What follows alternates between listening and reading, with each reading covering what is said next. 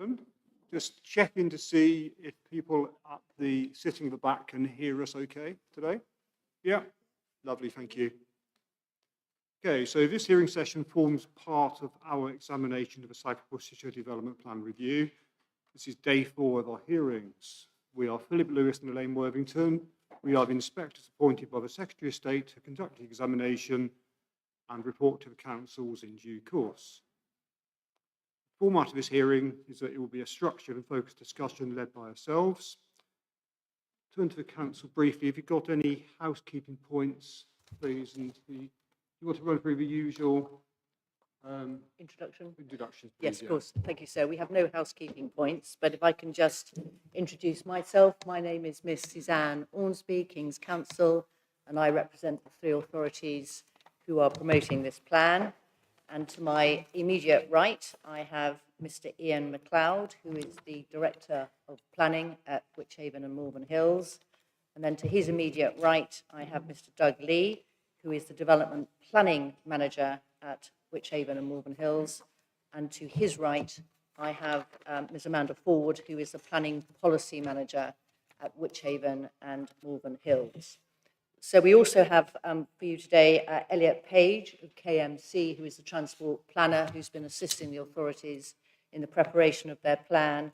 And we also have Mr. Ben Aspinall of Aspinall Verdi, who has been assisting the authorities in relation to viability. And they are, I think they're probably going to switch over as and when the need demands. Thank you. Thank you. We'll go over the other participants shortly. Just to remind people, this event is being live streamed and recorded. Run through briefly, fire exits are marked with usual fire exit signs. If in the event of fire, the councils will take control of the situation and manage our exit of the building. Don't take your belongings with you, I think is the usual mantra, isn't it? Okay. Run for your life, yes. Okay, for those people who haven't found the facilities yet, there are toilets on the floor below here. Okay. Right, just something briefly for the councils. After this session today, depending on the timing, it would be quite useful for us to go through the actions that have identified in previous sessions, but we'll see where we go. To be perfectly honest, we haven't had a chance to look through them yet, so we'll hopefully be able to do that at some point later this afternoon. And if we can, we'll just have a brief discussion about that later, but we'll see where we end up on that. Okay, so next introduction is Mr. Ian Kemp, who's the Programme Officer. If during the course of today, or even during the course of the examination, you need to get in touch with someone about the examination, Ian is the first point of contact. Very briefly, for people that aren't familiar with hearings, just to explain that we will start a topic by asking responses to questions we have before we indicate that we wish others to comment. What we're doing in these hearings, we're moving on from the questions we've asked, and we're focusing on the areas where we have remaining questions. We will just explain that as we go on, and we will make it clear as to what we want to be talking about at any particular time. If people want to speak, please indicate you want to do so by putting your name board on its end, somewhere visible to us. If we can't see it for any reason, attract our attention, please. And when you are speaking, could you just be concise and specific and don't repeat stuff that other people have said? We've already got that. Or repeat what's in your statement. Because again, we've read all the statements, so we don't need to hear that again. Though, of course, you can refer us to statements and to documents. And if you want to refer to examination documents, could you please give us a reference? Just it's much easier for us to try to find them as we're going on, so we can have the document in front of us. So, for example, exam 1 or whatever you want to refer to. Right, so we will now move on to ask other participants to introduce themselves. So the people who are sitting next to the council, we'll just go around the table. Yes, hello. Good morning, inspectors. Good morning, everybody in the examination. My name is Richard Kimbling, King's Counsel. I'm instructed by Town Legal in respect of Worcestershire Parkway, where both Sumix and Homes England have substantial interests. To my left is Mr. Ben Frodsham, who is the planning and enabling Director in respect of Homes England, and to my right is Mr. Mike Best, who's instructed by Homes England. There are others in the room who are available to address more specific topic areas in the event that that's needed. Thank you.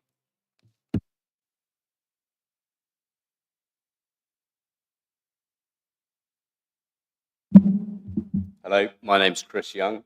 I'm King's Counsel. I'm here for Hallam Land, and it says that the landowner as well, especially estates. Good morning, Charlie Banner KC for St Modwen and Merton College. Good morning, Rebecca Palmer, Senior Planning Manager at St Modwen Developments. We are development partner to Merton College, who have a land holding at Worcestershire Parkway. Good morning, Michael Davis from Savills, Planning Director representing St Modwen Developments.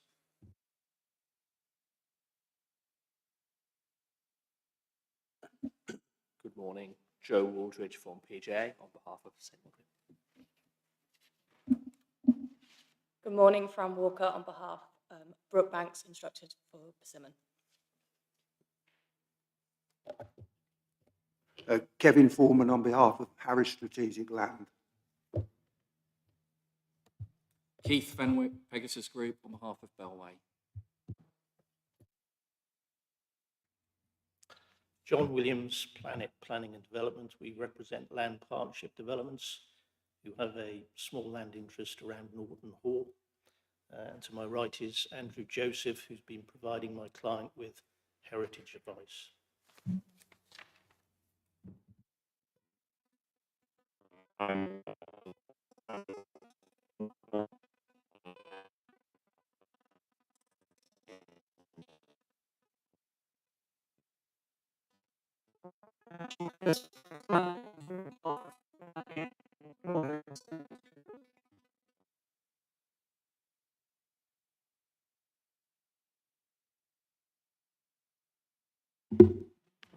Good morning, everyone. Thea Osman-Smith, barrister, instructed by John Kirby, who sits to my left, on behalf of Wayne Estates. Good morning, I'm Linda Robinson. I'm actually the county councillor for the whole of the Parkway site. So interested in that, and also a Wychavon district councillor and a resident of Stolton. Thank you. Good morning, my name is Helena Bennett. I'm a resident of Pershore Road, Whittington, and the reason for me attending today is the concern that there appears to be a lack of consideration for those residents who are actually and arguably most likely to be affected by the development. Good morning, I'm Steve Booker. I'm the chairman of Whittington Parish Council, and the reason why I'm here today is that for a parish community we find the proposals overwhelming and the impact massive. Thank you very much. Good morning, I'm John Wakenaker. I'm a member of the Joint Parishes Committee representing the 5 parishes affected by the Parkway proposals. And good morning, I'm Andrew Moyes. I'm the chair of the Joint Parishes Committee as well as the chair of Stolton Parish Council. Good morning, I'm Gerald Kelp. I'm representing CPRE Worcestershire branch. Thank you and welcome to you all. Right, so let's move on to the matter in hand, discussing policy SWDP R51 Worcestershire Parkway. We'll start really with repeating the thanks to councils, representatives, etc. for the work that has been done since the plan was submitted in seeking to resolve matters in dispute, updating the evidence base, and particularly seeking to address some of the concerns we've set out in our initial letters and MIQs.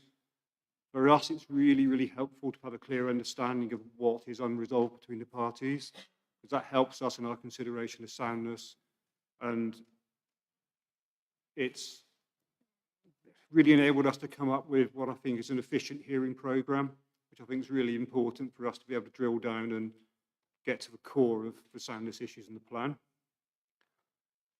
What is also very valuable is the pause in the examination has enabled the evidence base to be brought up to date, and so people have had the opportunity to consider that in preparing their statements, and we have as good as it's going to get, up-to-date evidence available before us today. So again, we really appreciate that because that's helped an awful lot. Now, we appreciate that in the context of things that moved on, there are a number of suggested main modifications the councils are putting forward. We will discuss those today at the appropriate points and ask the council to direct us to them. We won't sit down and go through the whole lot because it doesn't really fit with the themed approach we're going to take. But if you could direct us to them, that would be helpful. Ultimately, should we recommend main modifications? They're ours to recommend. These are suggestions by the council at this point in time, so we'll take them on that basis, but they're a helpful point to have in our discussions. One of the things we want to make clear is the proposal is broadly the same as that submitted. The whole the concept of the new settlement, the amount of development, etc., location hasn't changed. It's some of the policy criterion the council is now suggesting changes to. So we have tried to group our questions in our MIQs around themes, and we will broadly follow that today because it keeps some sort of sensible order. We did think of providing an agenda for today, but that possibly could have confused matters. So we'll just go through the general themes as set out. What I will do is take some of the questions and join them together, but I'll make that clear. Take them out of order, if you like. Make that clear when we do that. And as with other sessions, we've got people's written evidence. In local plan examinations, written evidence carries the same weight as anything we hear. And so where we think we have enough, we don't need to go there again. But we're happy to hear if people want to add stuff, that's absolutely fine. This is your chance to do so.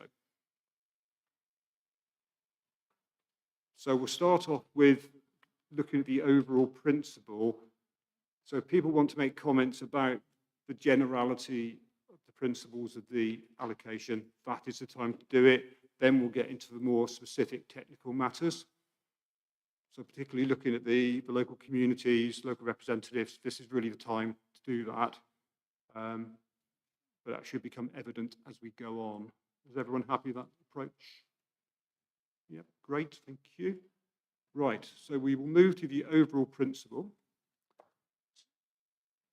And I know it's in the council's statement, but it would be helpful, I think, by way of setting context, to invite you to explain to us very broadly the background to the proposed allocation, how the site was selected, and how the proposed extent was defined.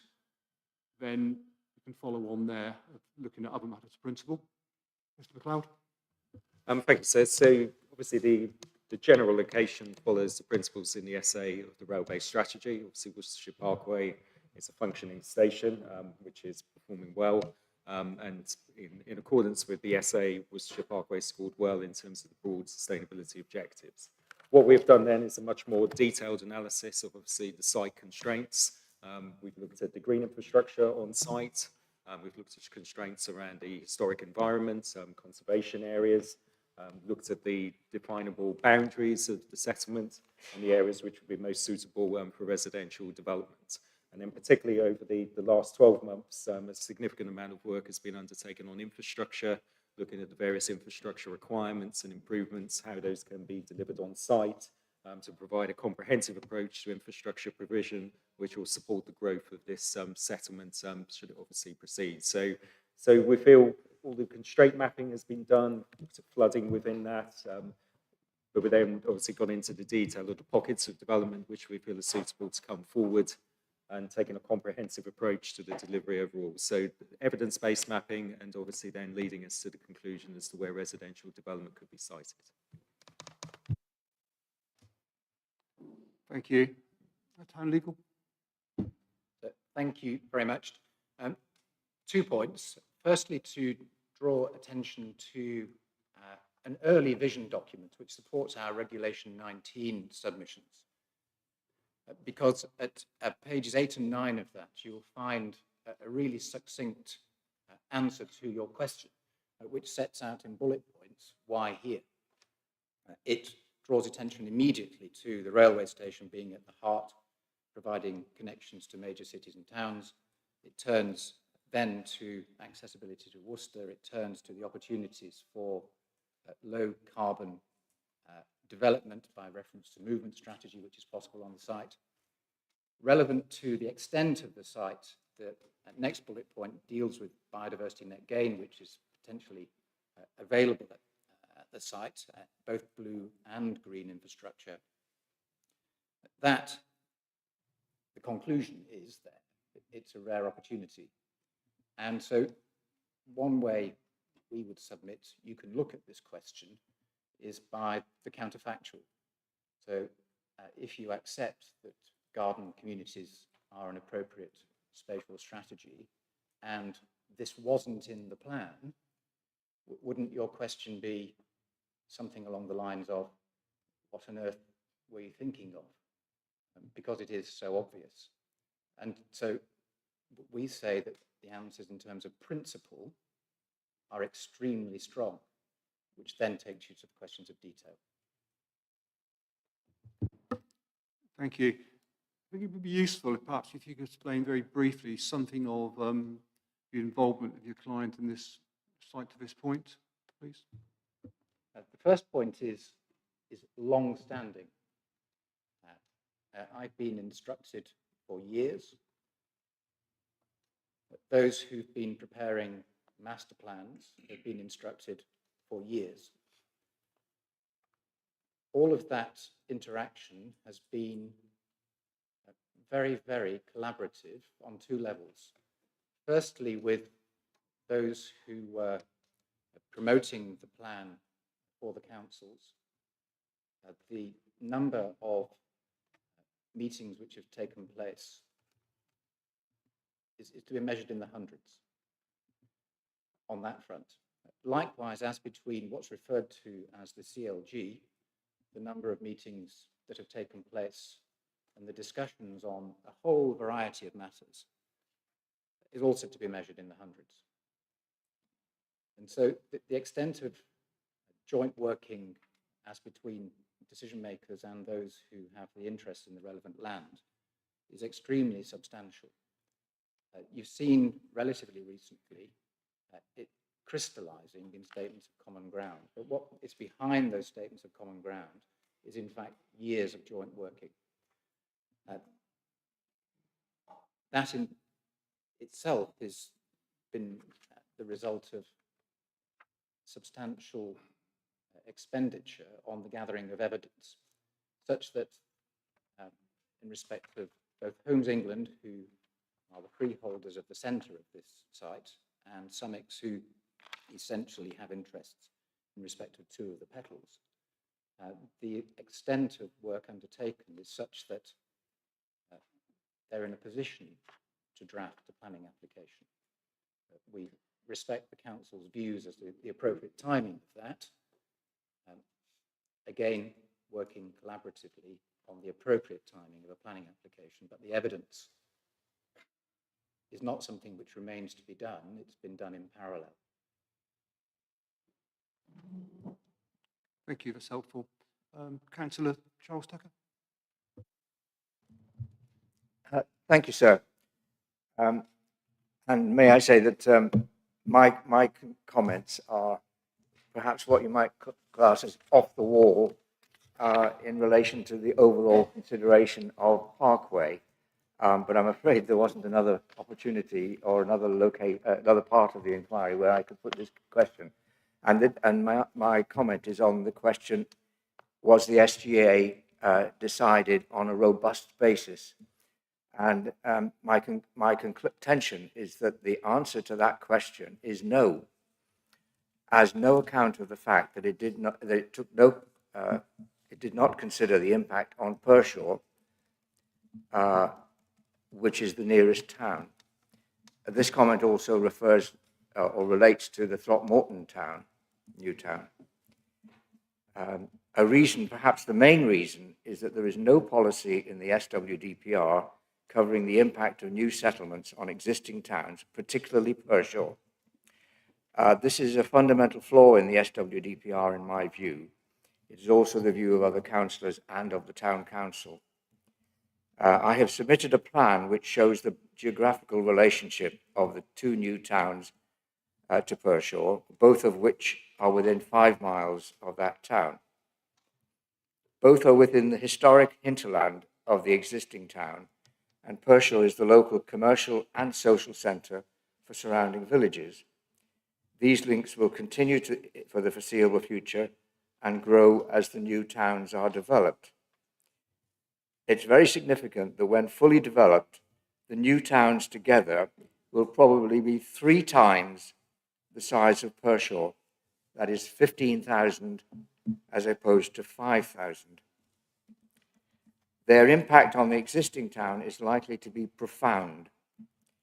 Pershore was recognised by the British Council for Archaeology in 1964 as one of 51 gem towns in England considered particularly splendid and precious, and the reference is in Wikipedia there. It has maintained that special character up to the present day and therefore warrants special consideration in the plan. However, the plan is silent in this regard, and it is unsound in that it does not do so. The impacts on Pershore are threefold and are outlined in my main submission. These are the impacts on traffic, on conservation, and facilities within the town. On traffic, I have submitted within the last 24 hours, and can obviously make that available if it hasn't come through, a plan which shows the major junctions likely to take much greater traffic as a result of the new town developments. Junction delays predicted by the county's new traffic model are not yet available, unfortunately, but inevitably those delays will increase with increased traffic. Delays already stretch right up Station Road, or almost as far as Wire Road at the afternoon peak, and it's not too much of a stretch of the imagination to assume that with the additional traffic generated in the area, that will create complete gridlock. The traffic model predictions in the core document 43 state in section 10.8 that congested junctions are found in most South Worcestershire urban centres, particularly in Worcester, Evesham and Pershore. In many cases, there's no reasonable mitigation for these sites due to local constraints. I would emphasise that final point, that there may be no reasonable mitigation aside of new road constructions and bypasses due to the local constraints which exist. As regards conservation, the policies within the SWDP are policy SWDPR 08 and at 29 cover conservation and management of individual heritage aspects, but make no provision to consider or protect historic towns and communities as a whole from the impacts of development elsewhere or to mitigate these impacts. I contend that the plan is unsound and that it does not do so. Facilities and social impacts within the town. These impacts are likely to be less obvious and felt over the longer term, particularly resulting from competition with the new towns for public funding. Throughout the development of the new towns, Pershore's communal facilities would be hit by an economic double whammy. Schools, medical centres and community facilities are not proposed to be built in the new towns until substantially into the programme and maybe beyond 2041, resulting in additional pressure on facilities in Pershore. At the same time, attention concentrated on the new towns would make it more difficult to attract funding to upgrade what will then be ageing facilities in the town of Pershore. This, I contend, sir, is a recipe for the long-term decline of one of England's 51 gem towns, a situation that the plan policies fail to address. For all the above reasons, a main modification is needed, I contend, to require a new policy in the plan to ensure that, firstly, traffic impact on Pershore is properly assessed, Secondly, that the impact on facilities such as schools and doctor surgeries are properly assessed. And 3, the wider economic and conservation implications for the gem town of Pershore are identified. And then that mitigation measures are identified to address negative consequences for Pershore arising from the development of the new towns. And secondly, that funding is identified to address these consequences. Without it, I contend so that the plan is unsound. Thank you. Thank you, Councillor.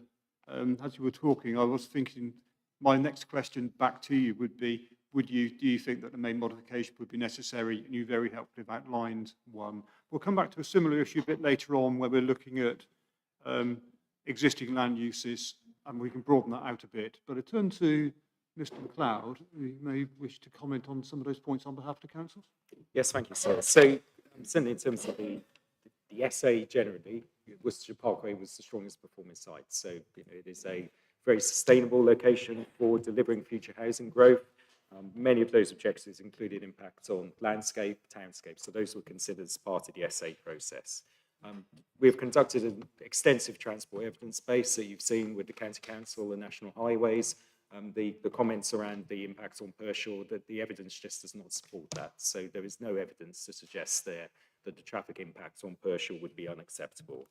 There is no direct impact on Pershore as a conservation area.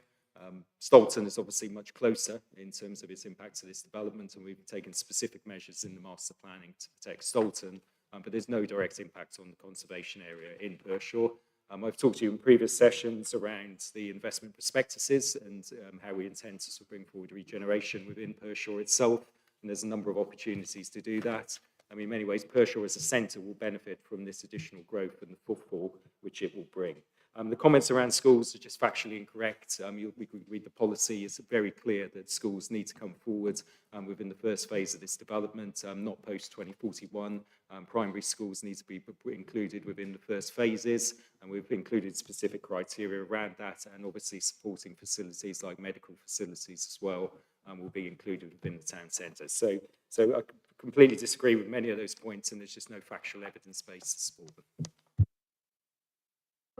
Would you think there's any merit in the plan, either in the policy or the text, referring to the potential for off-site effects and then how those would be dealt with?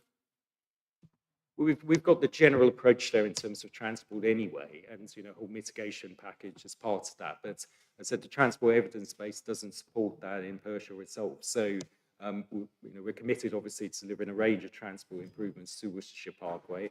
The monitor-manage approach, if there were issues which came up, we would obviously look to deal with those. But currently what we're seeing from the modelling just does not support that conclusion.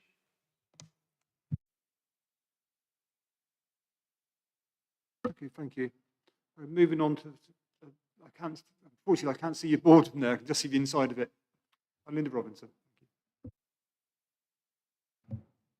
Thank you, Chairman. I'm a little new to this, so forgive me if I come slightly out of order. But I think at this point, I'd like to just mention, I'm mainly concerned about infrastructure in this project. And it has a very wide remit. But I would ask, has the viability of infrastructure delivery, both within the proposed development and the wider villages, which could stretch to Pershore, been given significant consideration in the IDP? And I'd like to include the rail strategy in that as well.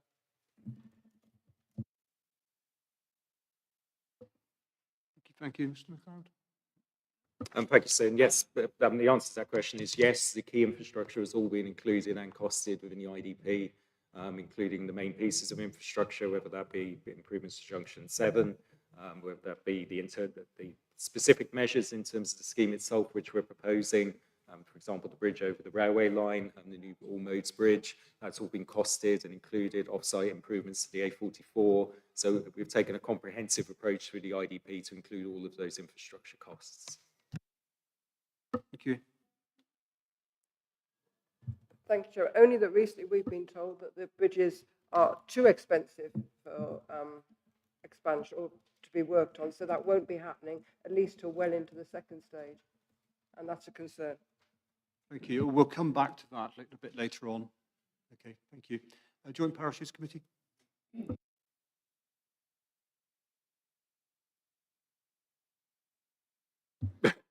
Start off with a response to Ian's statement at the beginning. At the very outset, it was deemed that it might be a good idea to build a town by Worcester Parkway on this kind of rail-based strategy, because in the words of the Director of Planning at the time, the previous spatial strategy was unaffordable in terms of road upgrades, etc. So there was this reliance on the station that was something of an assumption at the time. I think, as we stated in many of our submissions, the Worcestershire Parkway is, as it is called, a parkway station. People drive to it, and it is a intercity station. The infrastructure delivery plan describes an aspirational rail network, which would make it more of a commuter station for Worcester Parkway.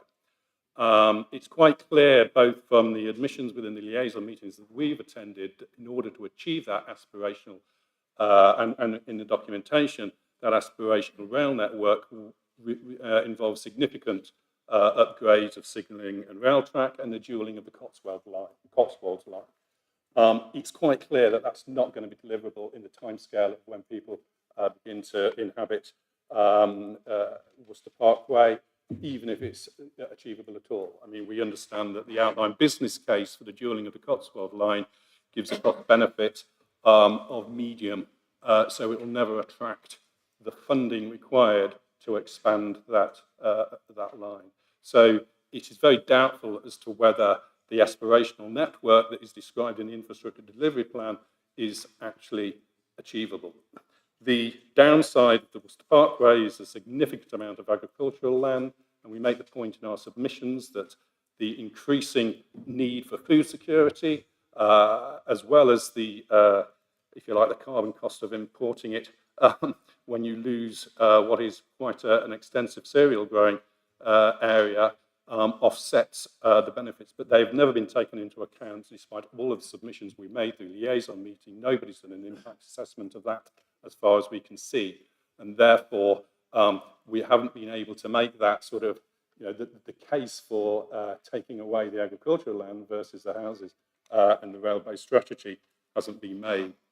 I believe we come on to some of the infrastructure later in this process, but in summary, we are far from convinced that sufficient mitigation has been taken into account for what is a up to 10,000 home development in terms of particular, and it's not exclusively, the impact on the hospital, the impact on the overall sewage capacity and pumping capacity in the region as a whole, and on the road transport. We've heard quite a lot recently about, for instance, the Salton Relief Road, which we believe is just a relief road for the southern neighbourhood, which wasn't originally planned until 2041.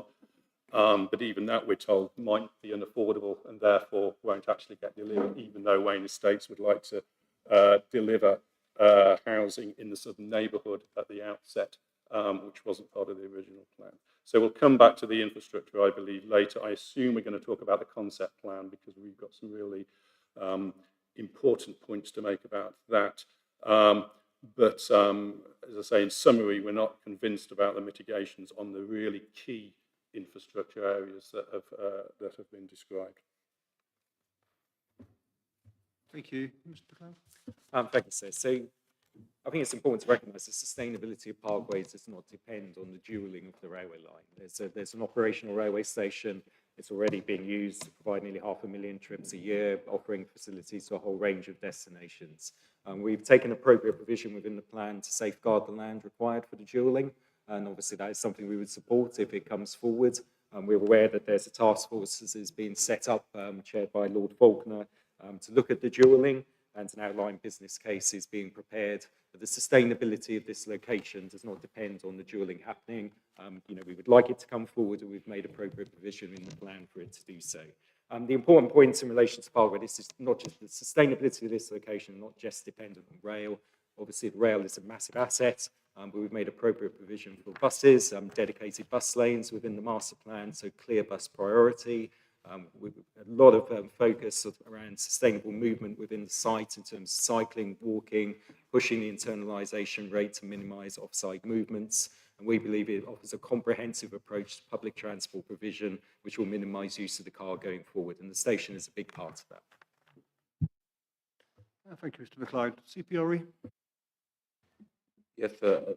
We share some of the concerns in general terms about transport and about the impact on the landscape. Just in terms of your question about the how this settlement was decided on, we have some questions. I'm not sure we fully understand how the evidence base was worked up to the situation we have and how much is being left. And I think this will come through further questions. It's perhaps a point to bring it up now. One of the issues that we are concerned about is landscape. And at the Regulation 19 stage, there were a series of landscape reports done by each parcel, effectively, of development. And we have a rather generalised, overarching statement, which says this will be the basis of future more detailed landscape and visual impact assessments. We didn't have a single landscape assessment, as you have for Throckmorton, which took the whole site and said, what is the impact of that? How would it be done? Are the parts of it which are, how do the interrelated parts relate? Now, we've looked at that. I'm not sure if that isn't true of other aspects of the site development, if one thinks of biodiversity and other elements that will come together in a united way. So we have a question, given that it is such a big site and so important and central to the approach the council's taking, we were surprised that there wasn't an overall assessment which tried to look at the thing in the round. And from that point of view, that brought into question the robustness. Obviously, in terms of transport evidence, we have much later transport evidence which we have at the examination, and we'll maybe come back to that later on. But as I say, that is a question that we have as to how we came to this without having these overall assessments that, as I say, bigger than Throckmorton, so you can understand why individual ones were. But the bringing together, certainly the landscape bringing together, is very brief and doesn't really tell me how this is going to affect the landscape as a whole, because it's going to be such a visual impact. Thank you, sir.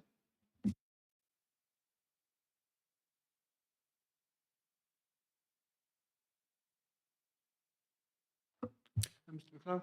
Thank you, sir. So we've taken a comprehensive approach to landscape. The evidence base which we've prepared, and a large part of it has been done by our own in-house team, looking at the landscape constraints. And we've taken, obviously, the garden community principles here is that we're keeping nearly 40% of the site for green infrastructure. So the more sensitive areas of landscape have been protected, and that's been included, obviously, within the baseline. What Mr. Kells is CPRE referring to was the individual landscape assessments have been done by the site promoters. Those have all been reviewed and have generally been reflected then into the latest version of the concept plan. So landscape has been looked at in detail, and you can see from the concept plan itself, the amount of green infrastructure that we're retaining there very much reflects that approach and trying to protect the more sensitive areas. Thank you. To come back very briefly, because quite a lot of people are It is very, very brief. There are two things, aren't there? The landscaping of the development and the impact of the development on the landscape. And those are two separate things. And I think what Mr. MacLeod's talking about is the landscaping of the development, not the impact of the development on the landscape. Okay, thank you. Okay. Excuse me, frog there. Has everyone had the opportunity to raise the points they want to make about the proposed allocation in more general terms, the principles? If so, we'll move on. Yeah, okay. Okay, so we'll move on now to the next theme, which is about structure of the policy delivery and implementation, if you like.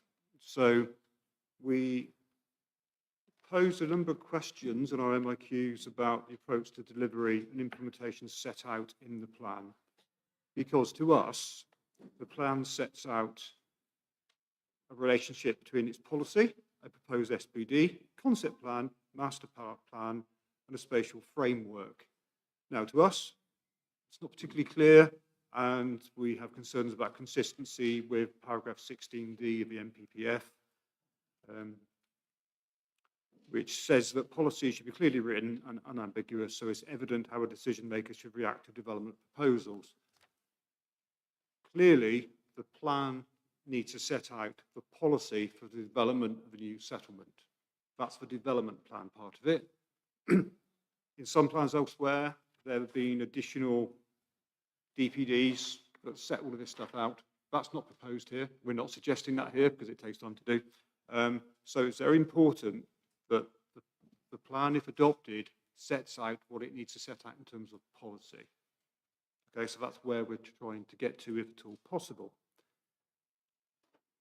A supplementary planning document, the framework tells us, can add further details to the policies of a development plan, but of course it shouldn't contain policy because it's not part of a development plan. And refer back to the Planning Act, which tells us about primacy of development plan. So ultimately, if the plan is found sound, this allocation is in it, the policies need to be sufficiently clear as to what is required by way of a new settlement in order to be effective. Okay. Now, things have moved on, as we've said, and the councils have suggested a number of proposed main modifications. In broad terms, without going into the specifics, could you just outline the approach that you're suggesting now for us to consider, please? And thank you, sir. So we believe we've made a number of suggested changes, mainly for sort of clarity on the implementation of the policy. So we feel we've taken now a comprehensive approach to the policy, and we've covered off all of the main areas. So we wouldn't be proposing then, as you correctly said, DPD route would be one route you could go down. We don't believe that is necessary here because we've covered off the key criteria within the policy itself. So we believe the SPD is the right way to go because that would give us the key issues are covered off in the main policy. This would be about adding detail to those points. So there's a comprehensive approach there in the policy now, which covers all of the main areas. We don't believe there's anything necessary beyond detailed policy development within an SPD to give further clarity on its implementation. So that's been our general approach. So the modifications we think are necessary for soundness, but also give a much clearer, more focused and sharper policy overall. And is it fair to say that the councils find themselves in that position because of the amount of work that's gone on before? And this is not, it's not at the conceptual stage, is it? It's gone on way beyond that. Absolutely. You know, over the last 12 months, there's been a huge amount of work done to front load this development. So the new policy or the changes we're suggesting really reflect that work and the partnership working which has been going on with the CLG and other stakeholders. And that has now got us to a point where we think there's points of detail have moved on. So there's nothing, as you said at the start, the concept of Parkway, the boundaries of Parkway are all the same, but this is reflective of the additional work which has moved the proposal forward now. I'm sure I know what the answer to this question might be, but are the councils content that the policy, as you're now proposing, can actually deal with setting the parameters and dealing with the site over a protracted length of time? Because unlike some other sites I've seen where master plans are agreed through a single planning application, that won't be the case here. There won't be an overall legal mechanism to do that. So it's going to have the development plan policy that needs to be comprehensive and then delivered through an ongoing excellent working relationship, I think. that right? That is correct, sir. And we feel the policy we're proposing is comprehensive enough to provide that basis to move forward. The SPD will give an extra level of detail, but we feel that is sufficient here to guide the approach. And obviously, there's been a lot of work with the CLG about how the multiple land ownerships can work together, getting into another level of detail around the Framework 106.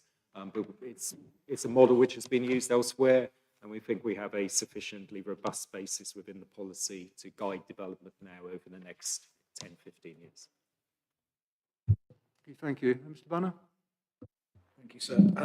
Firstly, I agree with and endorse what's just been said in terms of the plan and the evidence base to which it relates being sufficiently front-loaded and adequately setting parameters, the right calibration for Worcestershire Parkway, subject to the points of detail we'll discuss later. I just wanted to come in on the SPD point. Obviously, we welcome the Council's agreement now that the SPD will be a have regard document for reasons you've outlined. You've obviously seen my opinion. I won't repeat what I say in that. The one point of difference between us remains whether the policy should say, this SWDPR 51E, the final sentence, no applications will be determined in advance of the SPD. We say that would be inappropriate and not justified. In a sense, the fact that the Council now accepts that the SPD can only be a have regard document rather reinforces that point. If it's only that level of detail, and if, as we agree, the plan is sufficiently front-loaded, there's no need to wait for it. You know, it's not that big a deal, frankly. It may be helpful advice, but it's not so fundamental. And removing or diluting that requirement appropriately would ensure that the plan is as resilient as possible in terms of achieving early delivery. So we advocate that in the way that we've set out in our hearing statement of common ground. Thank you. Thank you. I think we'll pick up that point now, because I've got a note of that, actually, because if a planning application is made, the councils, that's in a defined legal process. If the application isn't determined within the defined timescales, they may make an appeal to our employer, and one of our colleagues would determine that appeal. Now, there's questions about prematurity and everything else, but the process is actually different to the sort of policy considerations. So it does need to be looked at and tweaked, I think, in order to reflect that. So I'm not sure the policy would be correct in saying you would not determine an application, because I'm sure PINS would. If it's an appeal, we determine them. Who knows what the outcome would be, but we would do that. And I think it's also linked with the question as to what would happen if the SDP, and I think it might be preempting someone's question, isn't actually adopted as planned. I think it obviously has preempted someone's question. So I think that needs to be addressed as well. Mr. McLeod, do you want to come back on those points? So our intention is to get the SPD adopted as quickly as possible. That work's already been commissioned, so it is underway. We've already got the draft master plan informing the SPD fully prepared and ready for consultation. We don't expect there to be a significant delay at all between getting the plan adopted and the SPD being in place. So our intention is to minimise that delay time. You're absolutely right, applications could well come in, but obviously we would, I think in terms of considering them for determination, we would obviously want to be seeing what has come out of this public inquiry first and move towards getting the plan obviously adopted as quickly as possible. So, our intention is to get the plan adopted, get the SPD in place in as close as possible after the plan adoption, so we can then get on with determining those applications and moving forward. So we feel the SPD and determining applications in advance of it is not an ideal way forward at all. The SPD will provide that additional layer of detail, and planning applications should have to take a regard of that additional detail when it is prepared. So the front loading we're doing will ensure there's minimised delay as much as possible.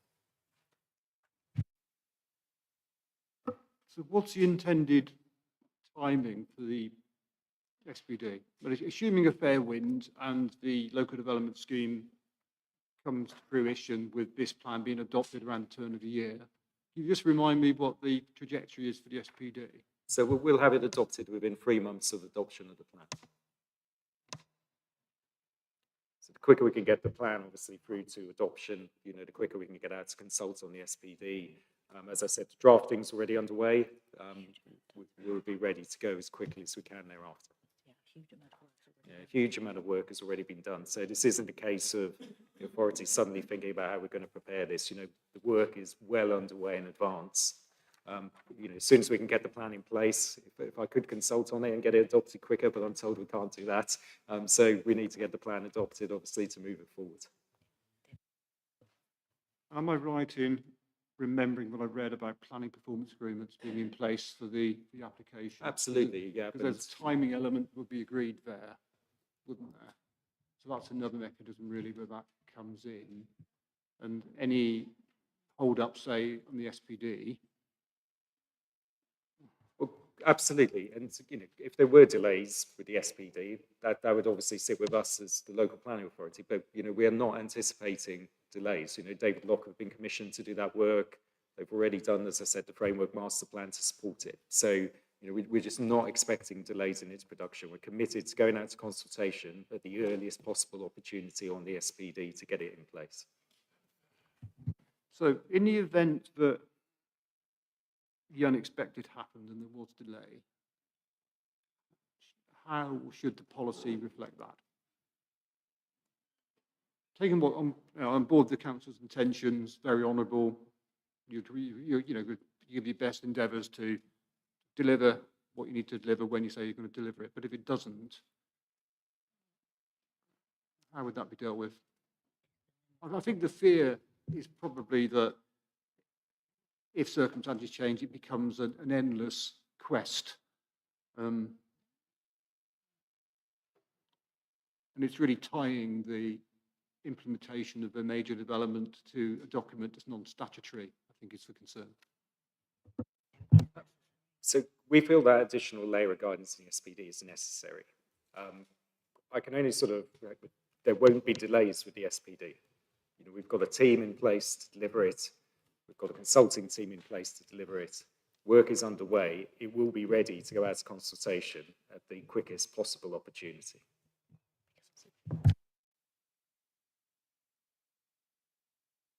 And I think, the key point is without the SPD, you do run the risk of ad hoc piecemeal development. We need to get the SPD in place. It provides that additional layer of guidance, and we are absolutely committed to delivering it. Okay, thank you. Mr. Young? Yes, thank you very much. So you can't possibly have a policy that says you can't determine planning applications before an SPD. I mean, that doesn't make any sense, and I think you're already alive to that point. The reason is your colleagues will determine the planning applications or appeals. Your colleagues will determine an appeal. So let's be clear. Our application, I think St Modwen in the same position, will go in this year. They'll go in this year because this site is in the trajectory to deliver in 2028, 2029. We know the level of ministerial interest in this site. We know that ministers will want delivery from this site by 2028, 29. They just will. Angela Rayner has been challenged many times about whether any of these new towns will deliver in this parliament, and she's made absolutely clear they will. And this has to be one of the forerunners for that. So the delivery needs to happen, which means the applications need to go in this year. They will. They will need to be determined either this year or the start of next year, and they will. And if the council refuse them because they haven't got the SPD, then we're going to have to go to appeal, and your colleagues will determine it based on the MPPF and any of the National Development Management policies there, and they will not care that the SPD has been adopted or not, because it is not something that should be used to stop development from coming forward. Having regard to it, yes, but let's be clear. I just want to set the context about what the difficulty with SPDs is, if I may.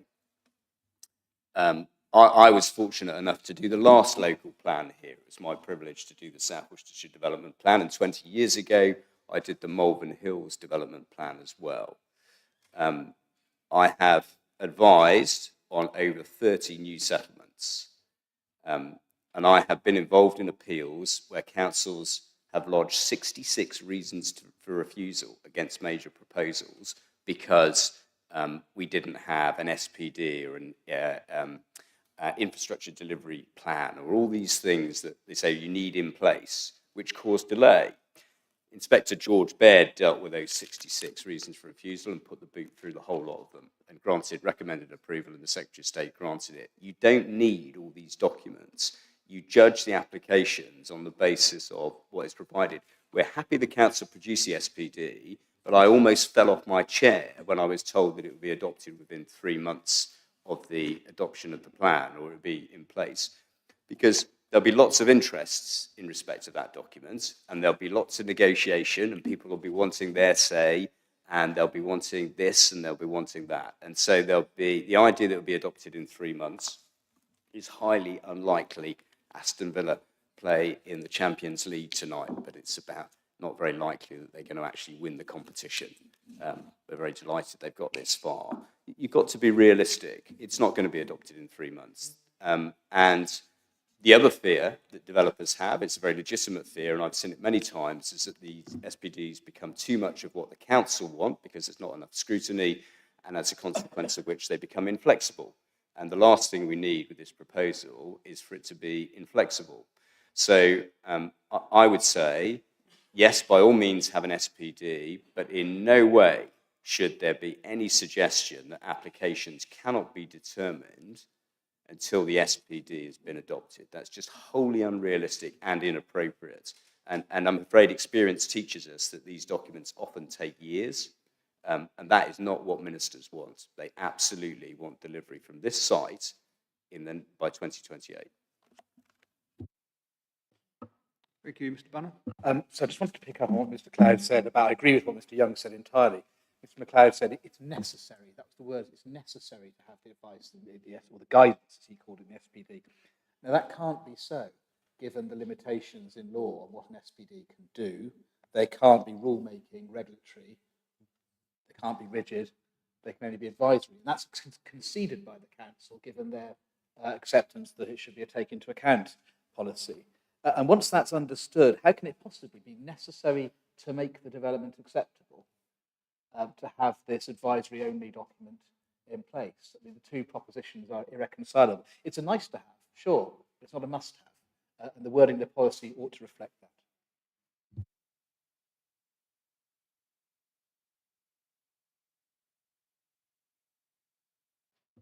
Mr. McLeod?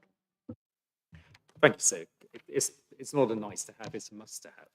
And you've already flagged yourself that the landowners, there is not an equalisation agreement between the landowners. So they're not working collectively as a whole under an equalisation agreement. So there has to be something that ties this scheme together to take a comprehensive approach to delivery. This is a complex site. There's a level of infrastructure required across land ownerships. And the SPD is a vital tool to put in place to deliver that in a coherent and effective way and provide that additional guidance. So we couldn't disagree more that it's a nice to have, or we'll get it done at some point. 2 years is an absolute nonsense, to be frank. I've talked you through the commitments of our authority to get that SPD in place, and it will be in place quickly. This is a typical approach that's been used in many other major schemes where there's a requirement for the SPD to provide that additional layer of detail. And there is absolutely, it's a sound approach, and we consider it an essential approach to provide the coordinated delivery of this site. And what is your response to the point about the policy wording regarding accordance with rather than have regard to?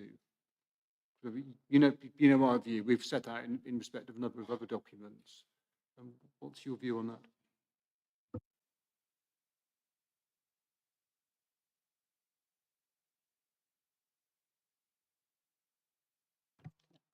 In accordance with, we've agreed previously that is the wording that could go into that.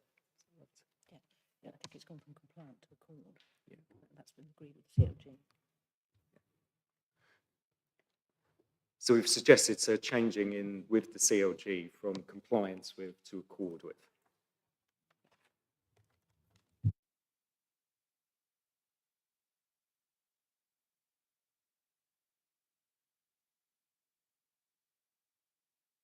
that's point E, isn't it? So all planning applications must accord with the adopted. Yeah. Is that effective? Because it's not part of the development plan, is it? Because it's requiring compliance with something, and potentially it could be argued that it's affording weight of a development plan to a document that has not gone through development plan preparation and examination. Well, so that is right, but as Mr. MacLeod has said, in order for this this site to come forward, there needs to be some mechanism to ensure that it comes forward in a comprehensive manner. And there are two ways of doing that, either through an area action plan or through an SPD. And the mechanism that we have chosen is an SPD because we think it will be quicker. But there still needs to be recognition in the policy that that is the mechanism for ensuring that the appropriate guidance is in place to ensure comprehensive development of this site. So I would suggest to you that in those circumstances, it is appropriate in the policy for it to have reference to how the SPD as a mechanism will guide the determination of this or the various applications that will come forward, even though obviously the SPD isn't in front of you. It's the mechanism point that it seems to me that the policy can appropriately address and deal with, rather than the content of the document. Because otherwise you're going to have a free-for-all. That's the risk, as you've identified. You end up with ad hoc piecemeal development coming forward, and you don't deliver the high-level points in the policy because there's no mechanism to achieve that. Well, I think that's our concern as well. I'm just wondering, in the absence of a development plan document, how the policy could actually capture some of those concerns. And actually set out, in effect, what the terms are for the guidance in the SPD to talk about the need for equalisation, etc. Because it's really coming back to, if a landowner came forward and decided to do their own thing, it would possibly take it down the prematurity argument, wouldn't it? And the old argument of not in the interest of proper planning. And it's how that could be captured in the policy rather than having it captured as a general concept in the policy, rather than it being put into an SPD and lots of arguments on an inquiry about the status of the SPD, and I think I know what the outcome might be. And well, that would be the alternative approach, sir. We've worked with the CLG, and in fact, some of those requirements, we've taken more of a flexible approach to the policy.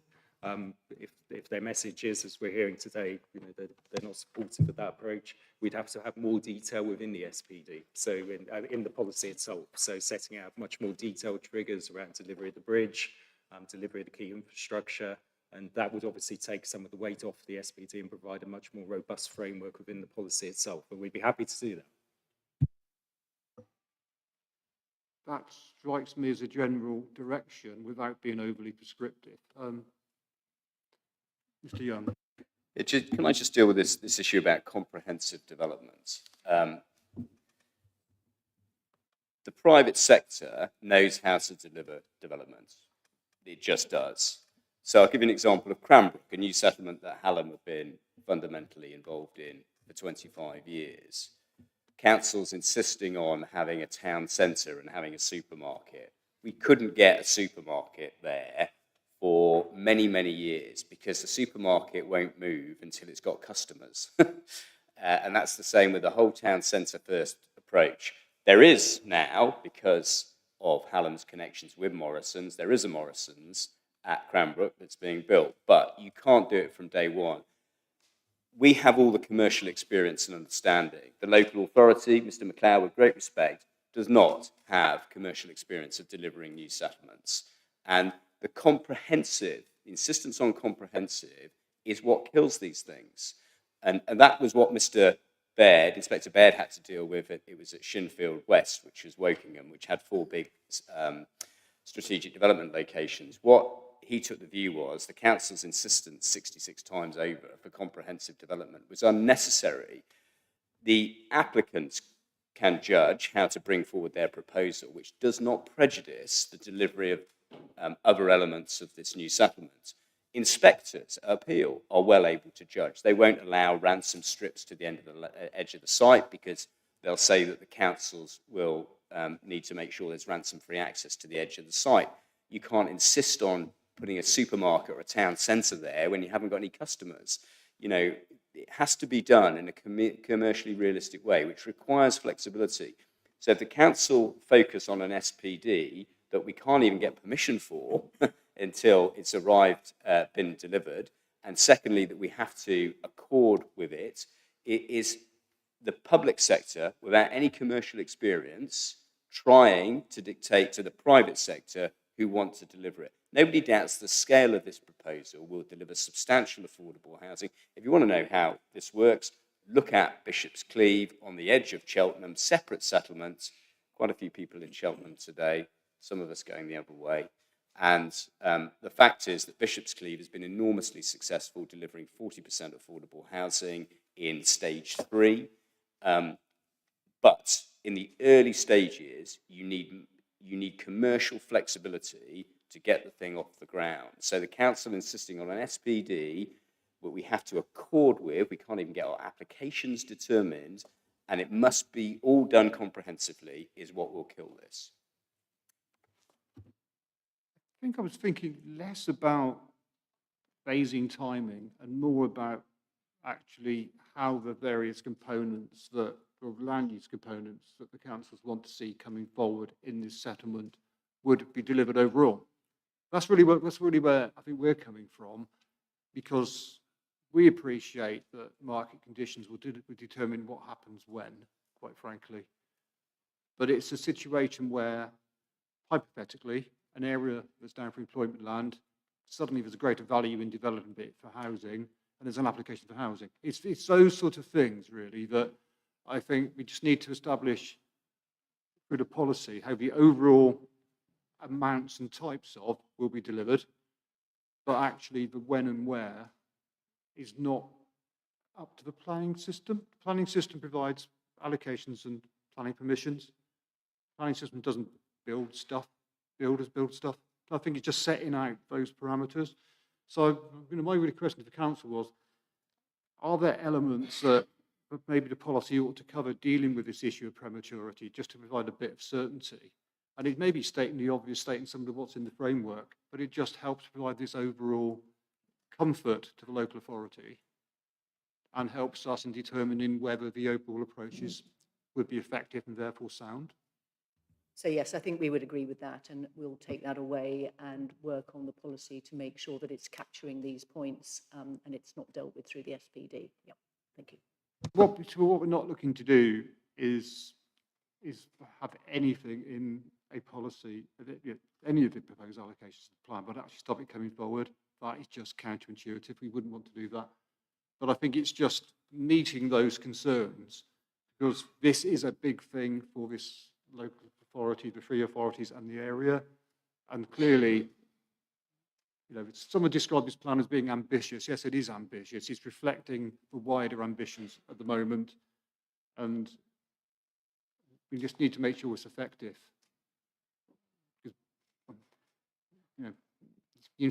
I think it's one thing being ambitious, but also there's a need to be confident that it's going to happen in the way in which it intends. And all the mood music is in the right direction at the moment, I have to say.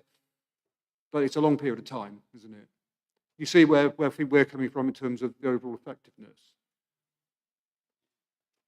Yes, I do. Yeah, absolutely. And, planning is there for a purpose, to plan and make sure that everything is delivered. I don't think anybody's saying that there's any intention not to deliver it. It just needs to be done in a commercially realistic way.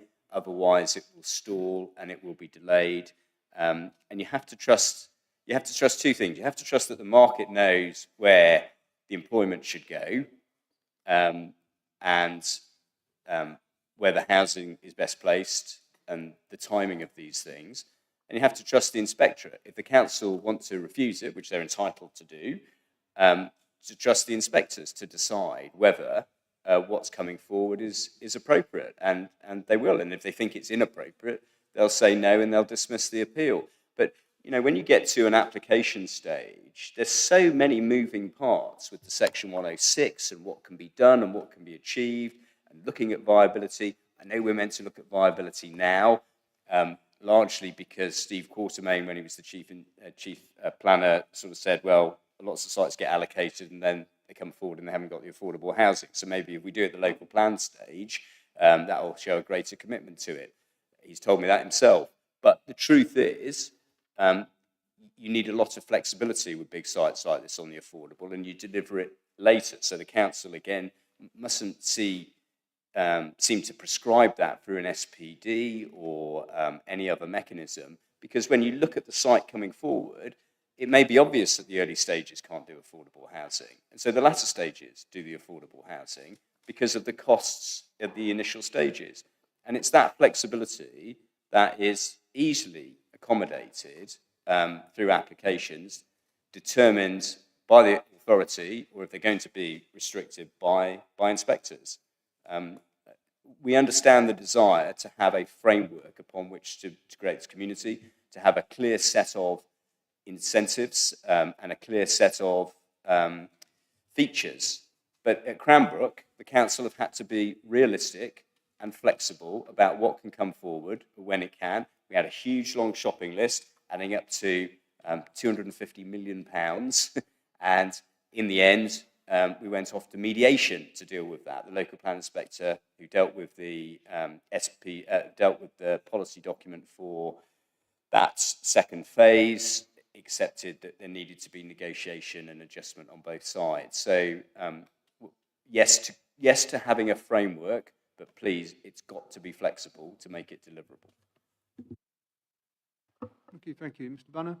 So I think we've broadly agreed in terms of overall approach. The acoustics are really poor, as I think we know, so forgive me if I misheard, but I thought I heard the council retreat back at one stage to suggesting that the applications must accord with the SPD.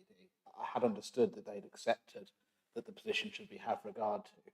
We've certainly never advocated a requirement for accordance with, as you indicated, so it would elevate the SPD to the same status as the development plan. But more importantly, more fundamentally, a policy can't have an expectation of SPD that the SPD will do more than the law allows it to do. And that's the point.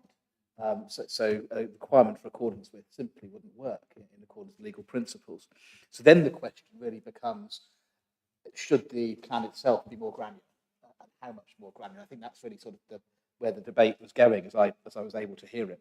And I agree with Mr. Young that sometimes, to some degree, less is more. And overly, I've said this in the context of affordable housing last week, over-rigidity, micromanagement can be counterproductive to the overall aim of delivering housing, delivering it quickly.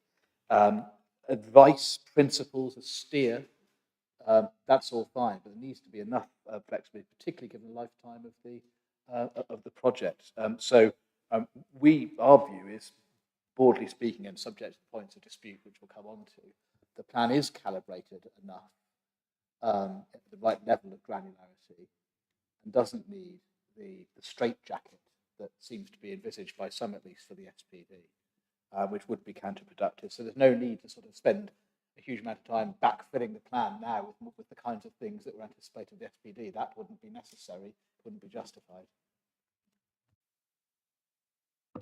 Thank you. Mr. McLeod, do you want to come back on some of those points and then we'll move to other people? Thank you, sir. So the local authority is committed to delivering a comprehensive development and a sustainable development. And that is the principles which should be guiding us with this scheme. This is not an ad hoc approach to development here. And the example of Cranbrook is a great example of that. Cranbrook is under a single land ownership. So it's far more easier to deliver in a more comprehensive way. We have multiple land ownerships on this site with no... I'm ever so sorry, Cranbrook is in multiple land ownerships, so I wouldn't want a bad point to be taken.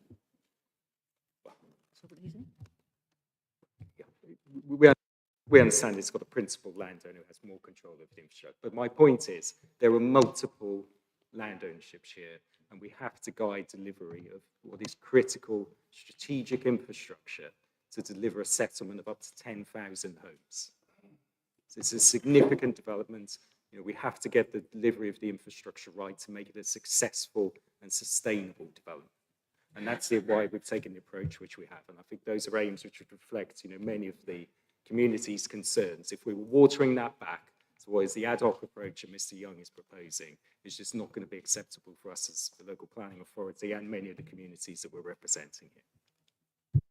Thank you. Move on around the table. The gentleman in the corner, on behalf of Planet. Thank you, sir. I just wanted to make a broader point about the consultation process for reworking the concept plan into the master plan framework and ultimately the SPD. And you've heard that significant work's already been completed on that process between the council and the combined landowners group. We're concerned that the third-party landowners, such as our client, have not been given the opportunity to engage in those discussions. And this raises questions over whether the plan has in fact been positively prepared. As things stand, our client's land, by way of example, is identified by the concept plan as green infrastructure, which is worthless in financial terms, and there'll be no financial incentive for our client to make that land available for that purpose. And other landowners, third-party landowners, find themselves in a similar position and are outside any equalisation agreement. So we believe that all landowners should be given the opportunity to be heard on any further discussions between the council and the combined landowners group. And this should be perhaps recognised as a modified wording in policy 51, subsection E. Thank you. Mr. MacLeod, could you maybe explain where the councils have reached in terms of equalisation and to what extent you intend to include the whole of the landowners in that process or not?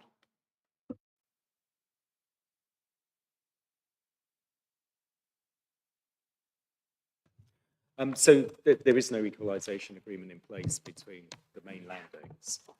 We put in a statement of common ground with the CLG around using obviously the Section 106 approach and to use that as a consistent mechanism to deliver the infrastructure across the whole site.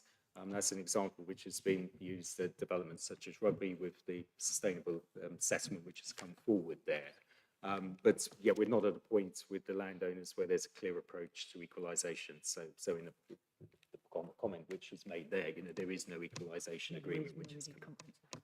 So what would happen if a third-party landowner says our land's not available and the council then has to resort to the CPO route? That would take quite a long time, wouldn't it?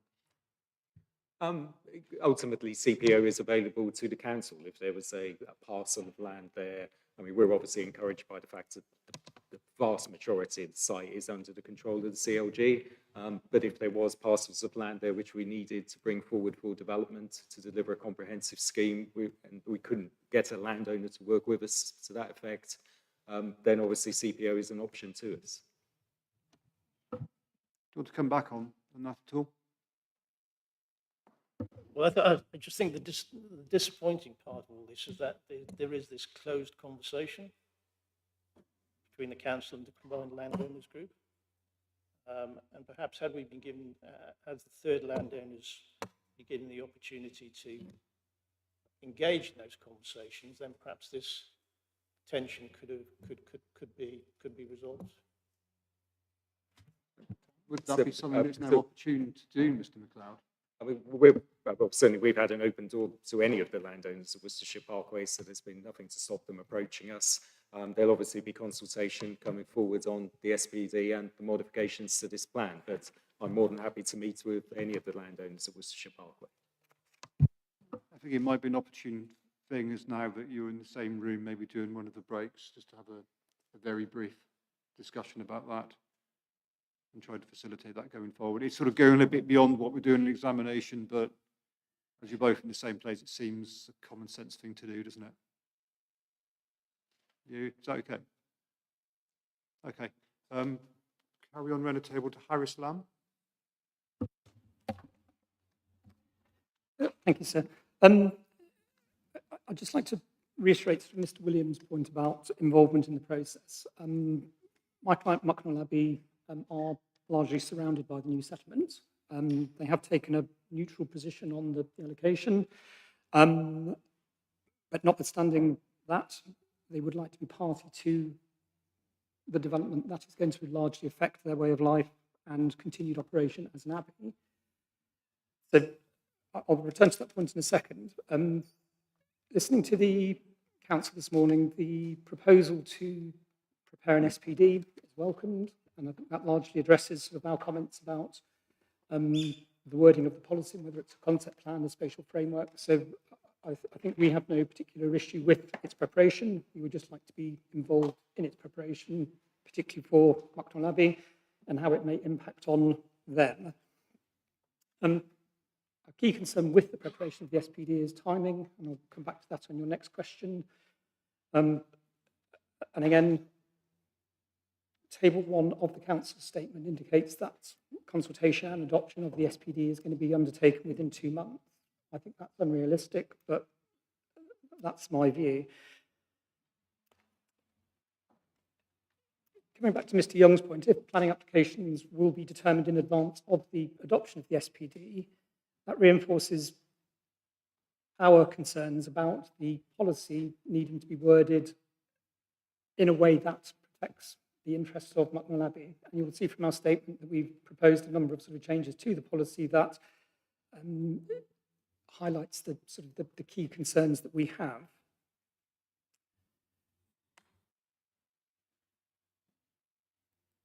I think at this point, I'd like to, if I may, hand over to Brother Thomas from Mucknell Abbey, who will just give you an overview of how they see the impact of the new settlement sort of impacting on them. Could we just push that back to when we get to our question, I think it's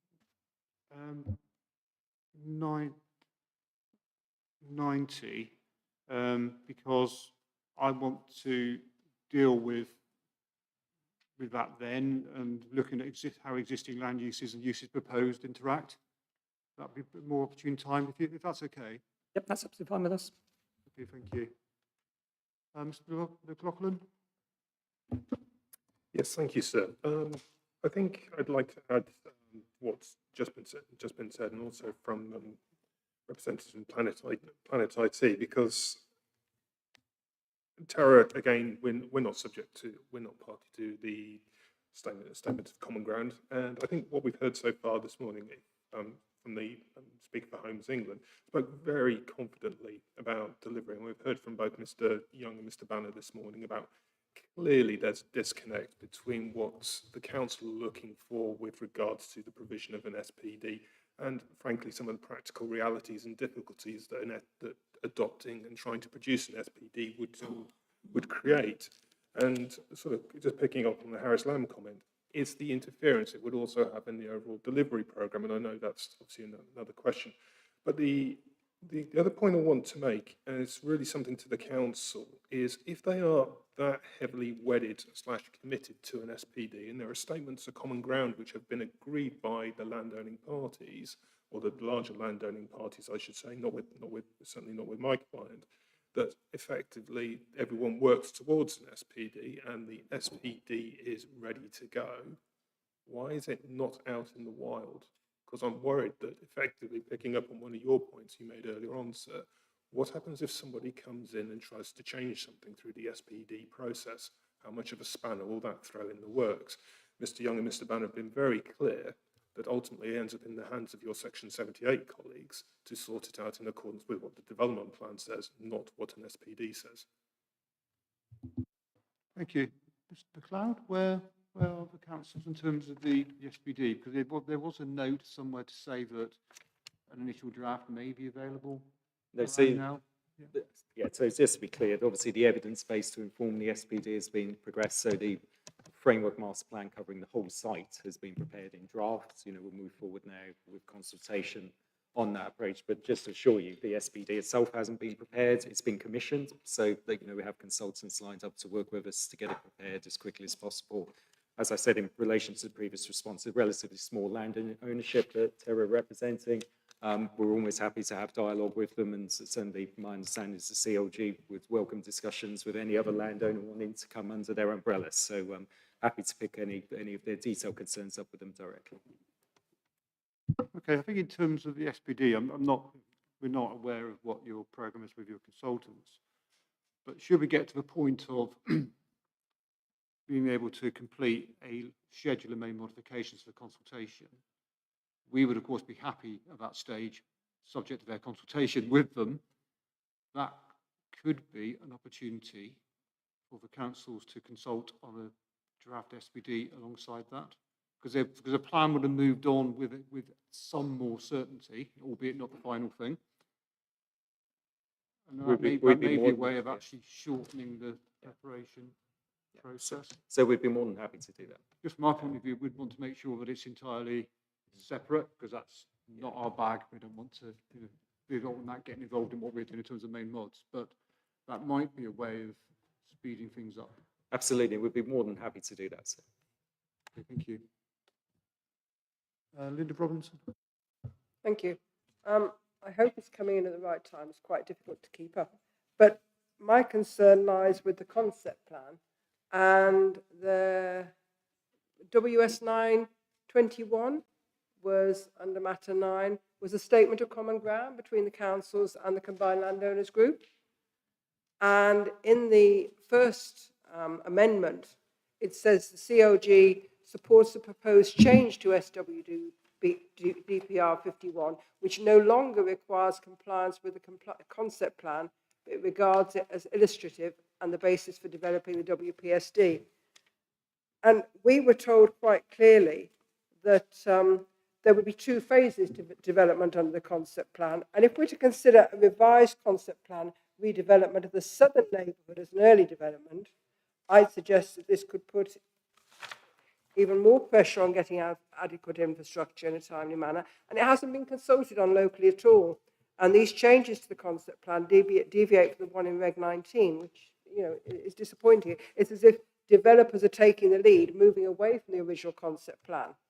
And that is a worry for us all. Thank you. Mr. McLeod, can you just explain what the current thinking is about the concept of a concept plan and where the councils have got to on that, please? How it would may or may not fit into the policy. Yes, thank you, sir. So our approach to the concept plan is we've recognised and we've got a main modification on this, that it should be there for, just find the exact words that we've put. Illustrative. Yeah, illustrative. So the intention of the concept plan is to give a guidance to development, but it is for illustrative purposes. But the key principles we feel within the concept plan are robust. So I think we need to see how the discussion around the robustness of the policy goes. But the approach we've taken at the moment is that the concept plan should be illustrative. It may well be, if the discussion around SPD, that we could change our view on that, to be honest. I'm just wondering what the purpose of it is. It's a bit like in you considering an outline application, all matters are reserved, and you have this really massive, detailed plan, and you think that's really nice, but it's probably not what you're going to do, is it? So I'm just wondering really what the value of it is. If it's not part of the policy, it's just there for illustration. Why, really? I still think it's a useful guide to development in the areas, particularly highlighting where we see need to be protected for green infrastructure, some of the issues that we've seen discussed today, like McNall Abbey, the Stolton, the buffer around Stolton. So it gives some important guidance there as to the interpretation of the policy, but we believe illustrative is the best way of describing it. But I think it does, our approach to it has been informed by having obviously a robust SPD in place. So, given the discussions today, we need to see where that develops really, because the alternative would be to put more weight on the concept plan. Yes, and then we'll be asking questions about evidence about that, wouldn't we? So I can see a role for a concept plan akin to a key diagram type of approach. But it's not something that exists probably on an ordnance survey base because it's not reflected on the policies map. Sort of thing you'd expect to see for a more detailed DPD or whatever, but it's that's where the flexibility, I think, comes in, because the boundaries aren't actually defined in the development plan. You've got the overall boundary, but then it's the land uses within that land area. Yeah, I mean, and thank you, sir. I mean, you'll have seen from our proposed main modification E that the way that it's intended to work at the moment is that the concept plan is illustrative and that informs the master plan in the SPD. But in the light of the comments that have been made and in light of the points that you've been making to us, sir, it may be that what we will need to do is to elevate that concept plan to being not illustrative, so that any application has to be in accordance with the concept plan. Because what we can't, the developers can't have it both ways. We can't have nothing to guide applications that are going to come in not together. So we do need to make sure that the requirements contained in the policy are delivered in a comprehensive manner. We can't have a free-for-all. So it may be that what we will need to do in the light of the points that you've asked us to consider is to elevate the concept plan to something that an application would need to be in accordance with. And then that would enable, at a section 78, for an inspector to refuse planning permission on something that wasn't in accordance with that, because it would be not compliant with the policy. So that would be the way around it, and that would be quite a clean way of doing it. Thank you. I'll go just back to this side of the table, and then we'll finish up on this. So town legal. Thank you, sir. My best on behalf of Homes England. Just going back to this point about the SPD, I think I just wanted to get a number of points across, particularly about Homes England's involvement. I think it's really important to understand the reason that Homes England were involved in this project and have land acquired around the station is because the reasons for getting involved were, one, to deliver a town centre, and that's got a wider significance in creating a place. And I think sometimes we lose sight of what the vision here is, to create a new settlement which is a good quality place with sustainability built in terms of public transport accessibility. We heard about buses as well as trains earlier, but also jobs. So the employment proposals that form part of the new settlement are really important, providing people with accessibility to jobs close to where they're going to live. So delivering the town centre is important to Homes England, as is the potential for funding the infrastructure. And again, that addresses a point that was made by Mr. Robinson earlier on. And of course, we've got a statement of common ground. In fact, we've got 4 statements of common ground which cover a very wide range of topics on which the combined landowners are agreed, one of which is about the Framework Section 106 agreement, which Mr. MacLeod mentioned earlier as well. So I think it's really important to understand that the role that Homes England will play in this project is about collaborative working, working closely with the council. And also, one of our objectives as Homes England is about delivering affordable housing as well. So it's really important to understand that the role that Homes England can play is about ensuring, as Mr. Young was saying earlier, that over the course of the project, whilst there will be significant upfront costs to deliver infrastructure, affordable housing will be delivered as close to compliant levels through the process of the development as a whole. So Homes England do support a comprehensive approach. It's why we're getting involved. We also support the SPD, and we support it being put in place as early as possible. But I think you're absolutely right to make the point that there needs to be an element of pragmatism in the policy so that we do deal with the what-if scenarios. And I think if you looked at Exam 67, which is a statement of common ground submitted back in early February, the revised wording that the combined landowners were promoting, still are promoting, at Clause H, which is on the 26th page of Exam 67, deals with the situation, should it arise, that the SPD hasn't been adopted for whatever reason, kind of delays we were talking about earlier, but what would the consequence, or how would we deal with it, how would the policy deal with it? And what we were suggesting is a sentence which reads, should development need to come forward in advance of the adoption of the WSPD, applications would need to address site-wide strategies where relevant to the proposals. And I think that's really important because the SPD contains a series of site-wide strategies Clearly, a lot of work is being done in the background on those strategies, and all the landowners are contributing towards that. But clearly, I think what we're all agreed on is that our applications would have to address all those points through the application process, such that permission could be granted in advance of the SPD being approved, if that was the case. But we are all, I believe, clearly aligned in trying to ensure that the SPD is adopted in advance of planning permissions needing to be granted. Okay, thank you. Mr. Young? Two points. First of all, briefly on the plan, so the diagram. First of all, don't need it. Secondly, if they want some comfort from it, I think your suggestion of a sort of key diagram is a much better one, if I must say so. Thirdly, the current version of this plan, concept plan, is far too detailed. And fourthly, it's ill thought out, demonstrating a lack of commercial reality from those who drew it up. I don't know if Homes England are involved as a public agency, but let me just give you one example on my client's land. You come off the motorway junction into the new settlement and the new employment, which will be, an impressive new employment venture. And what do we have on the roundabout? We have the Gypsy and Traveller site, or as Christina Downs describes it, G&T. Who thought that was a good idea ever? You want to create a gateway into this location. There's lots of places the Gypsy and Traveller site can go, not the entrance to a business park or a new settlement. So let's not pretend that this has been thought out properly.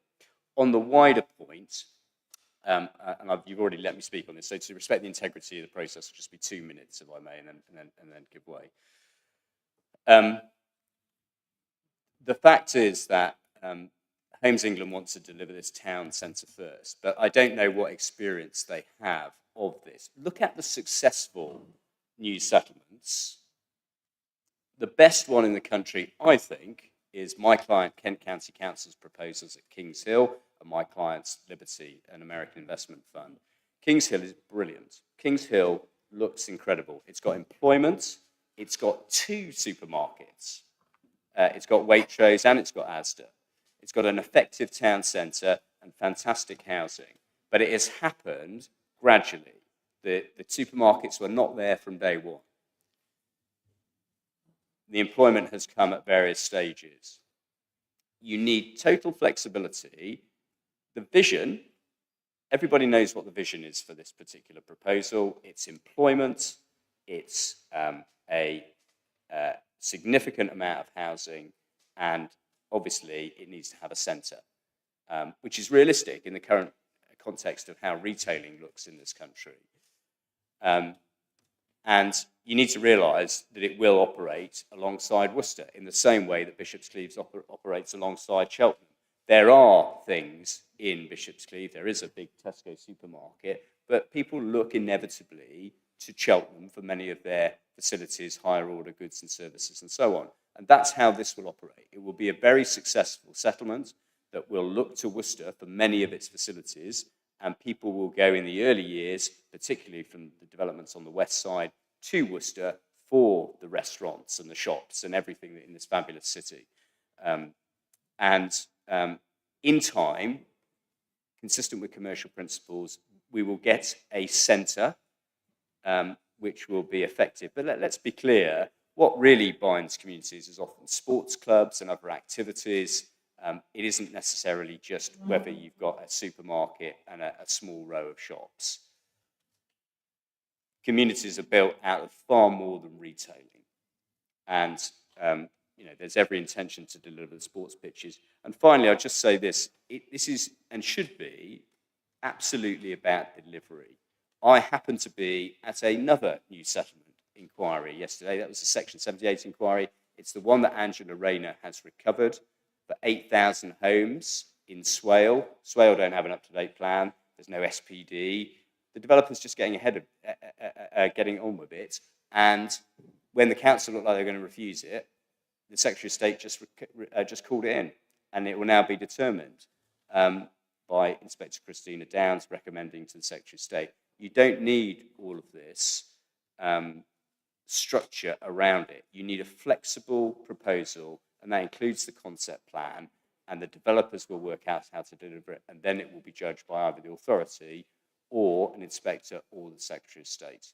And that's how you get it delivered, not spending ages with a very detailed SPD that could take, realistically years. Thank you. Do you want to come back now, or yeah? So let me just be clear. So the infrastructure needed is infrastructure on a comprehensive basis, which is required to make this allocation sound. So without a comprehensive approach to deliver this scheme, and looking at the transport impacts in particular, the mitigation needed at Junction 7, the comprehensive approach to infrastructure delivery across the whole site, that mitigation has to be provided to make a sound allocation. What Mr. Young advocates is a free-for-all. No comprehensive approach. He doesn't like SPDs, he doesn't like concept plans. He just wants the loosest framework possible for his clients, which addresses none of the concerns of us as a planning authority to deliver a comprehensive development here. And that is completely inappropriate. National Highways, the County Council, all of the key statutory bodies are signed up to deliver a comprehensive development, and we have to put in place a framework to deliver that and the necessary infrastructure to support this scheme in its totality, not looking at individual parcels in isolation. Thank you. Mr. Banner? So the difficulty with how the council's putting its case on this specific issue is it's making a false comparison. Ms. Ormsby said a few moments ago, in the context of whether if the concept plan can't be fixed in the SPD, upgraded to something rigid, then maybe it should be in the context of the plan, you can't have nothing. Just heard Mr. MacLeod saying that the alternative to what they're advocating is a free-for-all. That's not right. With respect, it's a mischaracterization of what Mr. Young is saying, which I adopt, and what I'm saying. A steer, guidance, illustration, all of those sort of principles, all of those things are not nothing. They're not a free-for-all. What we're seeking to oppose is a straitjacket, something that is overly rigid, which will frustrate delivery and simply not work over the lifetime of a project of this nature, as well as treat SPD as something which it can't be.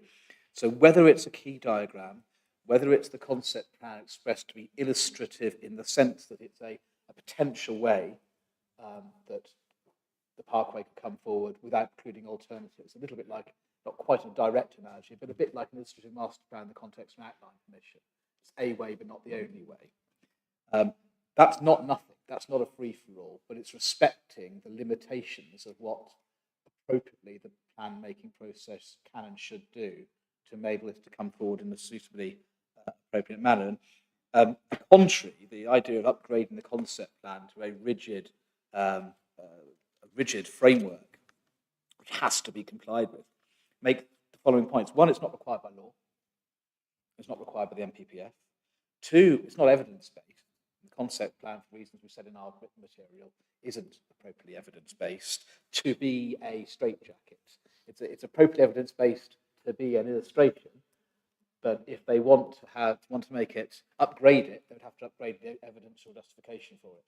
Otherwise, there'd be a mismatch. And there's no answer to that. And it's not necessarily importantly for collaboration. I mean, we're all here. We've been, as has been said in the time, a huge amount of work and expense has been put towards this. We're not going to suddenly, all do our own thing. A framework and principles can secure collaboration on infrastructure.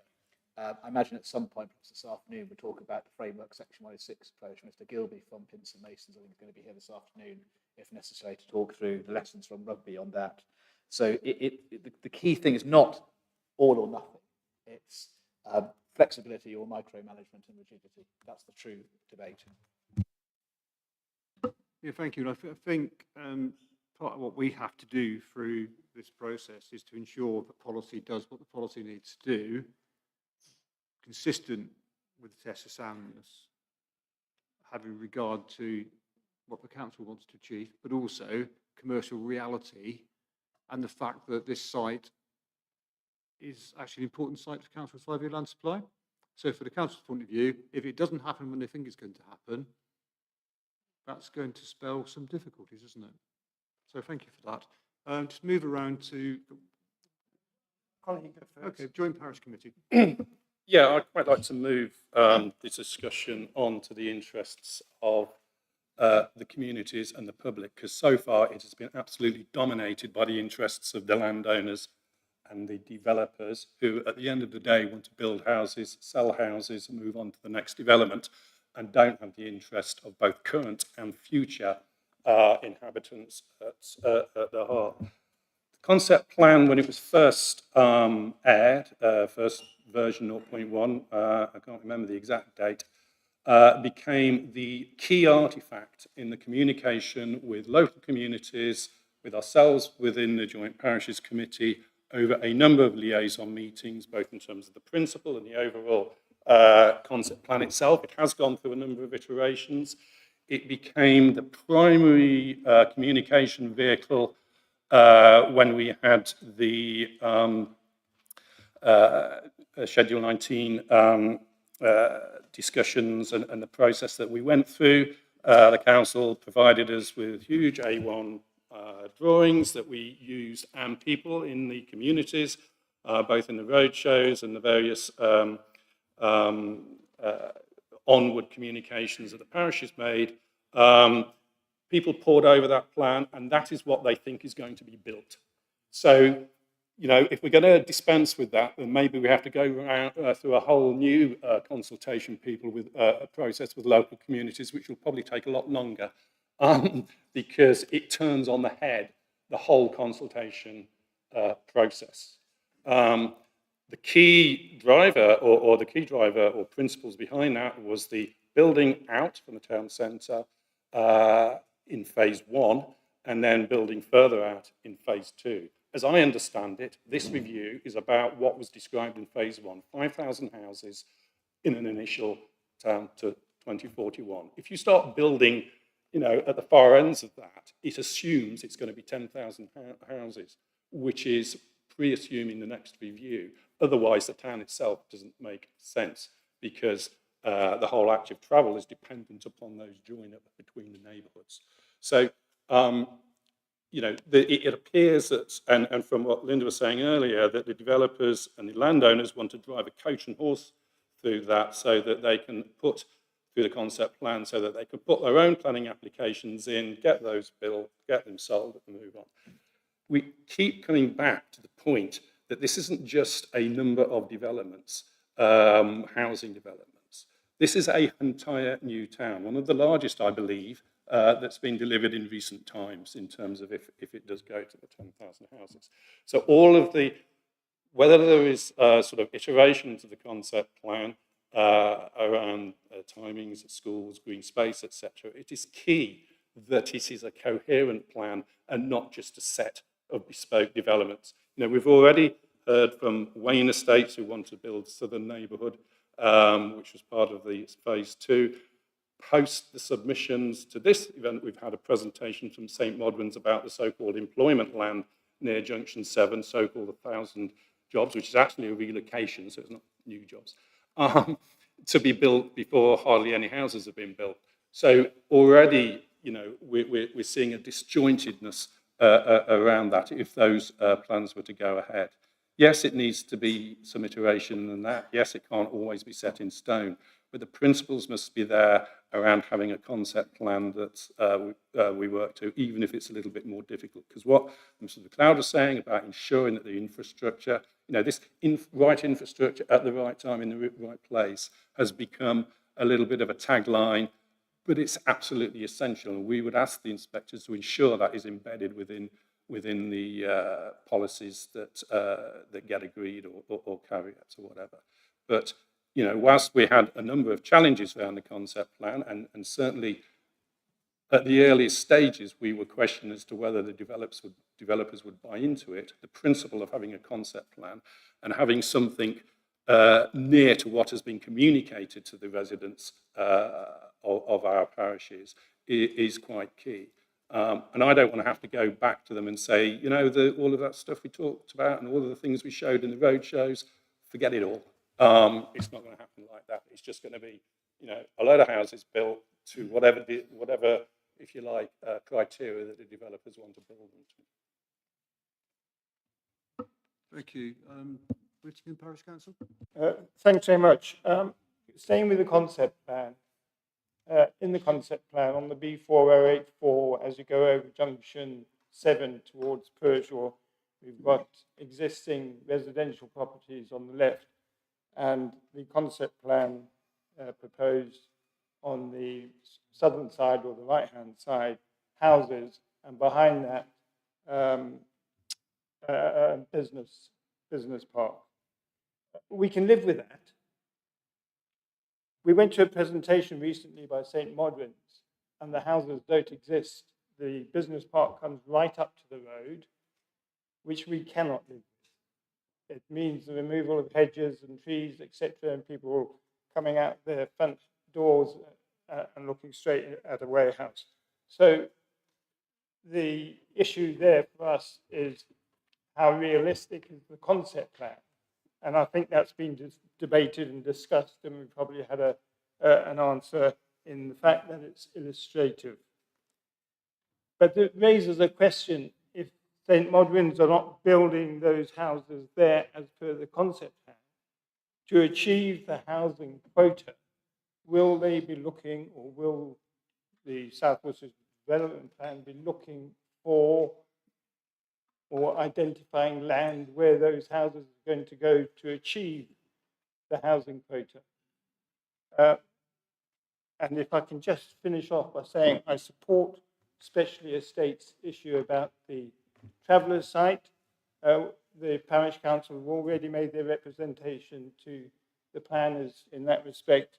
We don't believe, and I won't go into all the reasons because the planners have them, we don't believe that's an ideal location to site a travellers' site.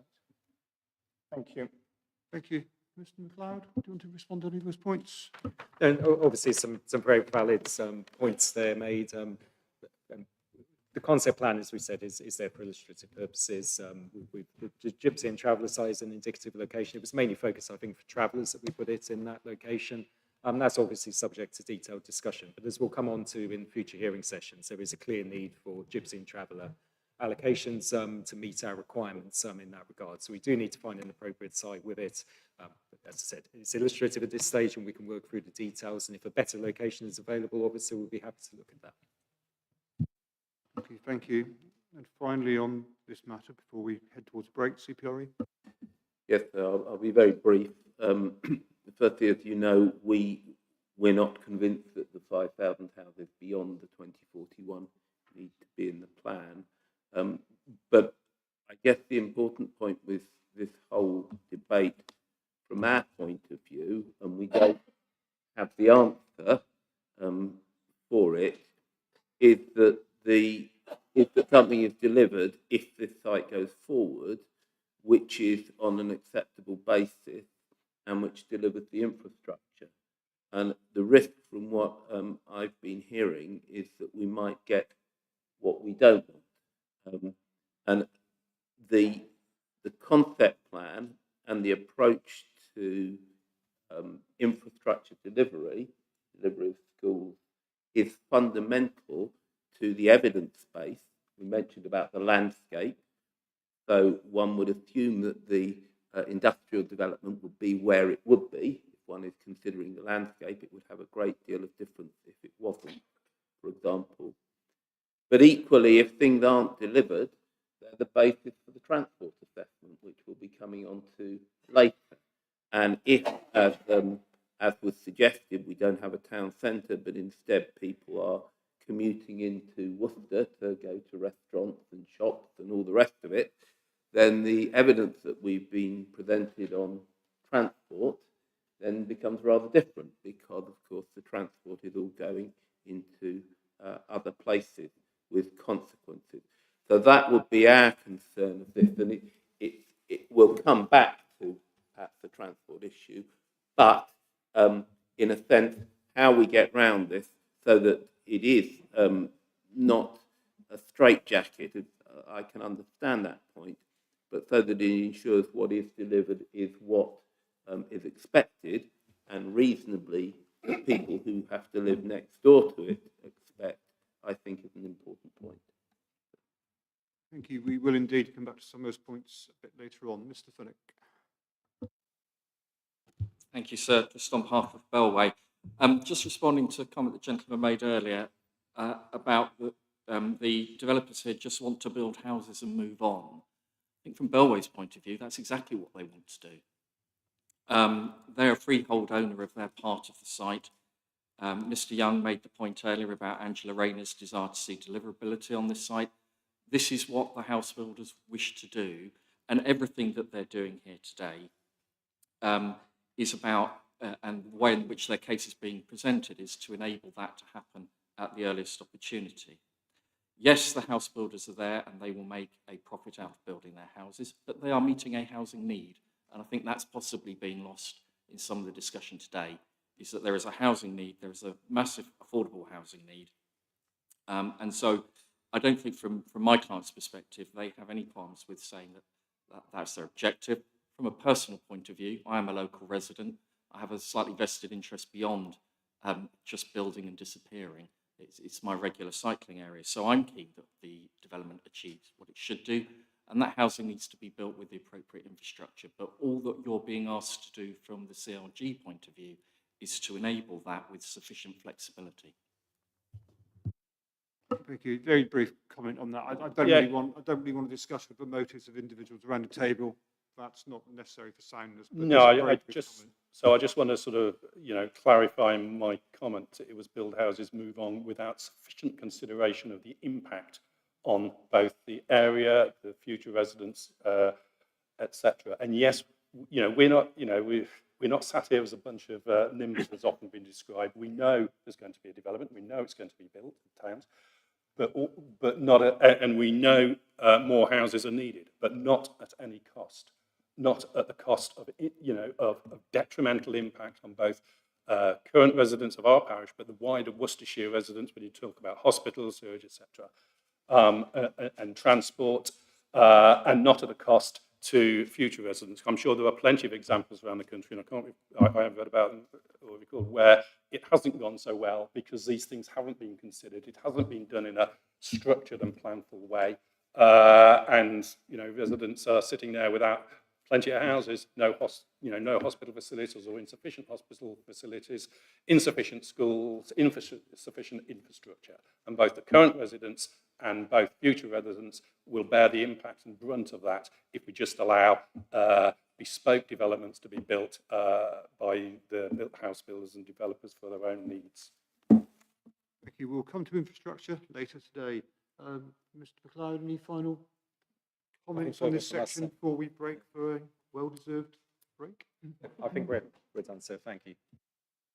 Thank you. Okay, then let's adjourn now until 11:45. Thank you.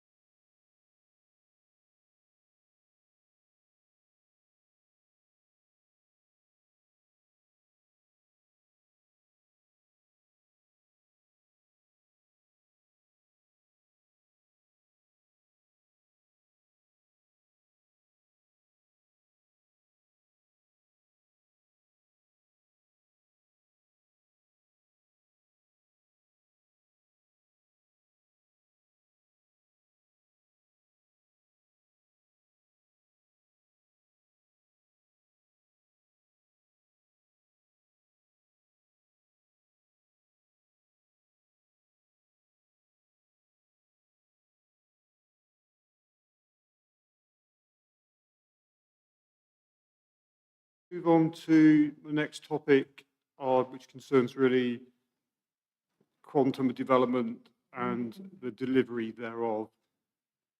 Just a question for the council, which we didn't touch on previously. How have the council's thoughts developed in terms of a master plan? What's the intention of the submission and approval of master plans? Because there's something we didn't talk about before, and that is if it's for a master plan to be approved as part of the planning application process on part of the site, that is another route to certainty.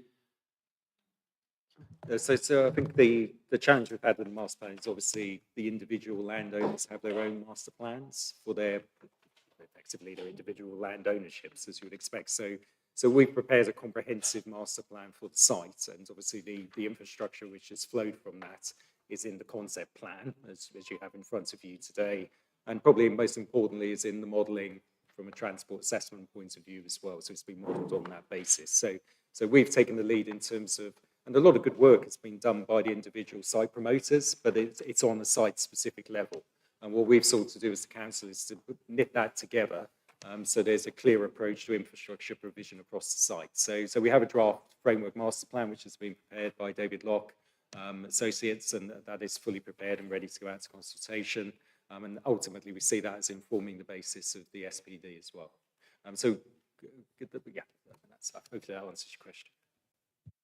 Thank you, that's useful. Okay, let's move on then to questions about delivery. We've already had a session last week about delivery where a number of participants raised general and maybe some more specific points about delivery of this and other sites.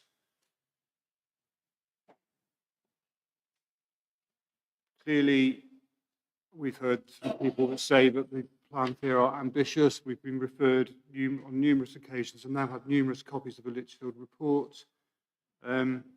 So we'll take all of that as read. We've had those discussions.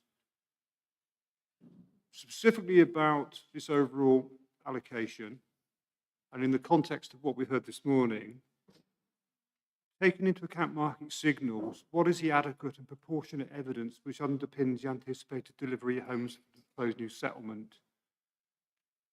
And also taking into account delivery at nearby sites, because there are the existing major sites around Worcester itself, plus there's also Throckmorton and other sites coming through, existing commitments. So if the council could start by explaining that, please, and then we'll look at the deliverability or developability of the housing quantum of the site.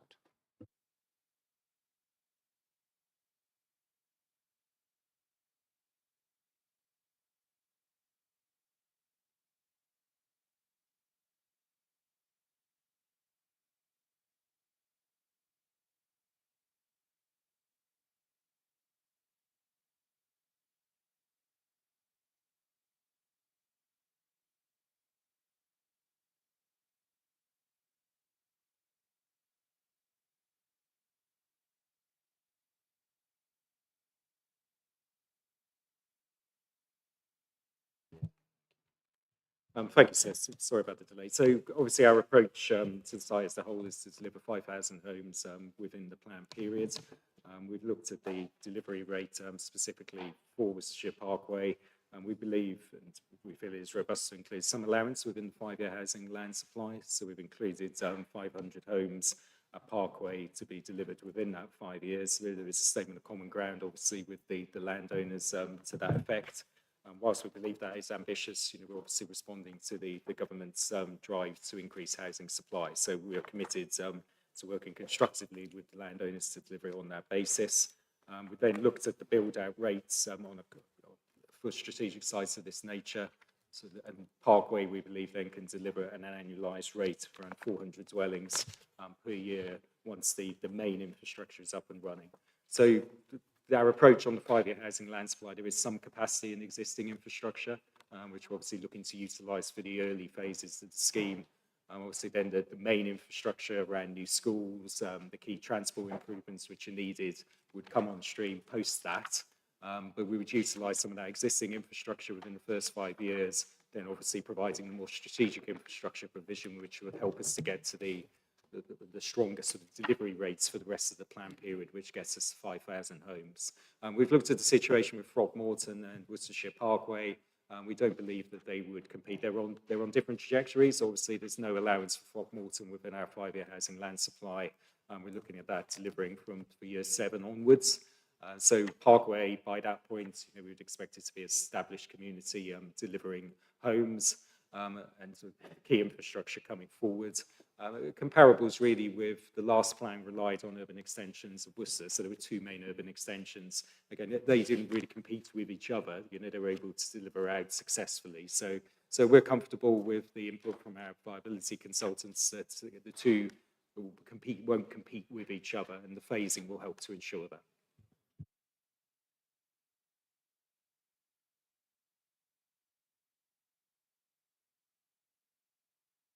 For the benefit of people that aren't here, we've heard in some detail about the work that has gone into looking at these sites and actually accelerating the delivery compared to, say, some of the sites we've heard in the Litchfield report that were maybe colder when they started, if that's the right sort of phrase. I mean, that's correct, sir. And, as I've said in previous answers, a significant amount of work has been front-loaded. So, we've looked in detail at the infrastructure requirements, education requirements. So there's a massive amount of work which has been done, which will allow us to fast-track productions of SPDs, get a lot of the requirements we need for this site to move forward in place. And similarly, in terms of existing utilities, we've worked very closely with the County Council, Severn Trent Water, to understand the position that there is some capacity there locally which will allow the early phases to come forward. As I've said previously, we've resourced from our side, we've got a team in place to accelerate the delivery of Parkway, and we're very much responding to the government's desire to increase housing delivery, which is what we're seeking to do here. Thank you. Mr. Banner? Thank you, sir. 3 points. Firstly, we agree with the council, both in relation to trajectory for 5 years and the separate related point about deliverability within the planned period. Secondly, as I briefly alluded to last week and is set out in our statement common ground, the ability to make multiple planning applications and multiple starts is an advantage. It puts us well placed in Worcestershire Parkway to do better than national averages. And thirdly, Mrs. Palmer is just going to outline where St Modwen's current intentions are. There's a little bit of updating for you in terms of what's likely to happen next in the event the plan is adopted. So I'll pass over to you. Thank you, sir. St Modwen have been working with Merton College on this site for a 5-year period, and we are very committed to delivery on this site. We received the EIA scoping opinion in January 2024 and have held 2 public consultations, one with the wider landowner group and one more recently on our employment proposals. The employment application is ready to submit, and indeed the council acknowledged in Matter 8 yesterday that the employment elements of the settlement could come forwards first to deliver important jobs and infrastructure to support the rest of the settlement. The outline planning application for the residential application is being prepared.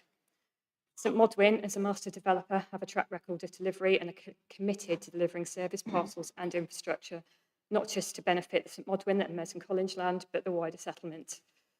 We have been working with the wider CLG and statutory undertakers to ensure the infrastructure solutions are available to support the rest of the settlement. On power, we have secured 15 MVA and made payments to ensure this is in place. This can power approximately 2,000 homes and 1 million square foot of employment space.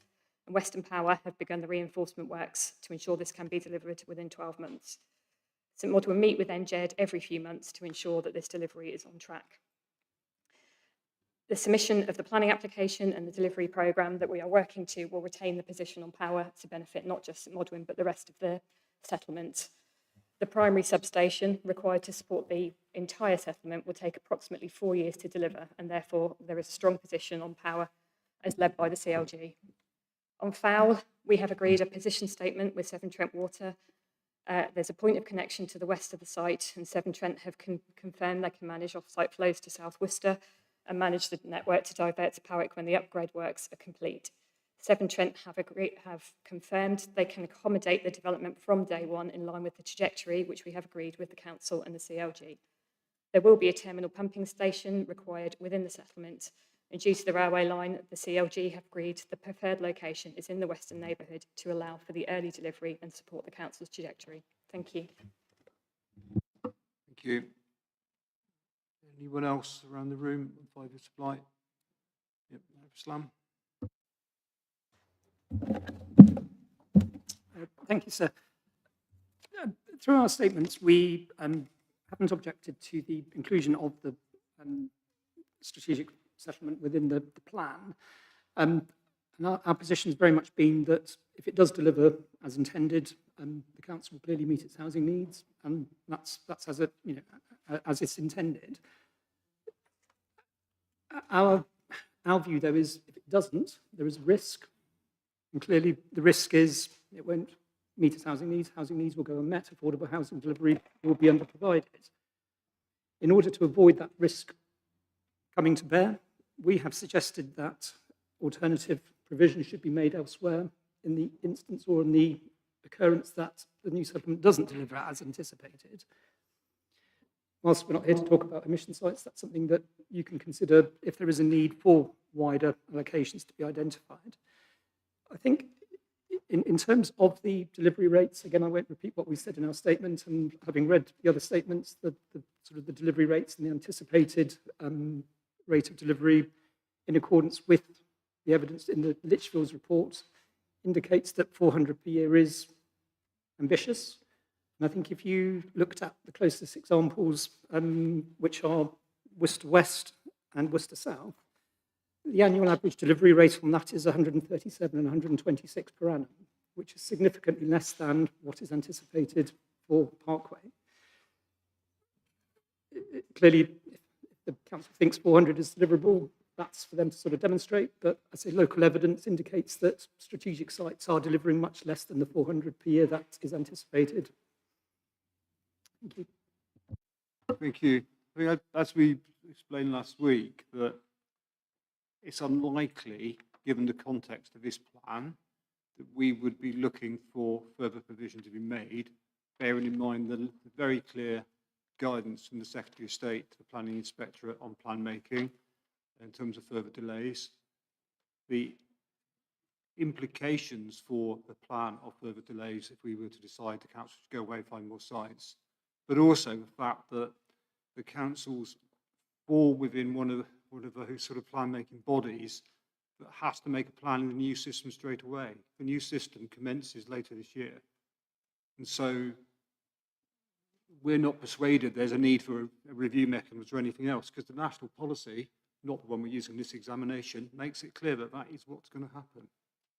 So it would be through a review, and it'll be the test of time if it comes forward, and if it doesn't, the councils are going to have to address that to maintain a 5-year supply in very different circumstances to those they're in at the moment. So yeah, we thank you for those points, but I think it would just useful to explain where we are and where national policy really has shaped what options we have. But have no fear, there's another local plan we'll be following behind this one. Linda Robinson.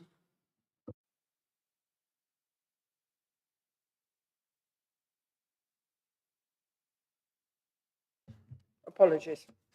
Yes, on deliverability, I worry about the timing. To me, it doesn't allow enough time for considerable adequate infrastructure to be put in place, together with mitigation for the surrounding areas and existing road network. We come on to that later. Parkway is currently undeveloped farmland with little or no infrastructure in place, and building on green space won't magically provide it and could have a disproportionate effect on services in the adjacent area. We already have severe issues with lack of adequate sewage treatment in the local villages, particularly Drake's Broughton. Every month at planning meetings at Wychhaven, we are concerned with this. Severn Trent see the solution as tankering it away, but then the tankers don't come, or they get put into drains and go back into the system, and they're running down the highways through villages. It's a shocking state of affairs. And I call it a privilege because it gave me a very good insight into Parkway. A few years ago, I went on a meeting on site with key planners from Wychavon and the developers, and Severn Trent were present. And I said, well, what's going to be the sewage provision? They said, oh, initially we would tanker it away. At that time, that meant nothing to me. Now it has a very different connotation. And I know for a fact that the existing services where they would tanker it away to, over towards Powick, are already struggling. And there is no capacity. And they may have an obligation to provide a service, but at what pace? And they also have declared at meetings with cabinet members and environment officers at Wychavon that they're not strategy consultees in planning matters. So it's as though they can sort of step slightly aside from this and say, well, don't worry, we'll deal with it as and when. But the consequences when they don't deal with it well is just dreadful.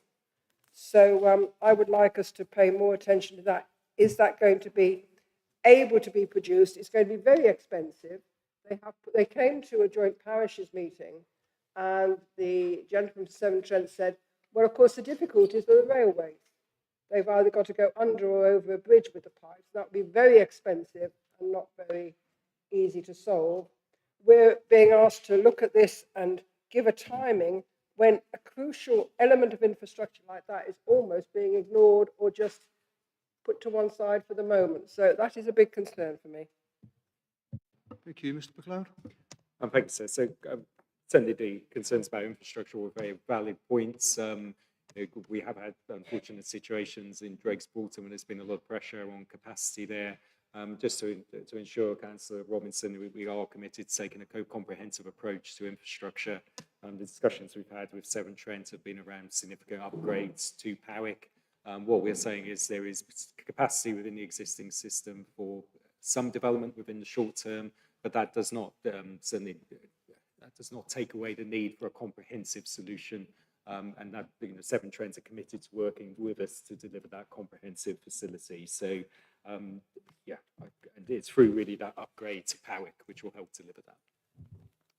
Thank you. And that's, I think, was explained by Savills earlier on as to the intention of the schemes you're preparing at the moment and the discussions you've had with the utility providers for what would be early development.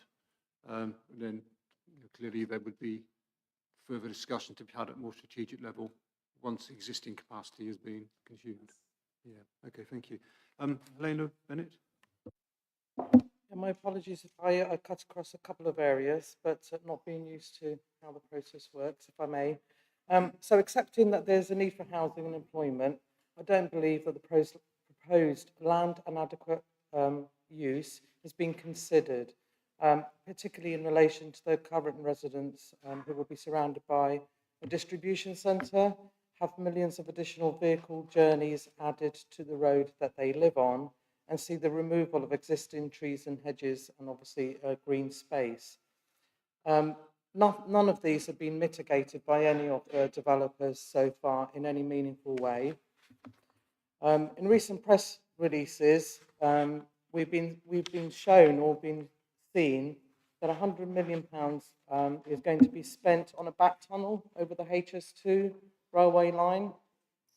Yet in all the thousands of documents I've read in relation to this plan, there's been no mention whatsoever of the impact on this on current residents.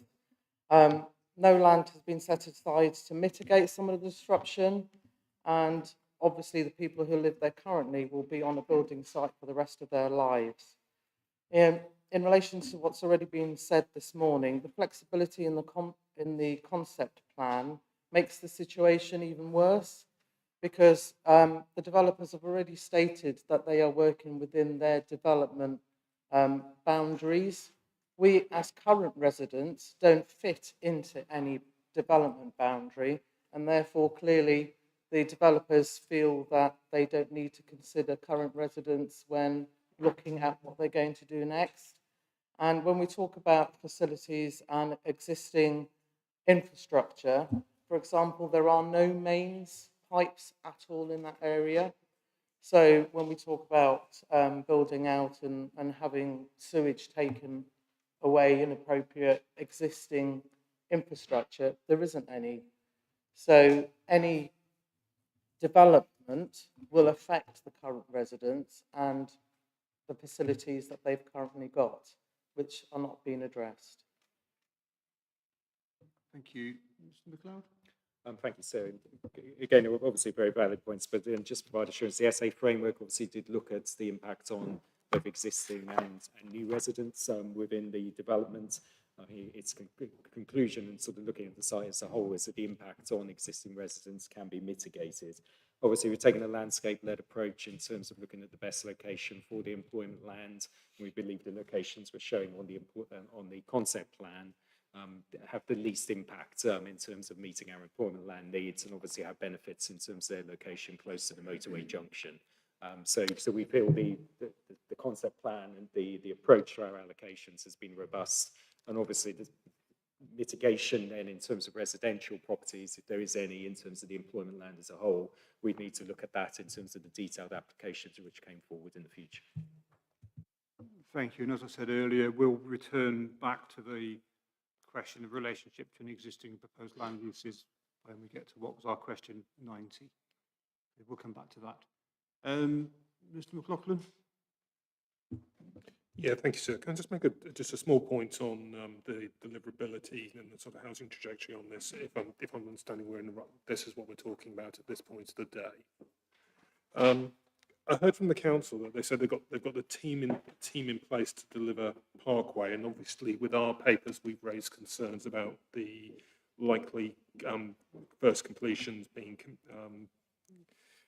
provided for at the end of 2028, because at the moment we're just over 18 months away from physical commencement of works on sites, and it's really a question for the councils insofar as we've just heard from another respondent about some of the local level of opposition that's going to be in place. And if you look at table 1 of the council's written statement that sets out the timeline, and notwithstanding the commentary that we've had this morning on the supplementary planning document and its role in determination, I'm rather surprised, to be fair, about the overall delivery timetable, that they can get this done in the time frame that they have set out. There are a number of planning consultants in this room, and I'm sure we can all share war stories about how long it's taken an authority to determine an application, whether it's something as major as this or indeed something as simplistic as condition discharge.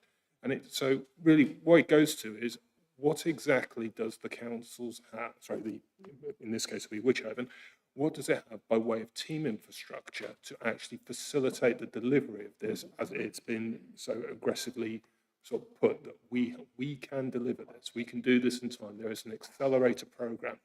That's fine in theory, really support the idea of it, it'd be brilliant. Just I want to see what's actually in the detail of how they are going to resource this to facilitate what is an incredibly aggressive timetable. Thank you. Thank you. Mr MacLeod, how are you going to perform this magic? Not magic, sir. Not magic at all. So we do have a fully resourced team, and we've employed specifically, so we've already appointed a planning management officer to deal with the planning application of Worcestershire Parkway. As I've talked about, we have a development planning team led by Mr. Lee, which is in place to prepare the SPD. We've been very lucky in terms of the support we've had from Homes England in providing us with funding and resources to drive matters forward. So, we've appreciated their support, but that has enabled us to get a lot of baseline evidence to a stage where we can commit to this timetable. So, since I've joined the council, we've expanded the development management team, and probably for the first time in the council for the long time, we have a fully resourced planning management team there. So we are, very much, resourced and ready to deal with these applications. And we accept it's an ambitious timeline, but to deliver housing on the scale the government are looking for, we're going to have to be more ambitious on timelines to get things done. So that's what we're trying to respond to. Thank you. And I think that's a general point, because going forward, in order to deliver ambition, the system needs to become more effective, and we have to assume it will become more effective to a point, because if not, it won't happen, and there's a strong desire to make it happen. But it is, we acknowledge, ambitious. Mr. Banner? Mr. Young. So we have 100 houses down on the Hallam site to be delivered within the planned period. And we're completely confident we'll achieve that. We may exceed it, in fact. Just to those who are doubting this on the other side of the room, just to be clear, we haven't just sort of arrived today and we'd like some permission for housing. So Hallam have been working on this and the landowner for 6 years, 6 years.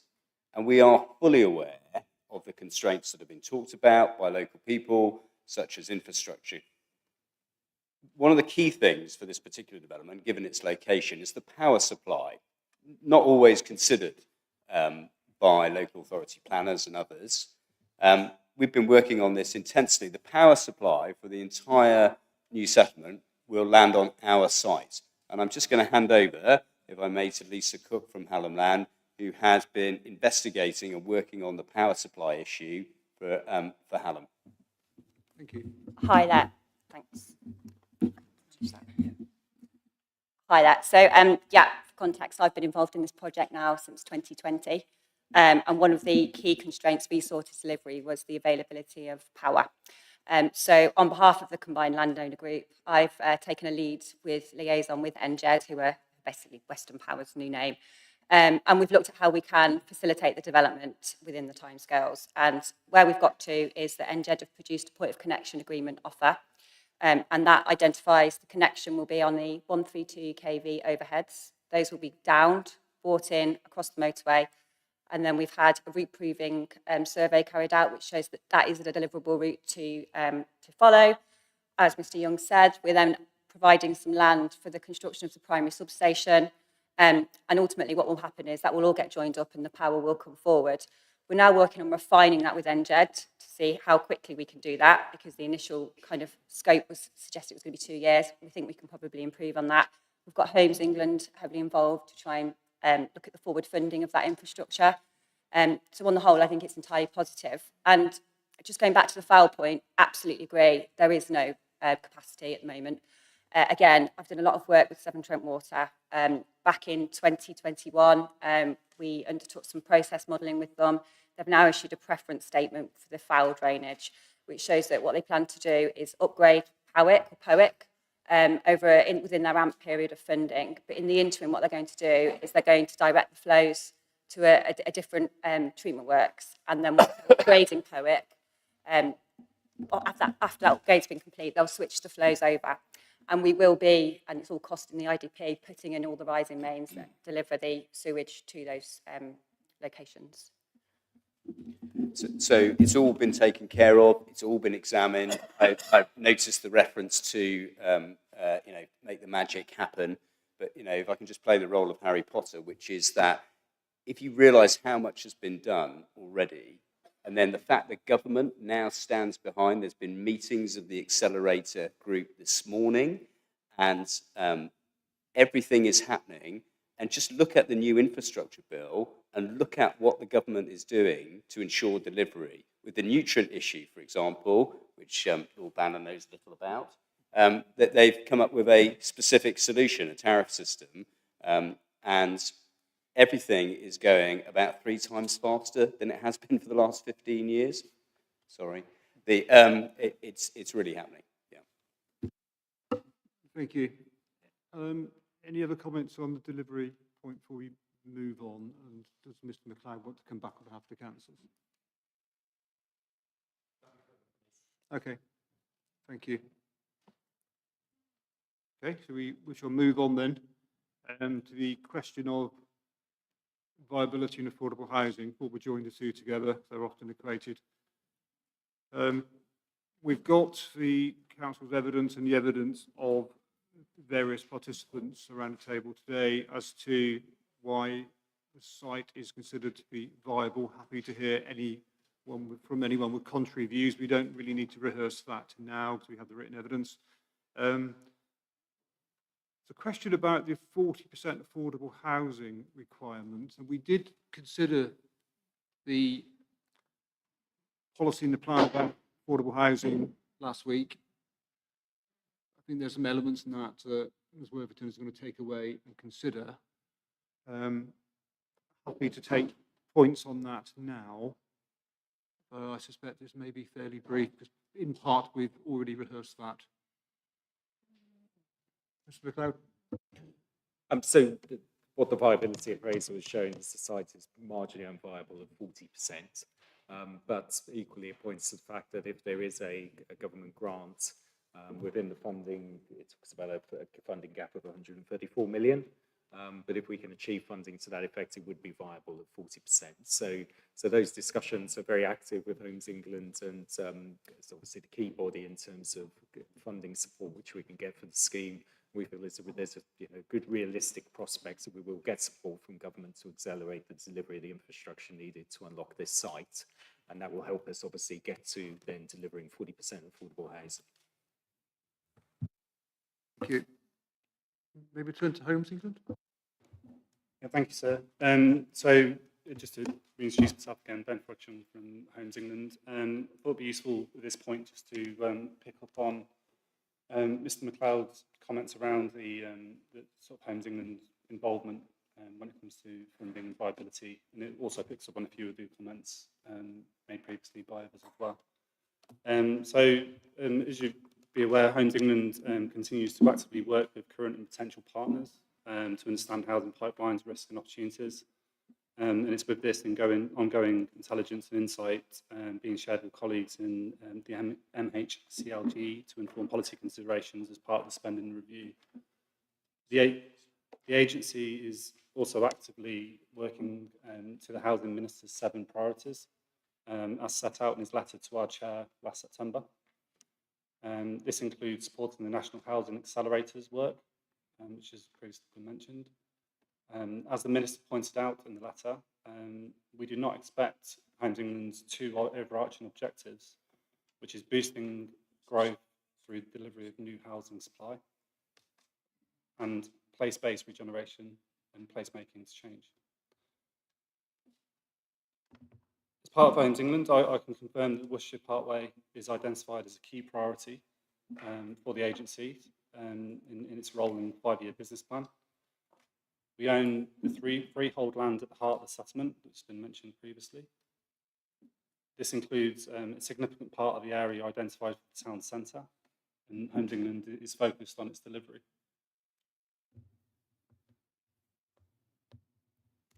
So in recognition of the need to secure funding to support Worcestershire Parkway, on the 12th of February, the Homes England Midlands team, which I'm part of, presented a Worcestershire Parkway New Settlement project update to our investment committee, which is the final level of approval prior to the submission of a full business case for approval to His Majesty's Treasury. The investment committee comprises members of the Homes England board, so at senior level, alongside representatives from the Ministry of Housing, Communities and Local Government, and also representation from His Majesty's Treasury as well. The investment committee endorsed the proposal to push forward with a full business case for Worcestershire Parkway in order to seek the necessary funding for infrastructure enabling works as identified by the councils to date, as set out within the viability assessment, and other associated interventions that may be required to unlock and deliver Worcestershire Parkway and at pace. A significant amount of work has been undertaken by the Homes England team in collaboration with Summits, the wider combined landowner group, as again colleagues along the table have mentioned, and the councils, which has enabled this project update to be presented to the investment committee. So the next steps will be for the Homes England team, working closely with South Worcestershire councils and the combined landowner group to refine and prepare that full business case for approval. This process will be progressed in tandem with the preparation and submission of plan applications, including the infrastructure, and the necessary legal agreements and interventions in order to accelerate the delivery of the Parkway within this parliamentary period. And obviously need an adopted local plan to be able to do that. It should also be noted that the new government's housing strategy is set to be announced this spring. This will set out details of investments to succeed the 2021 to 2026 Affordable Homes Programme at the spending review, which sets out the spending for government departments for the next 3 years. The government has previously advised that this new multi-year Affordable Homes Programme will lay the foundations for government's manifestos and commitment to deliver the biggest increase in social and affordable house building in a generation, and to support councils and housing associations to build capacity and make a greater contribution to affordable housing supply. So to summarise and to conclude on this combination of Homes England's identification of the site as a priority accelerator project, our investment in the freehold land at the core and the heart of the scheme, the active seeking of funding now that further viability evidence has been produced, the forthcoming announcement on the new Affordable Homes Programme, and the flexibility inherent in policy to consider viability during the time or the lifetime of the project, along with treating the IDP as a living document, as previously been mentioned, in our view means that we consider this site can be deliverable and deliver as much of affordable housing as the viability permits. Yeah, thanks. That's really helpful. Could you provide some broad timescales for the next stages of the approval of the business case? How does that sort of process work within, I'm guessing, MHCLG with the Treasury? So the full business case is something that, as I said, will be prepared alongside the plan applications, not just Homes England and Summit's application, but along with the combined landowner group as well. The evidence within those applications, when it comes to infrastructure delivery, the costs associated with them, obviously bringing to the fore what the ultimate viability gap may be at the point in time it's needed to be sort of gap funded. That will all feed into the financial business case or the full business case. So essentially, we know what the viability appraisal from the council's work is saying at this point in time. That, in my mind, will ebb and flow and evolve over the course of this sort of next 12 months in particular as applications are progressed and submitted. And really, we want to make sure we get the answer right at the point that the financial business, the full business case goes into approval for Treasury. So really, it depends on the speed of the applications and over the course of the next 12 months. But I think 12 months is probably a realistic time frame. But obviously, we can't. I don't think it's under anyone's expectation that there'll be a sort of a decision made right on this moment of a cheque being written for this scheme. There needs to be the evidence, there needs to be the process, there needs to be the plan applications and the evidence behind it to support that. Thank you. Mr. McLeod, do you want to come back on any of that? I don't think so, sir, actually. I think that's a very helpful update. Okay, thank you. Professor Lamb? Thank you, sir. The acknowledgement from the council that the site isn't viable without public subsidy is noted, and clearly the response about individual planning applications having to be viability tested in order to demonstrate what the shortfall is and what funding is required. It just adds an added extra layer of complexity to any planning application that's going to come forward. And I refer you back to the table 1 in the council's statement about the ambitious timetable that they are looking to achieve in delivering planning permissions. And I think having to sort of deal with Homes England applications for funding is just going to add another layer of complexity and added time that it will take in order for those applications to be determined. I think that undermines the early delivery argument that the council are proposing.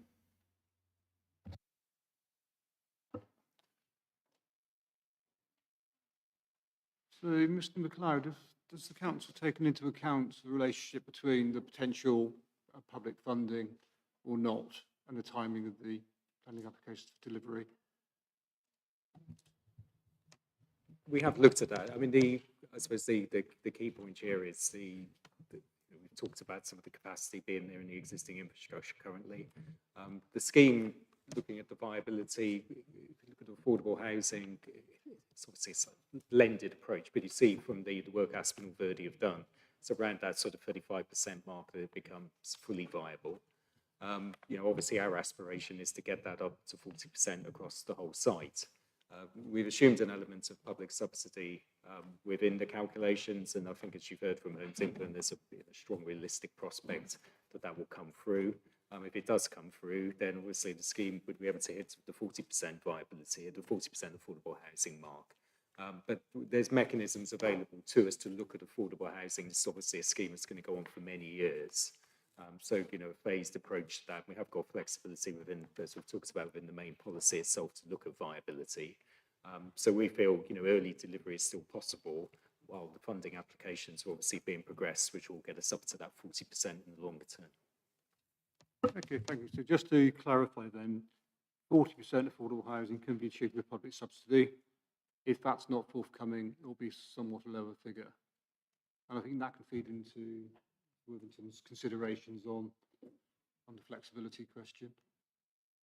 That's correct. Yeah, so that is correct, yeah. Thank you. Mr. Banner? Thank you, sir. 3 points. Firstly, we support what Mr. Frodsham has said on behalf of Homes England in relation to a particular business case, which Sir Modwin's have agreed to support and will do. Secondly, as indicated last week, and I won't repeat what I said then, our view is that the final wording of the policy should recognise that the 40% would be subject to viability rather than being rigid for the reasons already. I won't go back over points made, but I think you've got those points. The third point, so is if you're with us on that, so if there is express recognition that 40% is subject to viability, there's the Sir Modwin specific point of should it be up to 40%, should those words be in there? If I may, it would now be a convenient time just to outline why we ask you to do that, if you do decide to make that it should be subject to viability. And the reason really is having those words up to spells out the avoidance of any sort of misunderstanding, whether by politicians or officers or stakeholders, that the maximum reasonably viable would be policy compliant. Because often the term policy compliant is used to refer to the figure, when actually, if the figure is subject to viability, then the maximum reasonably viable below that figure is also policy compliant. So it's a signposting point, principally, to manage expectations, which in turn would avoid unnecessary delays. So say, for example, if there was, and I only use this as an example to illustrate the point, let's say 38% was the maximum reasonably viable, for the sake of argument. If you're with us that it should be 40% subject to viability, that would be policy compliant. What would be unfortunate is if there was a period of time during which there was a standoff as to whether that was or wasn't acceptable. So those two additional words would provide valuable fine-tuning and clarification. Thank you. Mr. Young? Just very briefly, please don't worry about the viability of this proposal. The gross development value of this scheme, this is a bit of maths, isn't for everyone, but is £3.17 billion. That's what the gross development value is. The 134 million that's been talked about is less than 5%. It's de minimis. It is going to help significantly with delivery because there are always cash flow issues with large proposals. And actually, money can make a huge amount of difference between delivering affordable and not. Affordable, in the definition of the NPPF, is broad and includes discounted market sales and intermediate, which do generate value. They are part of the GDV, just not as much as the market housing. So that money is really there to ensure, A, we can do things like the electricity at 16 million and ensure the cash flow works, and secondly, to ensure that good levels of affordable housing are delivered. But let's not be too prescriptive at this stage. That's a key thing. But please don't think there's any issues with the viability. And as for the business case, well, they've got to go through their procedures. Of course they have. It's public money. But ministers have said this is one of the 4 key priority accelerators. So where do we think the money's going to go? Thank you. you want to come back? If I may, sir, so it's just the reference to up to 40% on the strategic site. The strategic site represents a significant allocation or a significant proportion of the total allocation of the plan. If it isn't delivering as expected, then the question is, where is the rest of the 40% going to be delivered? That's our concern about that flexibility on that wording.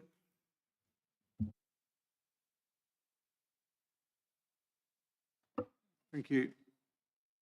Mr. Banner? I mean, if there were reasons why the maximum reasonable viability were less than 40, then it's not a question of, let's say, 38 or 40, it's 38 or nothing. So that's why you have to have the up to. As to where else it would come from, and the policy has flexibility elsewhere.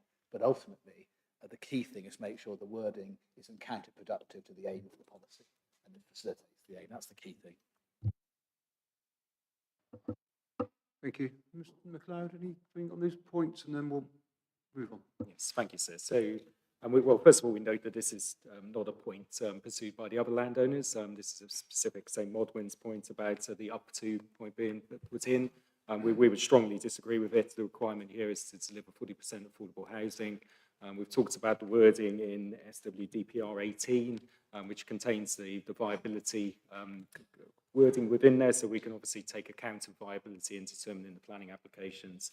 And we suggested a modification to that policy, which made it clear that that was applying obviously to all sites, not just brownfield sites, for clarity. So, you know, it is very important, obviously, that we get to 40% affordable housing.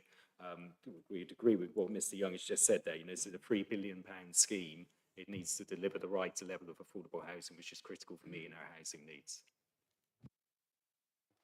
Thank you.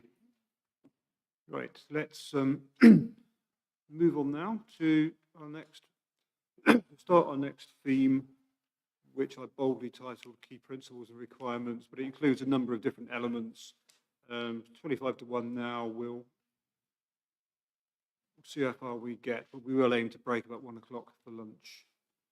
So, question I've alluded to several times, that we'll come back to, relationship between existing and proposed land uses.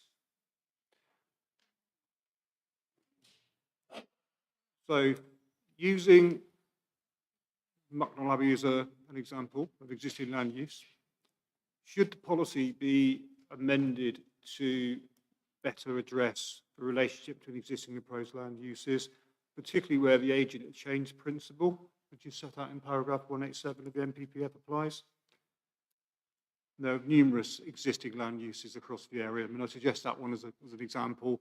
We have a participant here who can tell us all about that. So, so we'll go to you first, I think, and then if you can explain what you want to say, and then we'll go to Mr. MacLeod. Okay, thank you. Thank you very much. Just the smallest background, the Severn Valley and this part of it have always been strong with Benedictine monastic history. Worcester itself was a cathedral priory, Great Malvern, Little Malvern, Pershore, Evesham, all Benedictine houses. We are very pleased to be, as it were, back on site and living the life in this area today. Our principal objects are two, and they are both objects out of our theology and tradition, but also the public benefit we offer in terms of our charitable status. That is that we offer daily public worship and a place apart, ideally quiet and reflective, as well as pastoral sport for guests and visitors who come to us.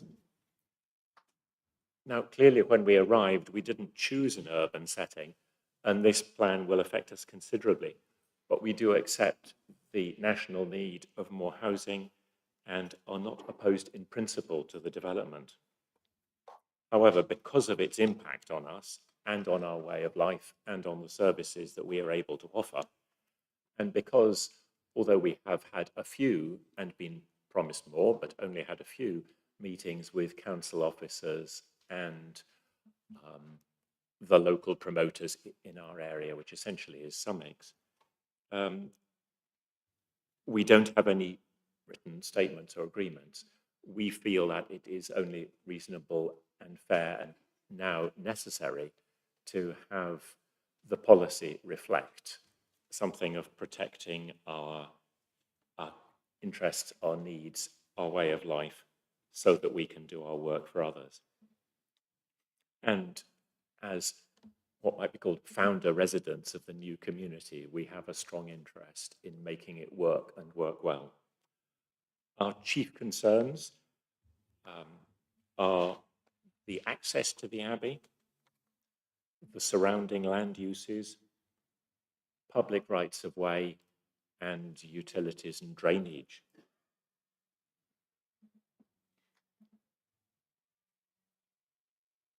Access means that during and after the development phase, an adopted highway to our gate, as currently, and also not as currently, access to the B4084 that is not by a junction where you more or less take your life in your hands, and which county highways already regard as a dangerous junction that they would wish to see changed. It also means that the B4084 should have a reasonable, a practicable traffic flow. At the moment, as we're all very aware, this site that has been chosen has 2 mainline railways running through it. And currently the only thing that prevents that from squashing the whole idea is the B4084. But currently there are 2 width restricted bridges because of the 2 railway lines. And there is considerable risk with development traffic and all that it will just clog up and not provide real access. Our second concern is surrounding land uses. We are very appreciative of the agreement, long-term agreement over 3 or 4 years now we've had with planning officers at the council that the country park should be placed on our eastern boundary. We welcome that. It helps to secure our interests, provide a buffer, ensure that people who come to us still are able to use their time with us as they intend by coming. On the town centre side, because there have been many iterations of the concept plan, and there is a question now about how determinative the concept plan is, we are concerned that our neighbours on the western side should be, well, really, I mean, our concerns and the concerns of people who come and stay with us should be reflected in this. One of the options that has been suggested is low density housing, perhaps aimed at older people who might themselves appreciate the quiet of backing onto us as we might appreciate the quiet of them being next to us, to the town centre, and therefore make their access to amenities easier. We very much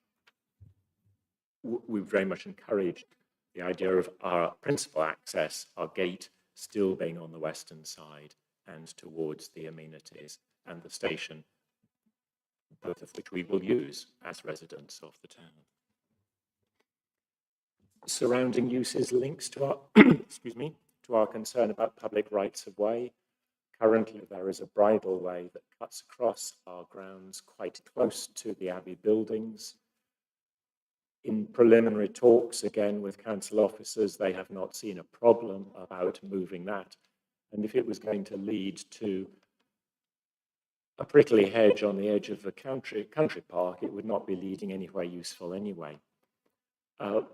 The key difference is that when there are 50 people living within a mile of us, it is used by some walkers and riders, and that's fine.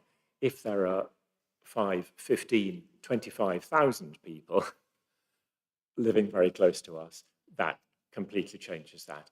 And it would make much more sense, we feel, for the benefit of new residents in the town, if public rights of way ran from where their housing is to, for example, the town centre or places of employment, rather than leading to a hedge.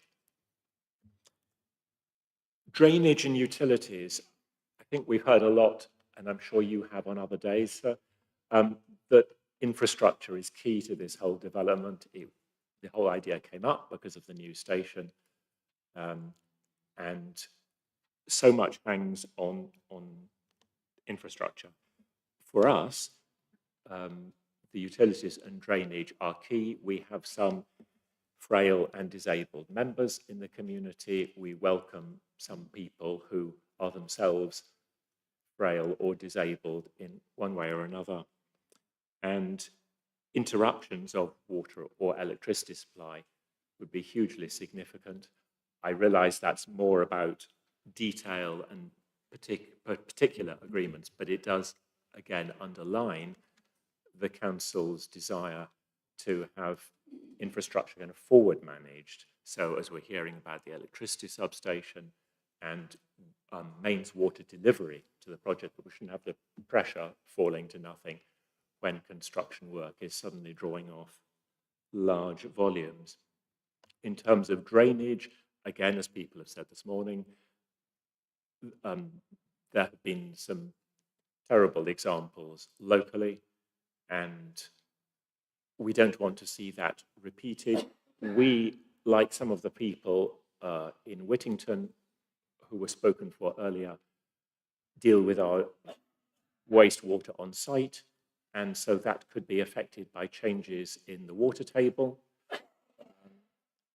And we would want that to be taken into consideration. And extra runoff might cause, a change in that might cause flooding that would,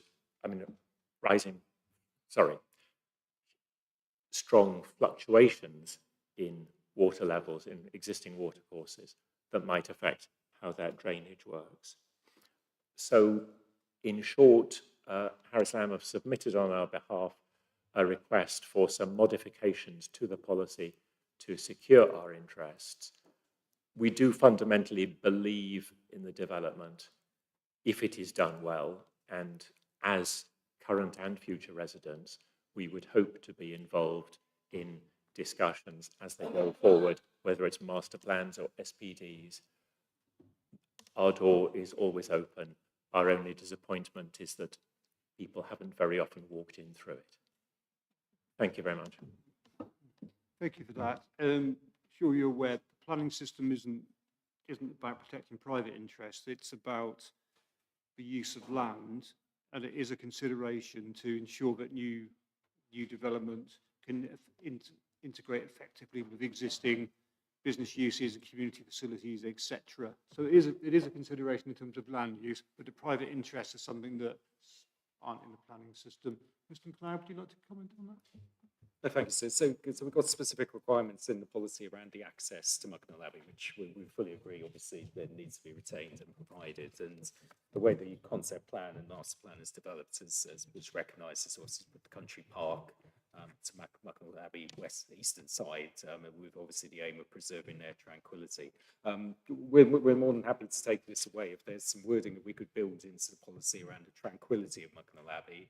I mean, that's certainly something we wouldn't object to looking at, and I'm more than happy to have a conversation with them in detail about what wording we could put in the main policy to reflect that. I think that would be helpful. And there's also the wider point about the integration of existing and proposed land uses. There is a consideration set out in national policy as part of consideration in master planning. Because I'm sure it would be a consideration for the council in the development management stage in effect. But it's just getting it in the policy and recognising there are existing communities, businesses, etc., in the area. Yeah, I think what the policy is missing is something about the tranquility of Mucknell Abbey. So I think that's we're more than happy to look at putting some words into that effect. Okay, thank you. Is there anyone from the local communities wish to add anything about that at this point? Because we said we'll come back to it if you want to, or do you feel you sufficiently got your point across? Yeah, you okay? All right, if anything pops in your mind, just let us know later on then. Town legal? Yeah, thank you, sir. Yeah, just on behalf of Homes England and Summits, between us, we encircle the Abbey, and I know Brother Thomas recognised that we have had meetings in the past over several years, and I recognise all of the points that he made just now, particularly around the access, but also around the tranquility. And he's right that over the course of looking at a number of different iterations of the master plan, particularly in trying to find the right location for a secondary school, we have had a look at different uses that could adjoin the Abbey. But through those discussions, we've taken account of their comments and have looked at alternative uses, as you mentioned, in terms of some residential options. But what we are very happy to do, and what we've even discussed with the council in preparing a planning performance agreement for our planning application, we'd be proposing to include the Abbey in at least one of those meetings that we have as part of the pre-app process, so we can make sure the master plan reflects their needs. We acknowledge the drainage issues, we know about public rights of way as well. So I think we can work around those as we work our planning application up, and as I say, extend the offer for them to be involved in our pre-application process. Thank you. Elena Bennett? Okay. Can we ask for those sorts of same considerations from the planners who are going to be building around Whittington? Yeah, it might be useful perhaps if the Council for Home England could explain what your intentions are for local communities. I think that is a fair point, actually, and to put something in there which not only reflects Mucknell Abbey, but existing residential properties and communities there. I think something more broader, and then going on to recognise the value, obviously, Mucknell Abbey brings in itself and its specific requirements, but I think something generic in there around recognising existing communities is something we're more than happy to put some wording into that effect. Thank you, that's helpful. Is that okay? Yeah. Okay, thank you.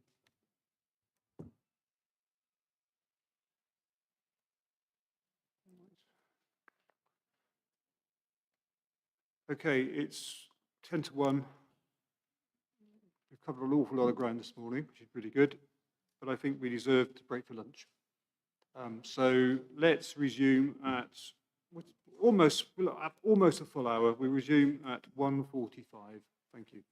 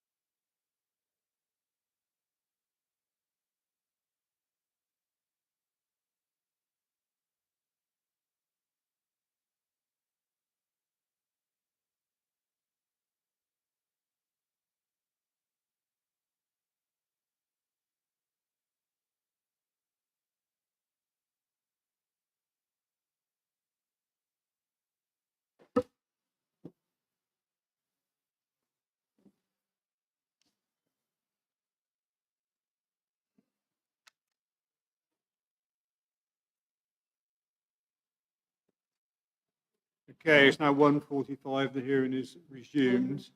A couple of comments to Mr. Kemp about being able to hear people. So just to remind people to speak probably at some middle distance from the microphone. We seem to find that worked, and you might need to raise your average speaking voice a little bit than normal. This room seems to have interesting acoustics. It's a ballroom, isn't it, I suppose, but it's novel. But it's working, it's working. It's a lovely room, but it's got its own interesting challenges, I think. Okay, let's move on. We're now in the broad topic of key principles and requirements that we've subdivided up into a number of different sub-areas. It should be a fairly brief one. We did ask the councils to confirm what the justification is for the overall site-wide density. And I think you've got suggested a main modification in the approach to that, Mr. MacLeod.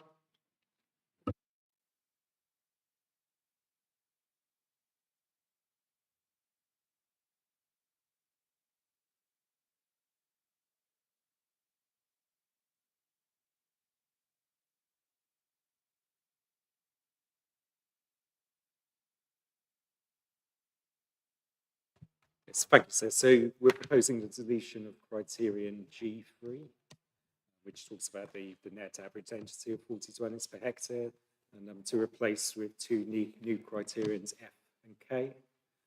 F, which talks about I'm about to read it out, but it talks about the number of dwellings in each neighbourhood, disposition of land uses and requirement for key connections will be confirmed through a comprehensive design-led approach, following the principles of this policy, and will be developed further in the SPD. The appropriate range of densities within each neighbourhood will be determined through the SPD, so that's what we're proposing for criterion F. And then criterion K, higher density developments will be required on land within the town centre and in proximity to the railway station in order to deliver appropriate form development and establishing sustainable patterns of movement and active travel. Thank you. Any comments on that around the room, or we can move on? No? Okay. Let's move on to the town centre. The question of the town centre has come up at various points this morning.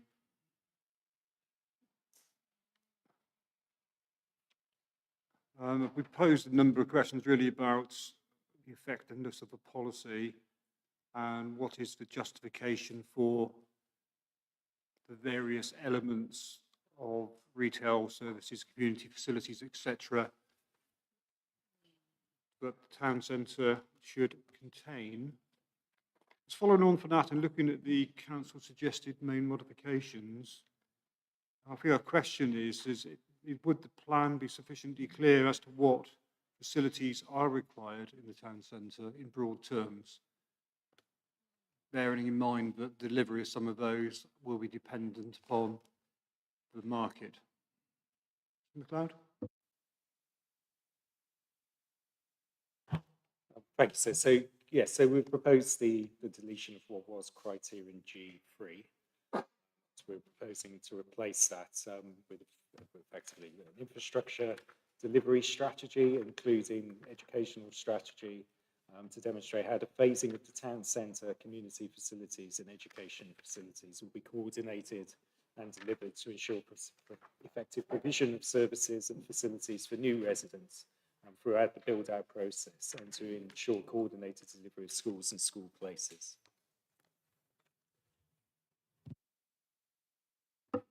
Thank you. I think I put a representative has questioned the relationship of this town centre with that in the city centre here.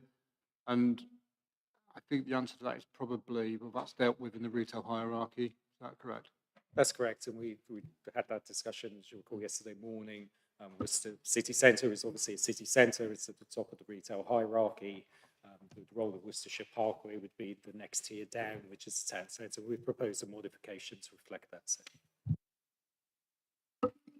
Okay, thank you. And again, Anyone around the table with any more thoughts on the policy provision for the town centre? No? Okay, thank you.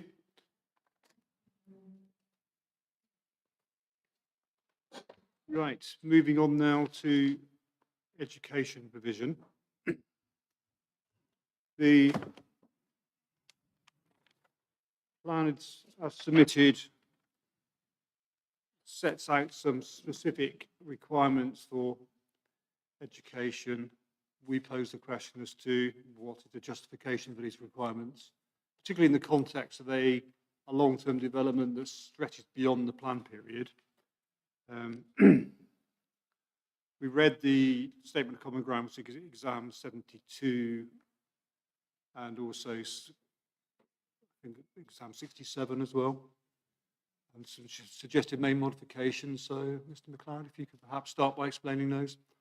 Yes, thanks. So we've obviously been working very closely with the County Council on education provision, and the proposed approach which we've got within the policy reflects the capacity locally, both for secondary and primary schools. So I won't read this out in detail, but what we're effectively saying is with the deletion of criteria, Roman numeral 4, and to replace that with provision of infrastructure, and under P, we've set out the requirements there for primary schools and the number of form entries which are required, secondary schools, and particularly our approach in terms of phase provision, which is looking at safeguarding land for secondary school and primary school in the longer term. So again, really in accordance with the monitor and manage approach, we're recognising there is an immediate need for secondary schools to come on stream, some capacity but limited locally. Primary schools obviously need to be provided within the first phases up to 2041, but we recognise this a second secondary school, we couldn't say with certainty at this stage. We're just proposing that the land is safeguarded. Okay, thank you. Whitcomb Parish Council?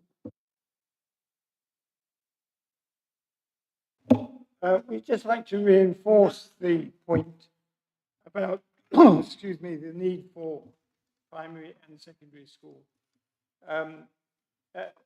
Almost simultaneous to house building. In Whittington Parish, we've had 2 new housing estates recently, Wildmoor and Whittington Walk. And some of the children there can't get into the local school, Nunnery Wood, and have to get the bus and go to Pershore High School.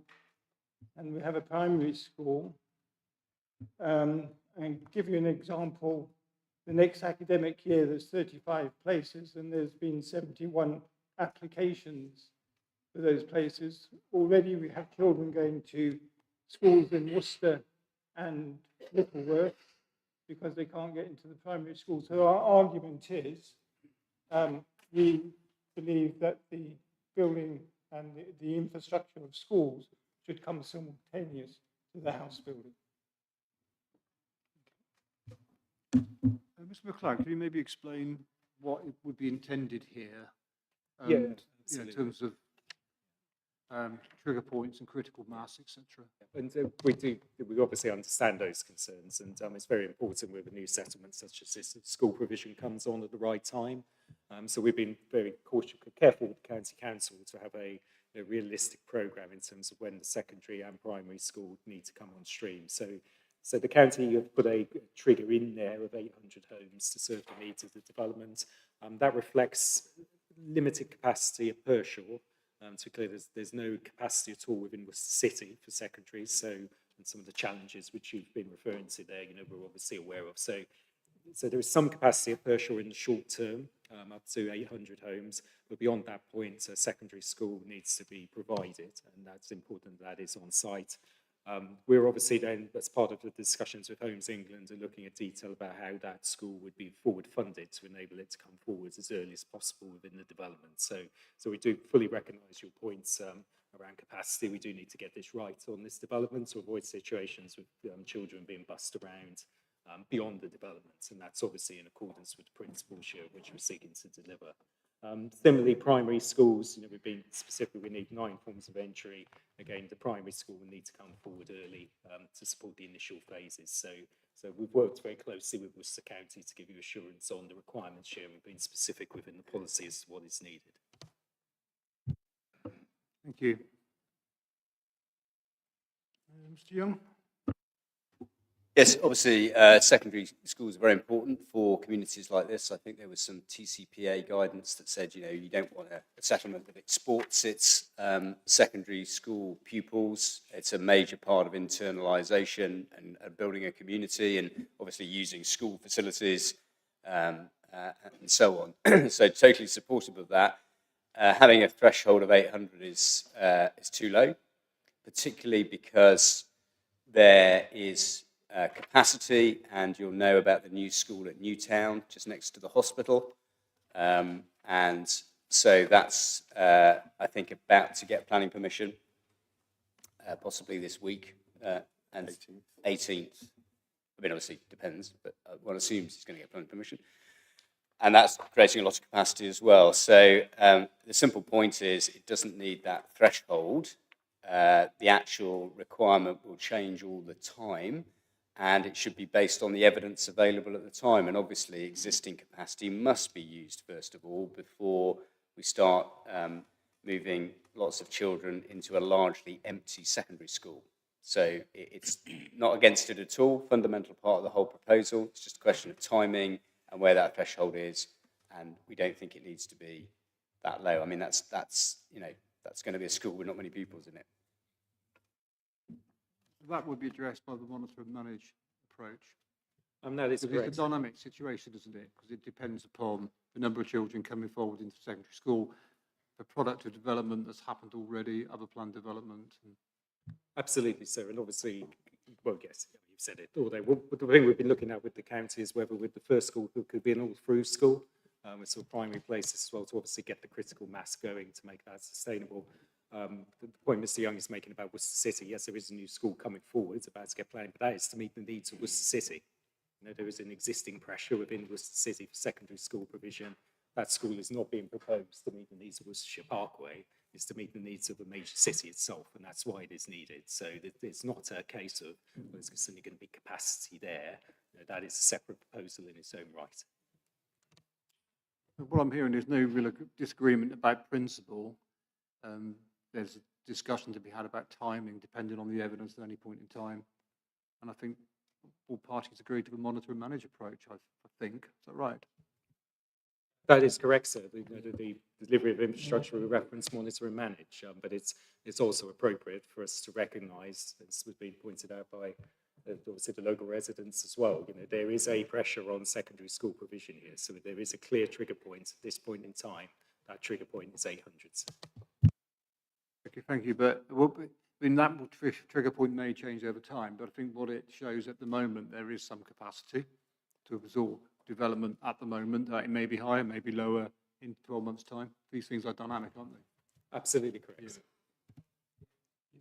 One comment, which is we have evidence from specialist education experts who say there is quite a lot of capacity, actually. It will change every year. So just need to avoid being prescriptive, that's all. Thank you. Mr. Banner? I'd suggest slightly reformulating how the differences here are characterised. It's not so much timing as the degree of prescription as the timing. It goes back to the sort of running theme about how much of a straitjacket is it appropriate and sound to impose here. And as Mr. Young said a moment ago, the EFM evidence, we suggest, demonstrates that a rigid prescription to timing, as an advocate on account of the 800 home threshold, isn't justified on the evidence. Our alternative wording, which you have, of course, in the CLG appendix, same common ground appendix, allows the case to be made. I mean, if the evidence were in due course to prove that 800 was the right amount, then our wording would enable that to be secured. It doesn't at the moment justify that either a straitjacket or that default. If you're against us on that, sir, the other point I just flag for your consideration is that the current formulation of the language used in Lim 2 of the relevant part of the policy in the council's version, secondary school must be delivered prior to occupation. There's a degree of ambiguity we suggest. What's that actually mean? Because it's not that we don't deliver. the school? Does it mean opened? Does it mean the land provided? Does it mean built? So can I just invite you to, I'm afraid I haven't got the answers to that question, but there's an ambiguity, and the more ambiguities there are in this policy, the greater the risk of delay. Thank you. Thank you, Mr. McLeod. Thank you. So the policy as worded is completely clear and is exactly as you described it. If you look at criterion P as we are proposing, in line with a monitor and manage approach, so it's explicit in the first sentence that we're using a monitor and manage approach. Sorry. It's at the bottom of question 5. It's at the bottom of the question if he needs it. Bottom. Yes. So provision of infrastructure. So you'll see the first sentence will be delivered in line with the monitor and manage approach. And then it goes on to say it is currently anticipated that the scheme will require and list those requirements. So it is explicit within the policy. It does exactly what they are really seemingly to requesting it to do.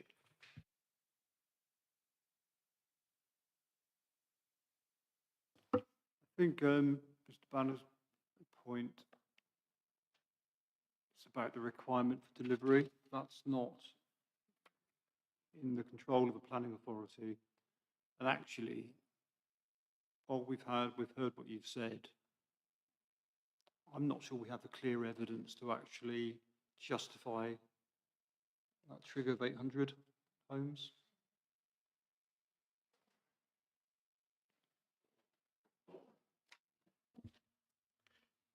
Maybe some flexibility within that might be a way to deal with it, or to reflect that the council consider this current capacity for, but through the monitor and manage approach, that will trigger when it should be provided.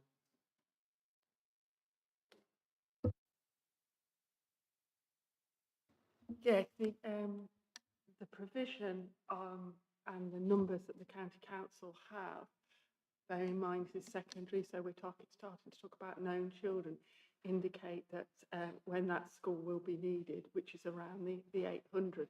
And as we put it within the context of monitor and manage, we thought that gave the flexibility that is required. And in terms of provision of the school, that is to be the opening of the school at the point at which it starts taking pupils.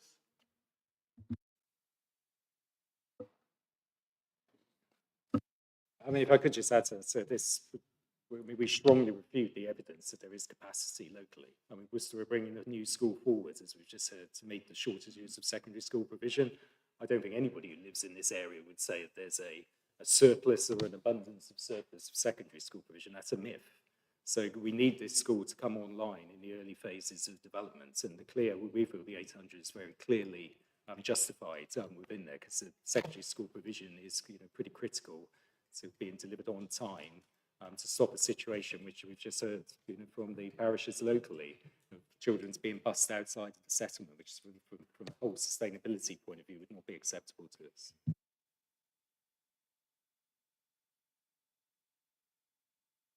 Well, we have the different views. I think probably the easiest thing is for us to take that one away.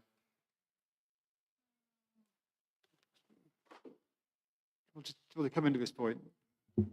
So if I may, yes, just a couple of points. I agree with what Mr. Banner and Mr. Young have had to say about this. And in our representations, we've set out some calculations for you as to the number of pupils that would be generated from 800 homes. And we calculate that to be 192 pupils. I think the EFM education expert report had that at a lower figure of 152. So that's for the provision of a 720-place secondary school. And what we say about that, of course, is that if you provide that school and you don't have the pupils on the development to occupy it, then inevitably they're going to come from elsewhere, and that's going to create unsustainable patterns of transport.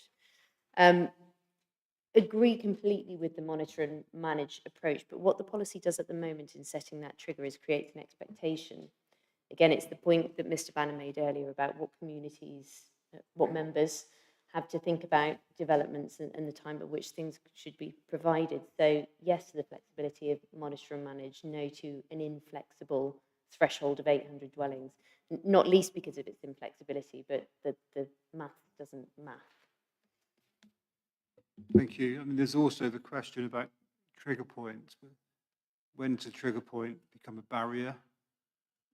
So I've certainly had experience of trigger points being the point where the development gets to, and it's then not pursued for some time. It becomes insurmountable and has to go back for negotiation and everything else. So I think it's something we'll take away and think about. We said we've got the two sets of evidence and just thinking about the implementation of the site as a whole as well. Do you want to say anything more on that, Mr. McLeod?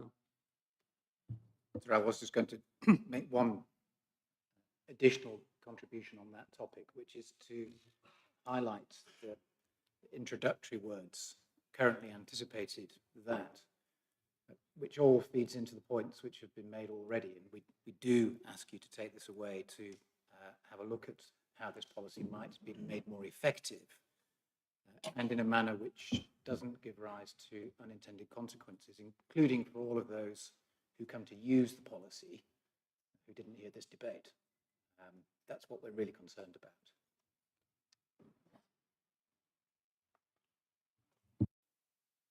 Thank you. Mr. Young? If this was a proposal for 3,000 homes as an SUE, Sustainable Urban Extension, then they'd go to Worcester schools. And we disagree about capacity, but I don't want to get into the detail of that. It'll be what it is at the time. It's not unusual for that scale of development to deliver and use existing schools at all. You generally need about 5,000 to 10,000 people for the purpose of establishing a secondary school. So 800 is a completely arbitrary figure. I don't know where it comes from, frankly, and what the justification is. I understand the sense of building community, but again, it's just a case of being realistic about not having lots of people building on site and then having to literally stop, because we've got lots of sites, all of which deliver, so we could get to the 800 quite quickly. Linda Robinson. Thank you. Just, I wasn't going to speak on this one, but I feel I should. It's education. Is it possible ever, because there's going to be a shortage of places at the primary school, not just the secondary schools. They're up to capacity now. And would there be anything where, if a secondary school was being built, a portion of it could be allowed for primary children initially, because parents always want to have the small children close to where they live if they can. And that would seem to be a solution. And also that with the secondary schools, at the moment we have children in Norton getting on buses having to go to Hanley Swan because they can't get into Pershore. And the Pershore schools are putting on an extra year, but it still won't take the demand that's currently in our area. So I think we have to be careful that we're not trying to, squeeze something into a tight time frame. Thank you.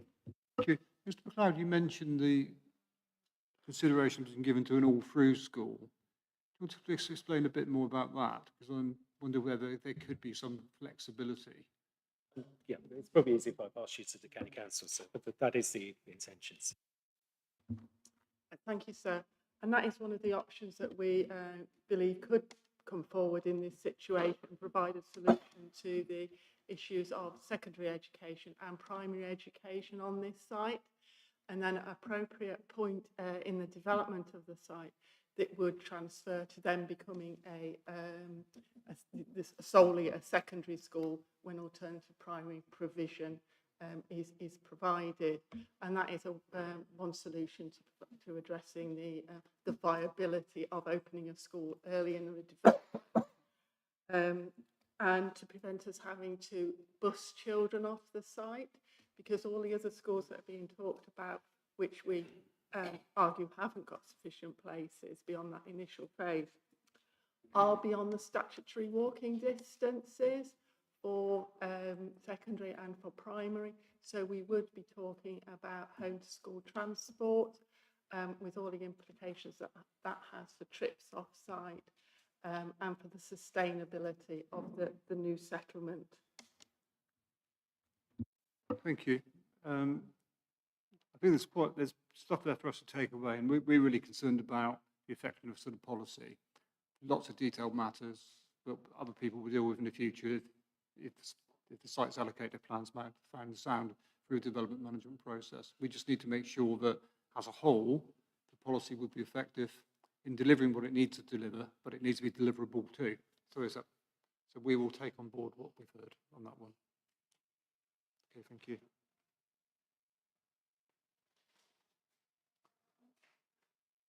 So moving on. That's why I'm glad I don't have to do that, because that's the sort of thing I would do all the time.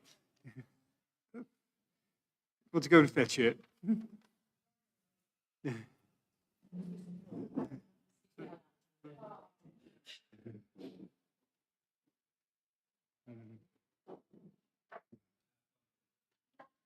Thank you. Okay, there's been some mention earlier about one of the locations for the identified potentially for a gypsy and traveller site. We're really concerned about whether the proposed provision through the policy would be effective, not necessarily about locations. Given we'll come back to the need for gypsies and travellers and travel and show people on another day, so we don't need to go there today. I think the councils have some main modifications suggested for that. Yes, thank you, sir. So mainly in terms of clarity, so we've updated, deleted what was criterion GV1 and a new proposed modification J, which talks about the phasing strategy and will be set out in the supplementary planning document. In the period to 2041, we then go on to detail the provision for gypsy and traveller accommodation, which will be provided on site, 2 gypsy and traveller sites, 10 gypsy and traveller pitches per site, and 1 travelling show people site. And obviously, as we'll get on to discuss later in the examination, there's a strong evidence base supporting that provision. Okay, thank you. Anyone have any thoughts upon how the suggested main modification is set out? No? Okay, well, move on before you do. Okay, moving on to transport and movement. When the plan was submitted, the highway, or the evidence base to do with transport wasn't complete. The work has been done, is now complete. So thank you for the councils for doing that. I mean, broad terms, we're content with what is in the evidence base now, and we don't have any particular issues in respect of this site in terms of the framework test. So we are interested in hearing what the communities say about how highway matters, congestion and capacity and highway safety are actually addressed insofar as it affects your communities. The tests in national policy are fairly high-level tests to do with impacts on the strategic road network and local highway network in overall terms in capacity and congestion and on highway safety. I think we've got a lot of technical evidence about that, but it's really what, if anything, we'd like to hear about is the more nuanced local effects that you obviously want to have it considered. Whittingham Parish Council. For Whittington Parish Council, they're divided up by dual carriageways all over the show. And at the crucial times in the morning and the evening, the congestion is horrendous. And the impact this has is it forces traffic into rat runs. And there's a rat run through Norton, and there's a rat run through Whittington, and Highway's own figures between at 8 o'clock in the morning was 100 cars. It's a village lane, it's narrow, there's lack of pavements, there's hedges on either side. And going back to the schools, we've got the children from Whittington walking to the bus stop to get the bus to Kershaw. And as an aside, they get abuse because they're in the road. There's a danger, a road safety issue here because the school blazers are dark. In the winter, they're walking down these lanes without light. It's a rural type lane without lighting. But this is as a consequence of the roads at capacity, if not overcapacity, they can't cope. The parish council will regularly, and we've asked the police to interact, but the police have got other priorities. It's dangerous exiting the village part of Whittington onto the dual carriageway. This is a regular complaint. The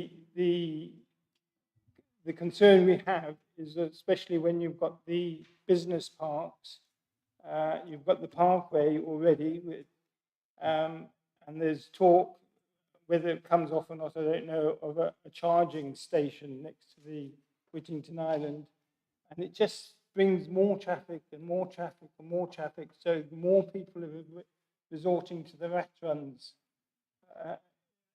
And to be quite honest, and to be quite emotional about it, it's out of control. Thank you. I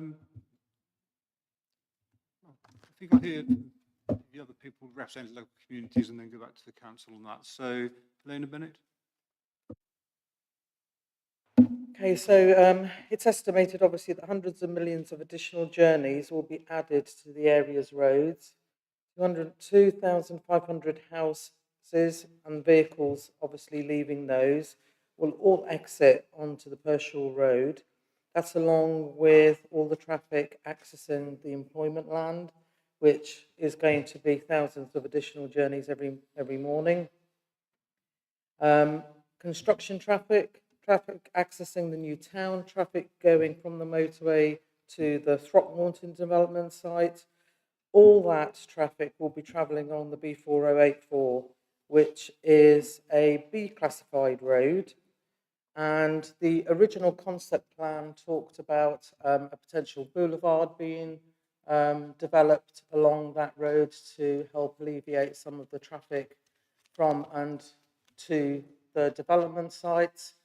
The updated version and also the information that we've had from St Modwin's, who have already shared their plans with us, show them removing the boulevard and making the access points to all the developments directly onto the B4084. So as a B classified road, all the HUVs, all the pedestrians, all the cyclists, all the local residents will be exiting onto that road, which then leads onto the motorway junction. And there's nothing in the plans that show any finance or thought being put to mitigate the traffic congestion and the health, the noise, the pollution that's going to be caused by all those vehicles from what is supposed to be a green town coming along that road. Thank you.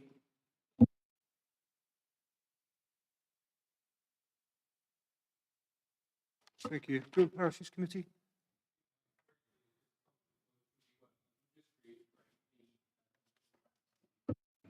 Which has been actively promoted by Highways for several years as an active travel corridor. I wouldn't like to walk down it. I have done. It's terrifying as it is. We are getting an increasing number of people using it as a pedestrian way already. Goodness knows how many are going to be coming through in future years once the development starts. And again, I reiterate the point, development traffic is going to be trying to find shortcuts to get to the sites all the time. It really is a major concern of our communities, and we cannot say it strongly enough. Thank you. Linda Robinson. Thank you.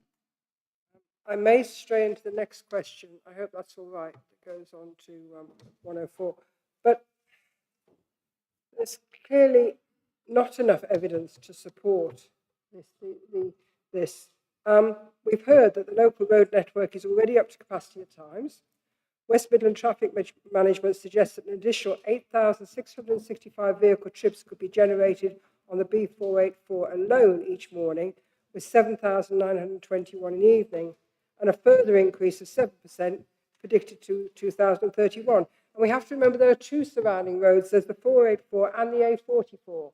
And the 484 winds on round Windmill Hill over yet another narrow railway bridge. So we have 3 railway bridges to consider.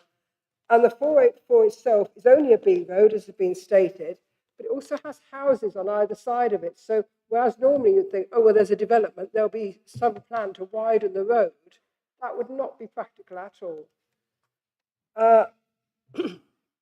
And when I'm hearing in the room that, oh, we're going to, accelerate and deliver at pace and development could start in just over 18 months, where is all the construction traffic coming from and going to? Because there was talk of a bypass for construction traffic, but there's been no clear detail of timing. And I know, having spoken to colleagues at county, significant costs to a project like that. And that normally would be development-led after the houses are occupied. And to me, we're perhaps doing it the wrong way. If you look at a development of this scale, such as Milton Keynes, they did the road infrastructure first. Then they built the houses, and it worked from that point of view. So I'm very worried about that. And the other thing, forgive me if it has been mentioned, but both these roads are impossible to navigate if there's any sort of accident on the motorway. They're diversion routes for highways.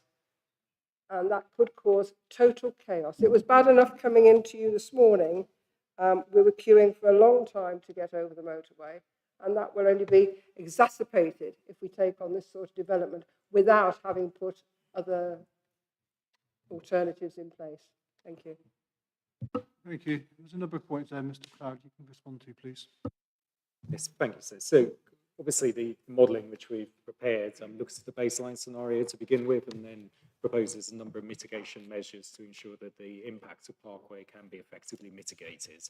And the conclusion of the reports which we've prepared is that with the mitigation which we're proposing to put in place, that the overall impacts from traffic can be managed and appropriate mitigation put in place, whether that be on the strategic highway network or the local highway network.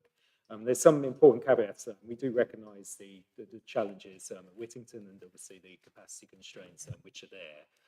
What we're proposing at Parkway is obviously the scale of development allows us to push the internalisation rates, and this is why the provision of infrastructure, appropriately to manage this development is really important. So, this is not an SUE to Worcester, and it's important that we manage that because what we don't want to see is traffic going over Junction 7 to access facilities like schools. They need to be provided on site, and importantly, that gets us to that 40% internalisation rate. So we've assumed that 40% internalisation rate. We recognise the constraints in the B4084, and you'll see yourself when you go out on site. With the bridge over the railway line currently doesn't offer any pedestrian access, cycling access. We've specifically put in place proposals to deal with that and improve it, and to improve the capacity of the B4084 overall, which is essential to deliver this development at the scale that we're looking at. The B484, the modelling shows in its current form would not support the level of development we were proposing. So there's clear upgrades that are needed to B4084, which have been included within the modelling work. And that's obviously helped us to demonstrate the mitigation that can be achieved for this development overall. There was a specific point on construction as well, and again, obviously when we get to a more detailed stage, as you'll be aware, construction management plans would be prepared. Obviously that's getting us to the next stage of development, but we do appreciate residents' concerns about construction. We'd ensure appropriate management plans were put in place to mitigate that impact.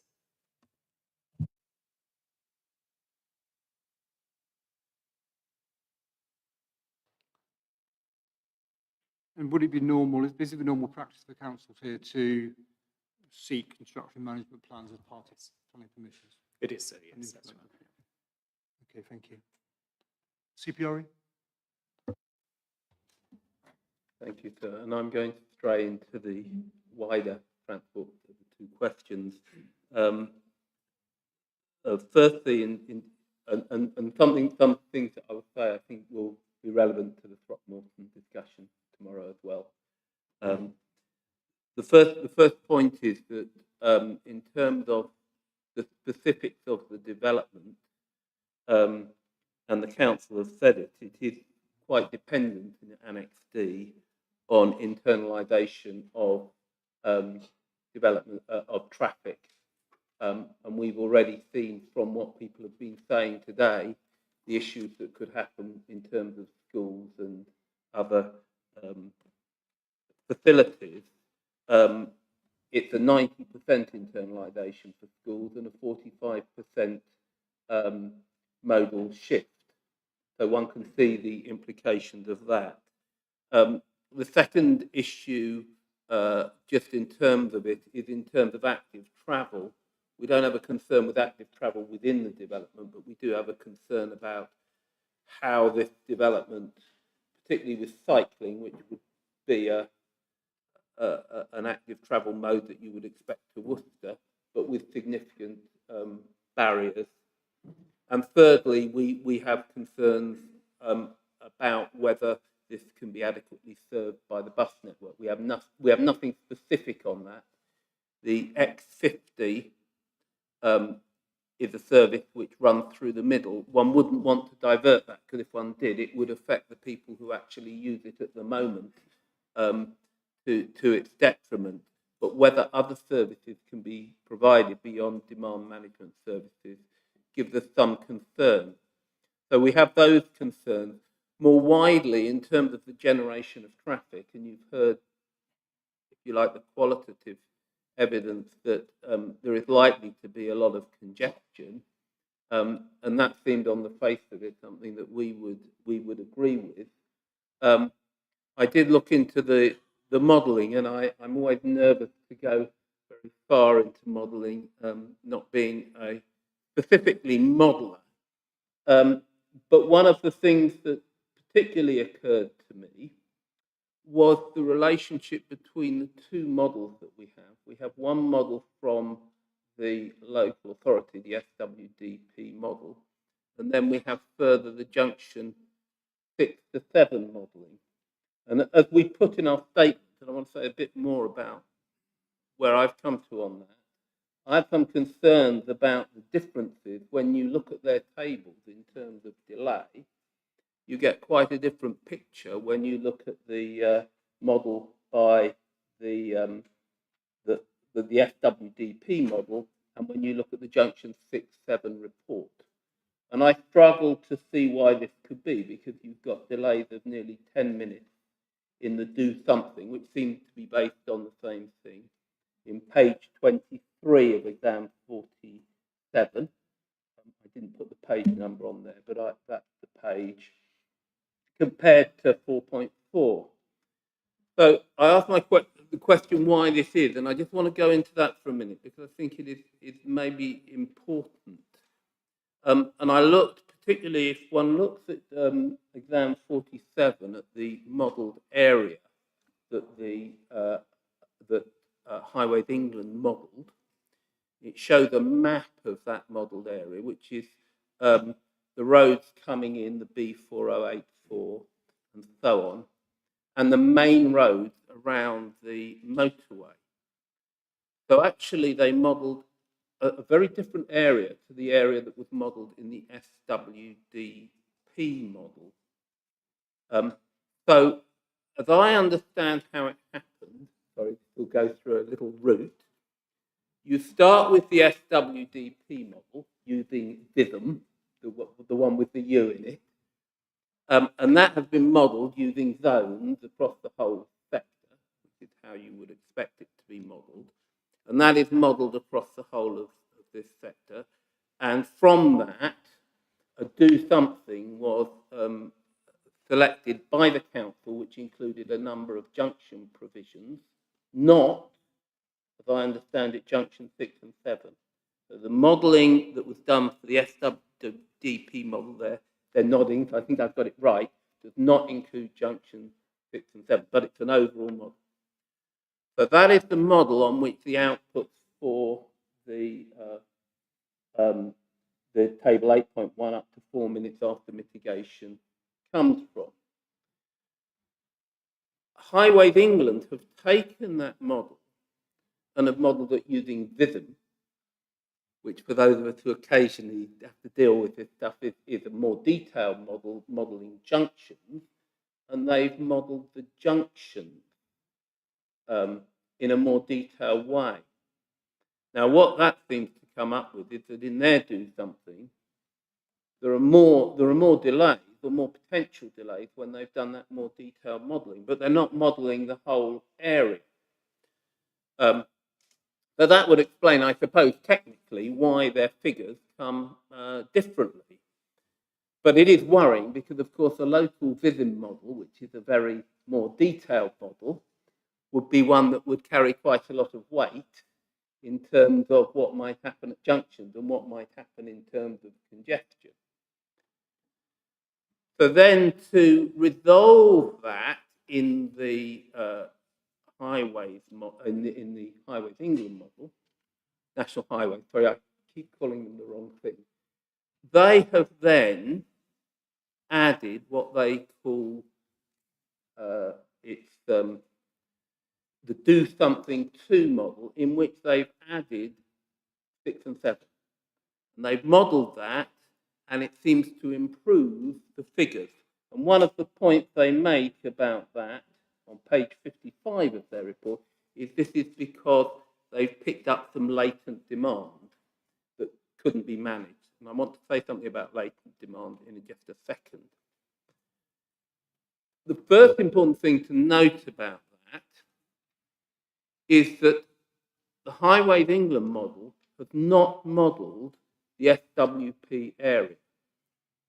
So the effects of their work at junction 6 and 7 have not been modelled in the SWDP, the wider model.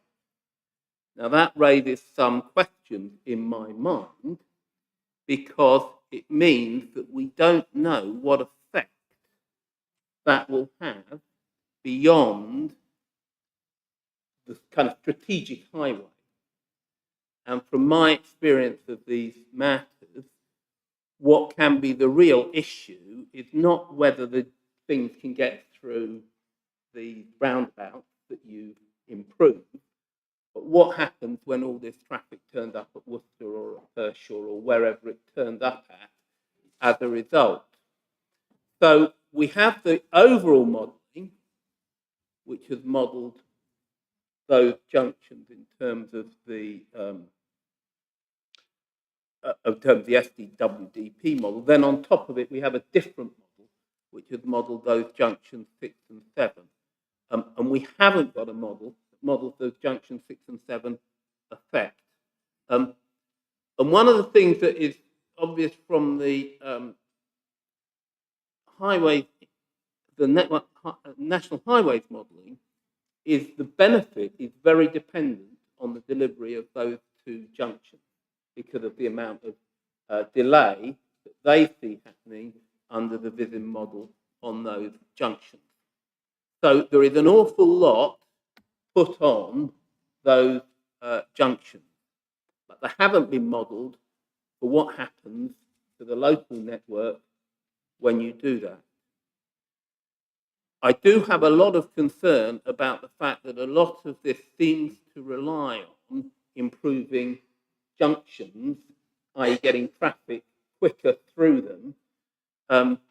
And then when you get to the zones, especially the intra-zone bits, the smaller bits, what happens to all that traffic at the end of what you're kind of like modelling? So I do have some issues to that. The other 2 issues, the first one is, I think when National Highways talk about latent demand, they're talking about the same thing that the South Worcestershire model talks about when it talks about suppressed demand. And I understand by that that we're talking about traffic that would like to use these roads, but will go somewhere else. And I've just been at a rail freight terminal in Hinckley, where that had a huge impact on what happened within traffic. Because if you have latent demand or suppressed demand, and you say it can't be modelled through this junction, it has to go somewhere else. And the obvious problem with that is if the somewhere else is a congested network, the sort of place that local people have been described, will it realistically go there? Now, the answer in the case in Hinckley was that they got them to model what would happen if you let the suppressed demand go through those junctions to see what the real demand was. That's obviously not something you necessarily want to do. But that gives me some concern that there's a lot of emphasis on suppressed demand. There's one other thing on the modelling that I noted, which is slightly further away, which is a tweak which I can understand from a modelling point of view, which is that the outer areas, they've suppressed the amount of traffic so that the whole thing will fit in with the national trip end numbers. And that is because otherwise you would end up with national trip ends which didn't match up with this. Of course, that assumes that this development will replace other trips that are being made. Now, if that's true, it's true. If it isn't true, then you get other trips from the national trip end situation coming through the model. Sorry if that's a bit of a long, and that's my understanding of it. I'm not a modeller, and we have modelers here, but that gives me the concern, particularly about the modelling of the junctions, that it is very specific to saying, well, we've dealt with what's happening on the main road, we've got it through that system, and I'm not convinced that that shows me that the rest of the network can cope with that traffic. Sorry, that's slightly long,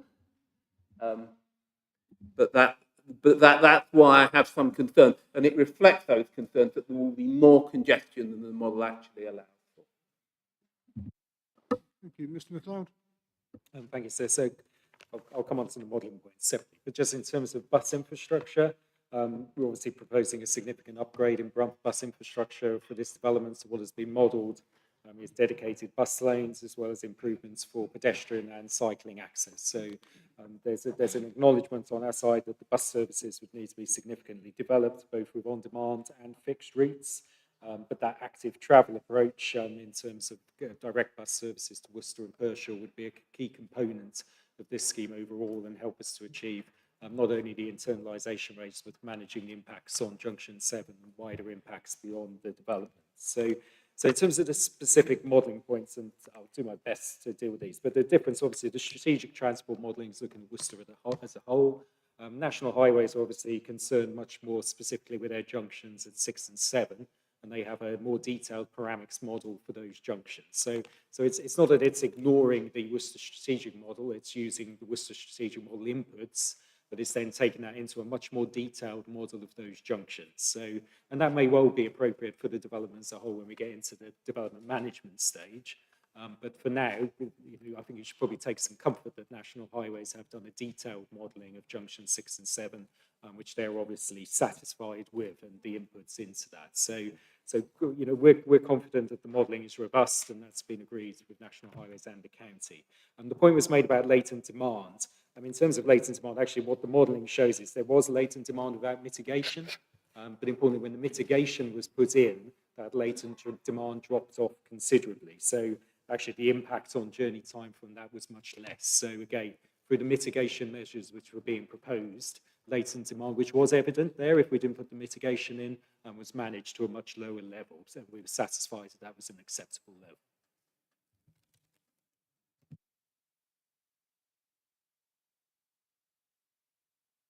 Thank you. Iris Lamb. Thank you. So just a very brief point. Just picking up on the comments from Brother Thomas made earlier, I think just in relation to the movement strategy, we just want to ensure that access to the Abbey is dealt with adequately through the policy, and particularly sort of access around it via footpaths. And again, we've proposed some suggested wording as to how our concerns could be addressed.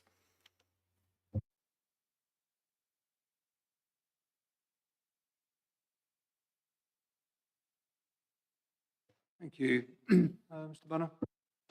So I wanted just to elaborate a little on the point we make in writing about the use of the word all-modes bridge. If you remember in part N3, an all-modes bridge is prescribed for vehicles, pedestrians and cyclists to get from one part to the other over the railway. And you will have picked up that St Modwyn seek to persuade you that instead of an all-modes bridge, the word crossing should be used. Now, the evidence that we have put forward, including the Atkins Realis appendix that you may have seen attached to our Matter 9 statement demonstrates that whilst there's no dispute about the objective, getting from A to B over the railway, an all-modes bridge isn't the only potentially acceptable way of delivering that objective. There are a number of different options that explores. Mr. Woolridge in a moment to elaborate on that to the extent appropriate. And so what we seek is wording which neither rules in nor rules out any of the options. The current wording rules out any option other than an all-modes bridge, and the evidence doesn't justify that level of prescription. Bearing in mind there's an existing vehicular bridge, so one potential option, by way of example, would be repurposing the existing vehicular bridge and a new pedestrian or cycle bridge separately. Doesn't need to be something that you decide which of those is appropriate now. What we seek to persuade you is to simply not to rule out any of the other potential options. As I said, the evidence base doesn't justify that. We set out how some of the alternative options might look in section 5 of the Woodall design strategy. I can just hand over, if I may now, to Mr. Woolridge, just to give you a flavour of what the other options are. Obviously, if you thought they were non-starters, you could and should rule them out. But if the alternatives aren't non-starters, what's the justification for ruling them out? That's the sort of challenge, if you like, that I lay down. So, Mr. Woolridge. Thank you, sir. I'll just give you 4 short points on this. The first is that there is an existing road bridge, and there is nothing in the transport modelling or other evidence that suggests that the existing bridge cannot accommodate any additional traffic, albeit, as Mr. MacLeod has noted, there is a need for pedestrian and cycle improvements across the railway line. The second point is that the IDP in exam 39, paragraph 1113, it includes £32 million for new crossings over the railway line. Now, that could be much reduced if the new road bridge were replaced with a pedestrian and cycle bridge. Thirdly, there's been no feasibility work at all, as I understand it, on an all-new road bridge with such a significant cost. And there's no agreement, as I understand it, with Network Rail for that new road bridge. And as Mr. Banner has noted within the evidence we've submitted, we, on behalf of St Modwen, have done work which demonstrates how a foot and cycle bridge could be delivered at a much lower cost. And so my fourth point, really to pull together matters 1 to 3, is that there should be much greater flexibility in the policy to allow the consideration for railway crossings as part of the movement strategy element of under Part G of the policy, rather than being a specific requirement under Part M.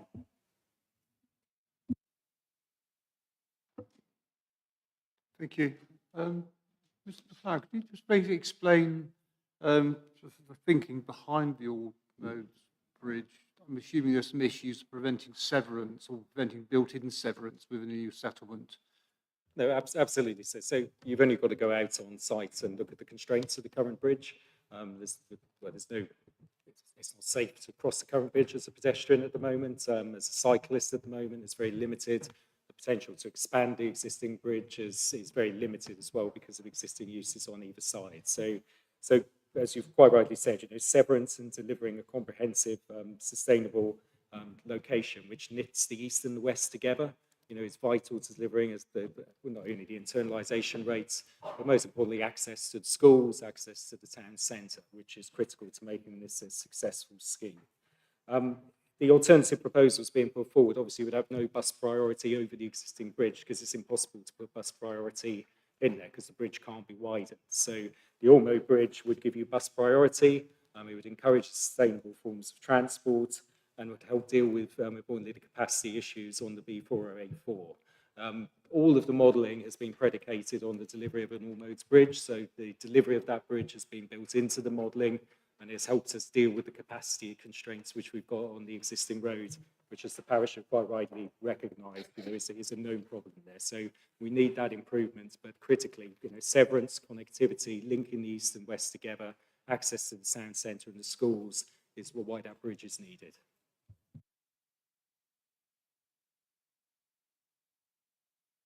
Thank you. Mr. Young? Oh, Mr. Banner, your Labour still up. Did you want to Can come I just back? quickly come back on that? I mean, I don't necessarily dispute that the all-mode bridge option works. The gauntlet the council has to pick up if it wants to provide an evidence-based justification in NPF paragraph 35 terms for ruling out the option, the other alternatives, is to show, based on the evidence, that the alternatives wouldn't work.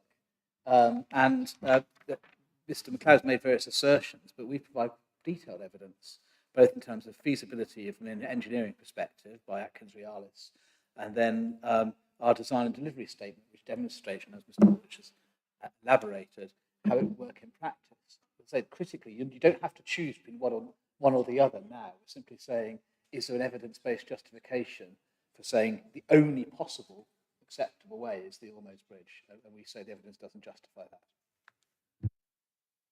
Thank you. Mr. Young?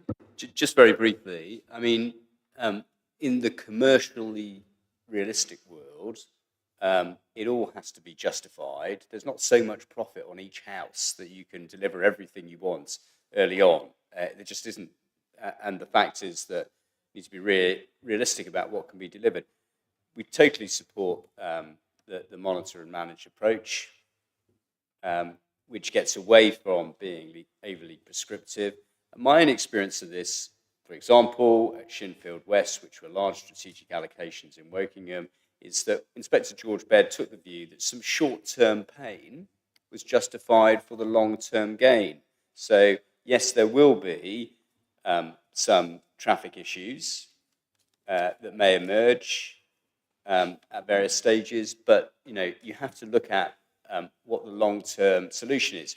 The long-term solution in that case was a substantial bridge over the M4, but it didn't come very early. It came as part of the overall proposal as it reached a more mature stage. So it should all be based on the evidence at the time,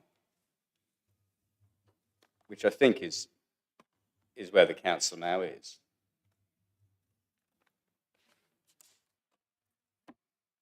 Thank you. Mr. Banner, your thing's still up. That's okay. Just checking. Mr. McLeod? Thank you, sir. So obviously, the monitor and manage approach would apply to the delivery of the bridge. It would come on board at an appropriate time. We've had very positive discussions with Network Rail around the delivery of the bridge and the principles of that, which we've been working very closely with Homes England on, so we're confident that the bridge can be delivered. I think the placemaking point here is the critical point. If I remember rightly from the modelling and the figures, I think it's something like a car every 3 seconds at the peak hour going over that bridge at the peak time. So it's absolutely critical that you get in a proper route share for pedestrians, cyclists that links those two parts of the site together. And the Ormose Bridge helps us to achieve that. And as I said, going back to the point, all of the modelling has been built in and predicated on the delivery of that bridge and the bus priority which it brings with it, because obviously it enables us then to get a dedicated bus lane from east to west. The existing bridge cannot provide for that. So, it's have to work on some signalised system, and that has a limited capacity. And so we acknowledge there's a point in time as to when it will be needed. There's some capacity we can utilise on the B4A4, but that will eventually get to capacity, and then that bridge will be needed. Thank you.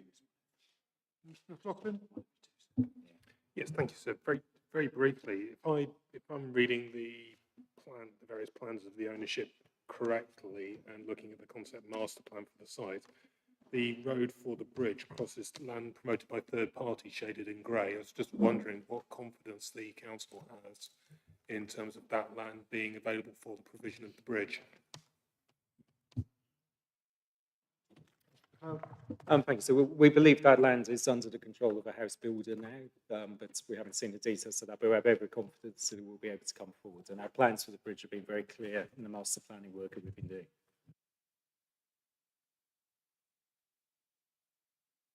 Thank you.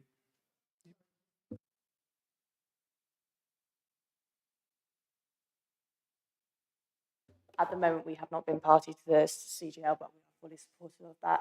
We are quite new to the table right now, so from that perspective, we will be in agreement with everyone on that one. Yeah, I did. Just repeat that again, please, because some of the people, I think the council didn't hear that clearly. Sorry. Persimmon Homes have been late to the party on this, so will be in control of that under an option agreement. We are here on behalf of Persimmon Homes and are supportive of the CGL. And if I could just make one point, so this, the combined landowners group, this is the same Modwin's only point, and the other landowners are supportive of an almost bridge being provided. Okay, thank you. Okay. I think that's covered our points on transport and movement. We've asked about the movement strategy. We have written responses about that. I don't think we need to explore that any further. Right, let's move on to, very briefly, design. The councils are suggesting some main modifications to deal with the question around design codes.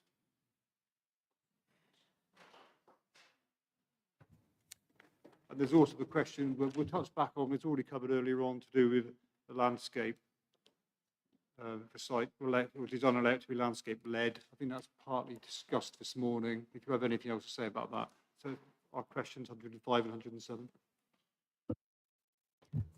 Yeah, so what we're proposing in terms of design, so is the replacement of criterion G89, which with a new criterion G5.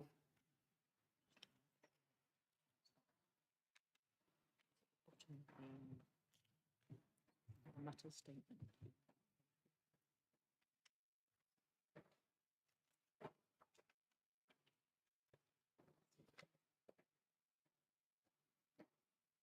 So what we're proposing is that criterion be replaced with is that the design principle strategy that provides the key design and placemaking elements for each neighbourhood to achieve overall design quality and ensure complementary and consistency across the garden community.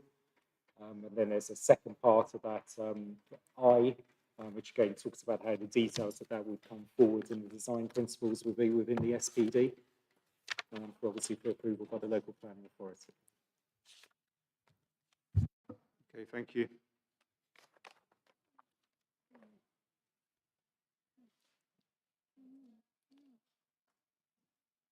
Look, anyone wants to engage in that, so that's good. We'll move on. If you're with us on the limitations of the SPD, there may be some knock-on tweaks to the drafting in relation to design as well. It's not just the bits that directly deal with the SPD. You've probably got that point already, but yes. I think the same points would apply really to. I think we made our views fairly clear earlier on about where we're heading to. I think in terms of the wording, how it should be constructed. But we will come back to that, and it's something we'll need to look at in due course because it's a relationship between the policy and the SPD we talked about earlier on. Okay. Right, before the hammering starts again, let's move on to energy and carbon strategy. Oh, obviously not quickly enough. Posed a question about that, and I think the council's suggested a main modification about that.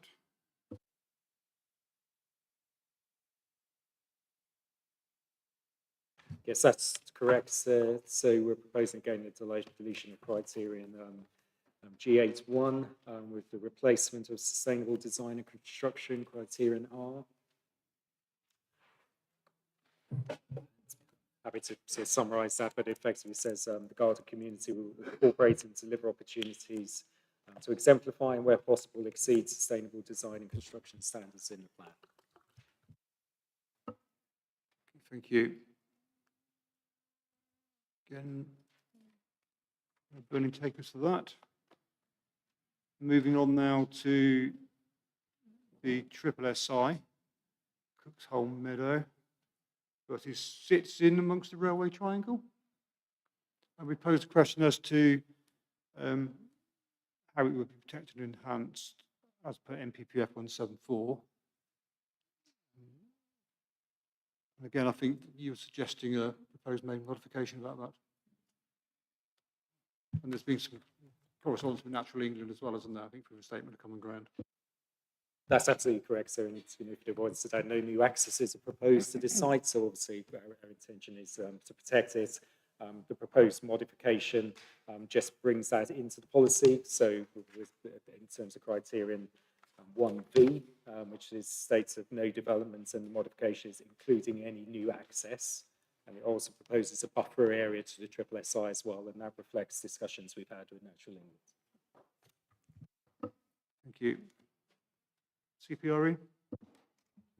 I'm afraid I was behind the modification, but it's going to produce a buffer area. That would be something that we would support. I noted the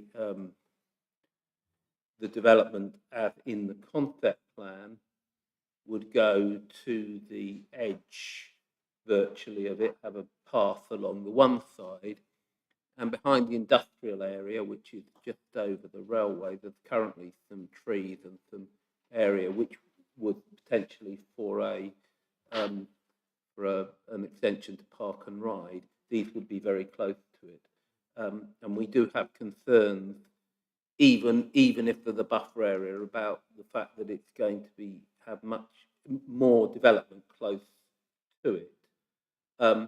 I suppose the one question, the modification is welcome. I suppose the one question then is that affects what's in that concept plan as it is before you. I don't know if the concept plan has been updated to take that into account, and also what is intended there. So I suppose, and it also just goes back to that question of the concept plan and the SPD and what is actually the control of this. So yes, that's welcome, but I suppose I just maybe have some clarification on where the concept plan, etc., goes to support that modification.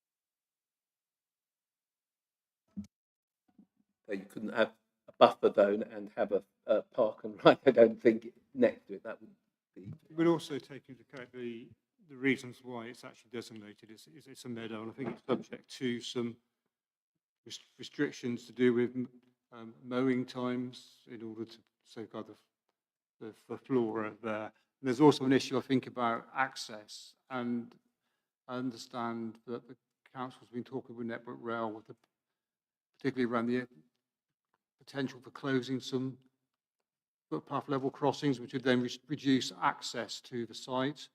So I think that there's an issue of actually reducing access to the site, which is reasonably well protected anyway at the moment, because of the fact that it's in a triangle with operating railway lines either side.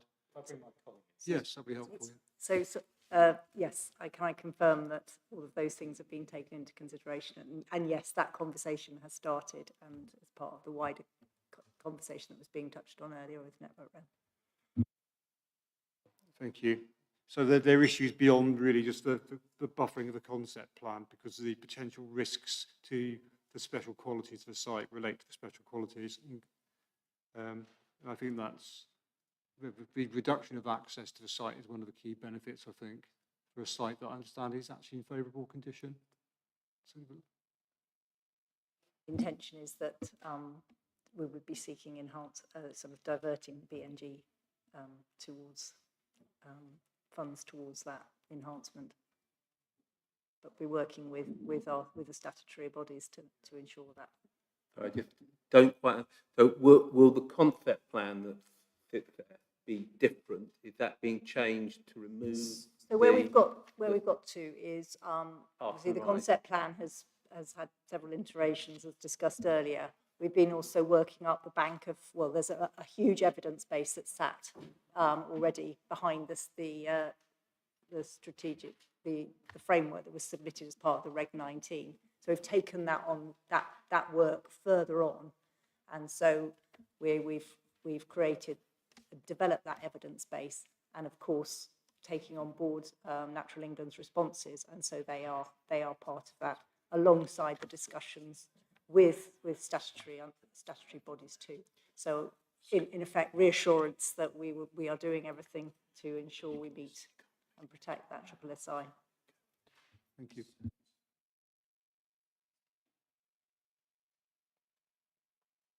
Okay, let's move on briefly to historic environment. The council suggests a couple of main modifications in response to our questions, which I think lead back through to the SPD.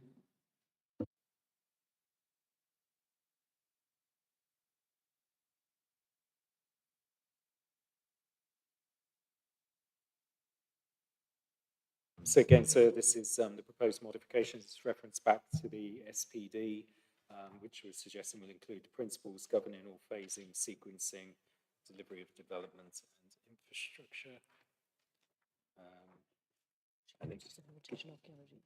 And it goes on to talk about the following site-wide strategies, including a heritage and archaeology strategy.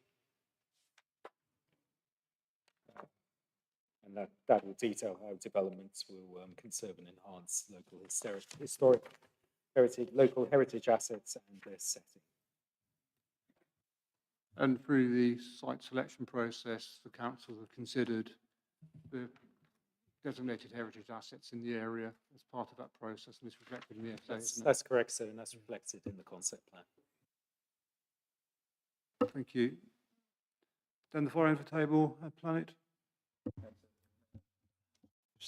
Andy Jones, Heritage Consultant. I'll be brief because we've set out our perspective in our Regulation 19 representations. But we feel, as Mr. Young pointed out earlier, the concept plan has proposed a distribution of land use, which has not perhaps been analysed with completely clear logic.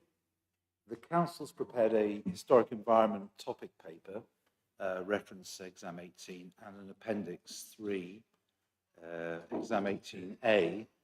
But this did not include a heritage assessment of this SPD, and simply the strategic landscape visual appraisal document, reference SA 17, provides no assessment of our client's land.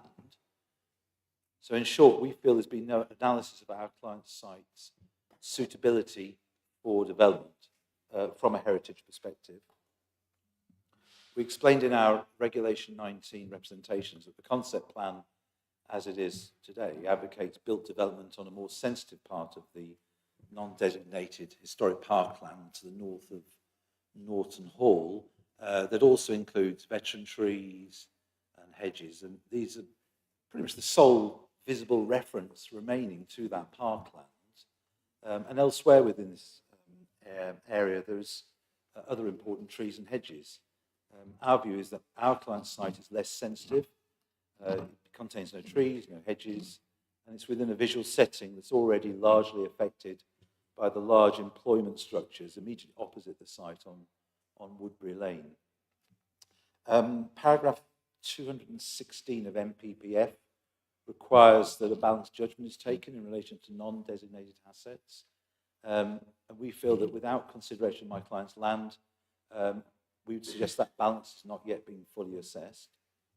As Mr. Williams pointed out earlier, we think this issue does require further consideration as part of the process to help refine the concept plan and master plan framework and the SPD. And we welcome Mr. McLeod's comment earlier that he's always happy to have a dialogue. So we will take him up on that offer because we feel that there are some shortcomings in relation to heritage and that our site is in a favourable location compared to the land that is designated for housing to the north of Norton Hall. Thanks, sir. Thank you, Mr. McLeod. Any comments on that? Thanks. Yeah, we'll just assure you that the heritage work we did is obviously informed in detail concept plan which has come forward, and you can see that in terms of Stolton, for example, as an established conservation area. Put the Stolton buffer in. Looked at in detail Crook Barrow Hill, which is another important scheduled monument, and the views to Crook Barrow Hill and how that will inform development. I'm more than happy to look at the detailed points around Norton Hall and the conclusions which were reached on that. The door's open there to have a discussion on that and any potential development or further protection that we need for that area. But what we've done to date is recognise the value of Norton Hall and its setting, but there's clearly a discussion we can have in detail about that relatively small parcel of land within this development. Yeah, I think that'd be helpful. Thank you. Yep. Arslan?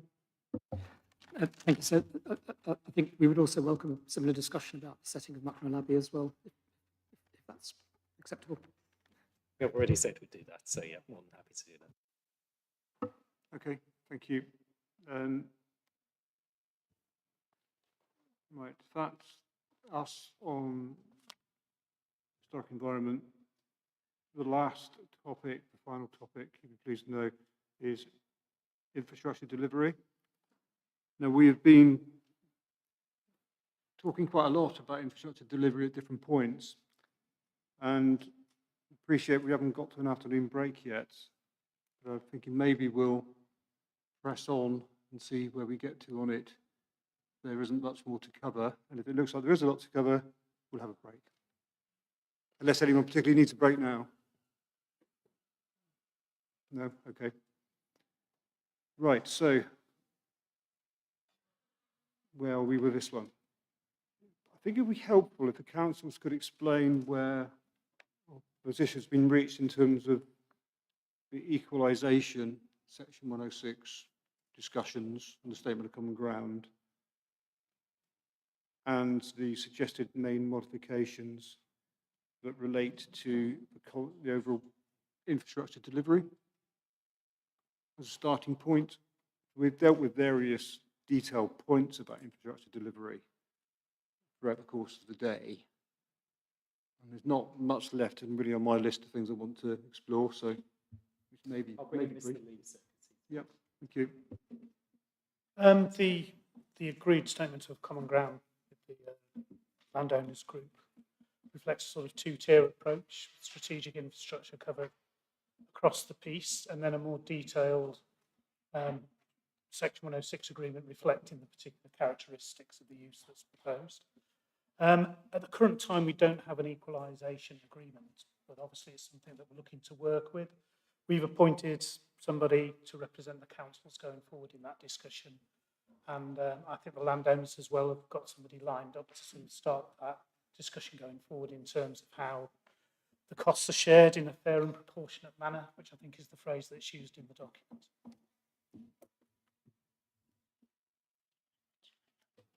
Does that include the broader range of landowners, or just the main landowners, given what we've heard today?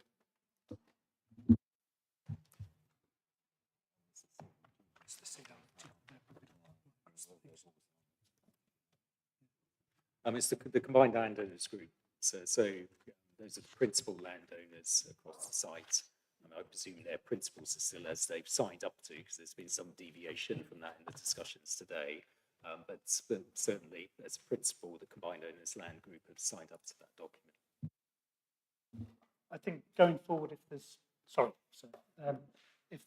of parties outside of the agreement at the current time, we'd obviously look for consistency going forward, because that would be logical as well. There are a number of smaller land, or people with smaller land holdings, that could be required for delivery of a site, but perhaps ought to have some voice in the process, and just in terms of fairness, wear my inspector's fairness hat in all of this. And I think just in terms of effectiveness as well, but it's a way of potentially avoiding conflicts further down the track. Absolutely, so, and I don't believe the CLG is a closed door in any way, so we're happy to bring obviously other landowners into that discussion, whether they're sat within the CLG or outside, so that's not a problem. But the intention with the strategic infrastructure with the 106 is that would obviously apply to all landowners across the site as they brought their land forward. Yeah, I appreciate it, but don't want this to be too much of a cumbersome task. It actually would be a really useful thing to achieve. Just hearing what some of the people, the other participants around the table have said today, and I'll leave that really for you to consider further and how you would deal with that. Mr. Young, or was it Mr. Banner? Mr. Young. Yeah, thank you very much, sir. So you don't need an equalisation agreement. I'll just say that again. You don't need an equalisation agreement. What you need is everybody to pay their fair share. Equalisation agreements can take a long time, a very long time, to be achieved. Nobody's going to get permission on any of these parcels of land unless they convince the authority or an inspector stroke Secretary of State that they're paying their fair share. But you will see that we, along with others, are fully aware of what the total costs are. We are the ones who've costed the electricity. We are the ones who know what the cost of the wastewater works and the connections are. We have a full visual sight of all the costs involved. And when we get permission, assuming it gets allocated and we get our permission, we will be paying our fair share. And no inspector or Secretary of State is going to allow us to do anything else. But you don't need an equalisation agreement to achieve that. And often, in my experience, what has to happen is that some people provide more infrastructure at the early stages, and some people provide more affordable housing at the later stages. And that's all part of the give and take. But given the timescales for delivery, an equalisation agreement is not needed. We support the work that's done into all the costing, but not the equalisation. Clearly, planning obligations can only be sought where we meet the legal test in any event. Yeah. Yeah. So, in terms of your wider experience, then, how is the parity kept throughout the life of development? You say it's upfront. Certain bits of infrastructure required, they may be funded by developer A, developer Z, who's just providing the affordable housing. How does the parity, fairness feed through over a long period of time? Just out of interest. So I'm on a big site at Princess Risborough, so completely unconnected with this. That's down in Buckinghamshire. And the landowners often sort it out themselves. So Persimmon are dependent on my client's land to get any access, but rather than seek a ransom from them, they are going to provide more of the affordable housing. We provide the link road that they need to get off the ground. So commercial agreements are reached where everybody recognises the reciprocity in the relationship. The smaller landowners have nothing to fear. They'll have to contribute. Sometimes what we've done, what happened at Shinfield West, is we effectively forward funded some of the infrastructure, and then our Section 106 sought the council, put a responsibility on the council to use their best endeavours to recover proportionate amounts from subsequent landowners. That's one way to do it. The other way is to, and I think we're pretty much there in this case, is to have full sight on all the costs and then just simply divide that by each of the landowners' contributions to that. And the fact is that whoever goes first is likely to have to, well, pay for the electricity because you can't turn the lights on until you've got that. So that's going to be a major cost on our side. We will therefore look to have a reduction in the affordable housing, probably, or education contributions or something, and others will contribute to that, and everybody who wants to be involved will have to contribute accordingly. So it works itself out by virtue of the developers who want to get on realising that they've got to sensibly discuss things with each other. And it is usually the affordable that is towards the higher levels at the back end when others have had to put in key other infrastructure. Thank you. Mr. Banner? Yes, so just a word on the mechanics. The statement of common ground on this subject, 28th of February one, goes into some detail about a tried and tested way or mechanism is the template framework, Section 106 agreement, which you will have read about. And that, informed by the infrastructure delivery plan, which would be a sort of living instrument, the two in conjunction would be a workable mechanism that has worked before. Rugby is given as an example. I've got to my right Ian Gilby from Pinson Masons, who's got experience with that. Can I invite him to say a few words? I mean, you've got the details, the headlines on how that mechanism would operate. Thank you, Mr. Banner. So we've been advising Rugby Borough Council for a number of years on the mechanism, which is now referred to in the statement of common ground before you. There's two statements of common ground that reference the framework agreement, but one of them specifically references the rugby example, and that's a living and working example of a framework Section 106 agreement approach. So the basic structure is that there are Part 1 obligations, which are the allocation-wide strategic infrastructure funding, forward-looking and backward-looking, which deals with Mr. Young's point in terms of capturing all of those who are involved in the allocation.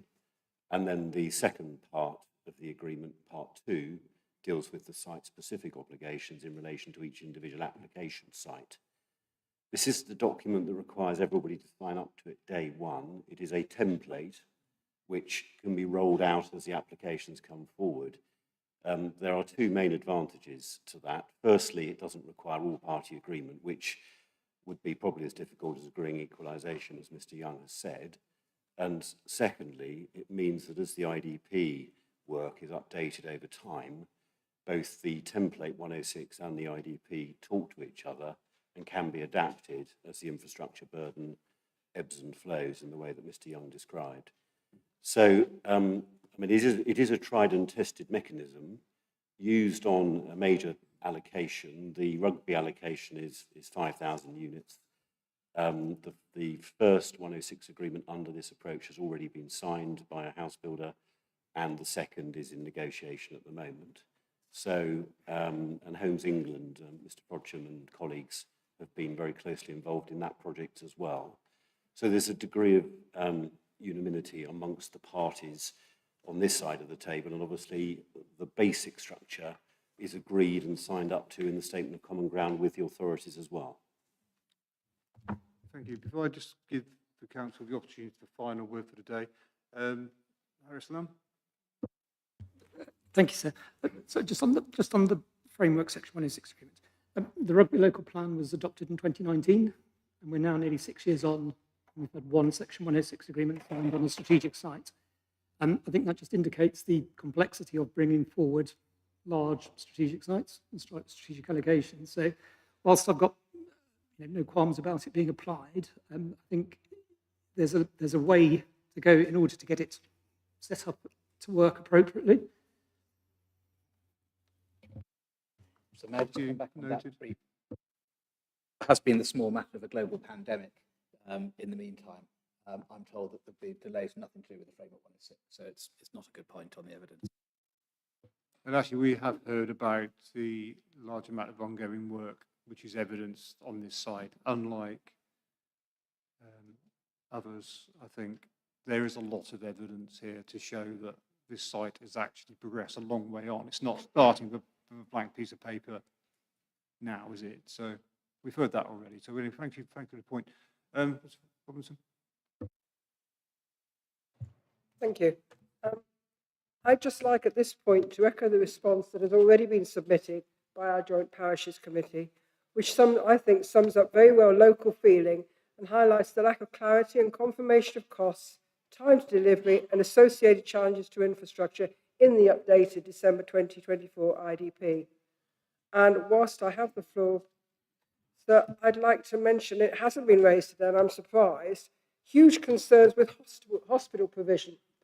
Worcestershire Royal Hospital, I've heard, as it were, through them, that the Worcestershire Acute Trust are not happy. They're already up to capacity and struggling. It's acknowledged that they're already struggling to meet with demand, so how could they possibly cope with such an increase in our population? And nor should we forget the cumulative effect on our doctors' surgeries, because they're struggling as well. So I'd like to have more confirmation or something put into the plan that definitely makes this some sort of a condition, or that it's there and recognised, not just the elephant in the room that comes out later. Thank you. I'm sure Mr. McLeod will comment on this, but the NHS Trust has actually provided evidence and has participated in the session in the examination. So we're alive to their concerns. Okay, thank you. CPRE briefly. Yes, it will be brief. It's just a matter in terms of particularly, I'm going back slightly to transport. When I looked at the IDP for Worcester Parkway, it's got contributions towards the wider transport. When I look at the infrastructure, the main infrastructure plan, and I'm looking at page 317, it's terribly confusing, but when I look at, for example, M5 Junction 6 mitigation, the price is still to be confirmed. When I look at the individual sites, it says to be confirmed, but it also says the gap funding is to be confirmed. So there are a number, as well as the M5 junctions, which are marked like that. So I suppose there is a concern about whether the funding from the development is going to pay for all this, and if the gap funding has been identified and where it would come from. I think we've covered some of that already. I'll leave that to Mr. McLeod to finish with his overall summary. Just last comment from Town Legal on behalf of Homes England. Thank you, sir. Yeah, it's just to pick up on the South West Rugby example. I mean, Mr. Banner's completely correct. There was a global pandemic, inflation, all the turmoil over that period. But I think what is important to note is that that was a site that, yes, was in the local plan process. We, as Homes England, came late to the party on that one. Applications had already been submitted. We did have to work closely with the authority, closely with the consortium in that instance, and you know, similar approach to how we're working on Parkway, and working with Rugby Borough Council and Pinsent Masons as well, create a framework 106 that tied everyone together, made sure that the public sector investment and the significant investment that Homes England was putting in to deliver infrastructure early doors was recovered, and every party contributed on a fair and proportionate basis. And that's why it's important that, you know, a similar approach is adopted here. One final comment on the South West Rugby. The key difference in my mind with our experience on Rugby was that site needed a major link road to be put in prior to, at the beginning, any occupations of dwellings. That softened over time, and the employment came forward during COVID. Obviously, a lot of political will to see us through in terms of employment and opportunities and economic growth. But the highways model in that instance needed the road in first. So it's not a like for like here. We've learned throughout the course of today and the earlier sessions that this site is capable of delivering homes on multiple fronts with existing access. Yes, significant infrastructure will need to come forward, but it's not required on day one before any occupations of dwellings. So it's important to give you that context. Thank you. Thank you. Just Elena Bennett's board has gone up. So I'm not sure I've heard or been reassured that current residents will be considered in all these plans. Will the residents be expected to shoulder the pain for the proposed big gains? I don't believe it has to be like that, and I would just ask and request that the plans do actually take into consideration the people who currently live there, because you cannot even begin to imagine what kind of an impact this is going to have on, in effect, the rest of their lives, because this isn't a 5-year plan. This is for the whole of the remainder of their life within that residential area, to the end of this plan, whenever it actually finishes. Thank you. Thank you. Okay, so Mr. McLeod, do you want to comment so, on some of the other points? Yeah, absolutely. So I think we've agreed to that point already, and we put a specific reference into existing uses, which would be consistent with the MPBF as well. So we agree with that. A number of points were made by Sir Modwin. There's still a microphone on somewhere. So sorry. So I think we agree with the existing uses point. So then we'll put some wording in the policy to that effect. In terms of the implementation, I've just referred to the Saving the Common Ground with the combined landowner group, which is exam 67, appendix 1, page 3. And that details our approach to creating a coordinated movement network and required infrastructure.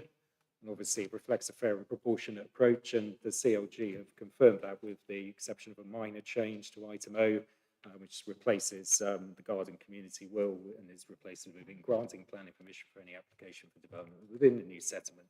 The local planning authority will, and then it lists the criterion below, which as far as we're concerned has been agreed with the CLG and is within that statement of common ground. Okay, thank you. Well, I think that reaches the end of our questions on Worcestershire Parkway. Just need to say thank you very much for the useful contributions and the really good discussion we've had today. Certainly helped us a lot. So we shall adjourn now. The council, it would be useful if we could reconvene briefly at 4 o'clock just to go through, confirm the actions. We should just be comparing the list. We'll just do that back in here. Okay. Other than that, we will reconvene a hearing session tomorrow morning at 9:30 when we move to Throckmorton. Thank you.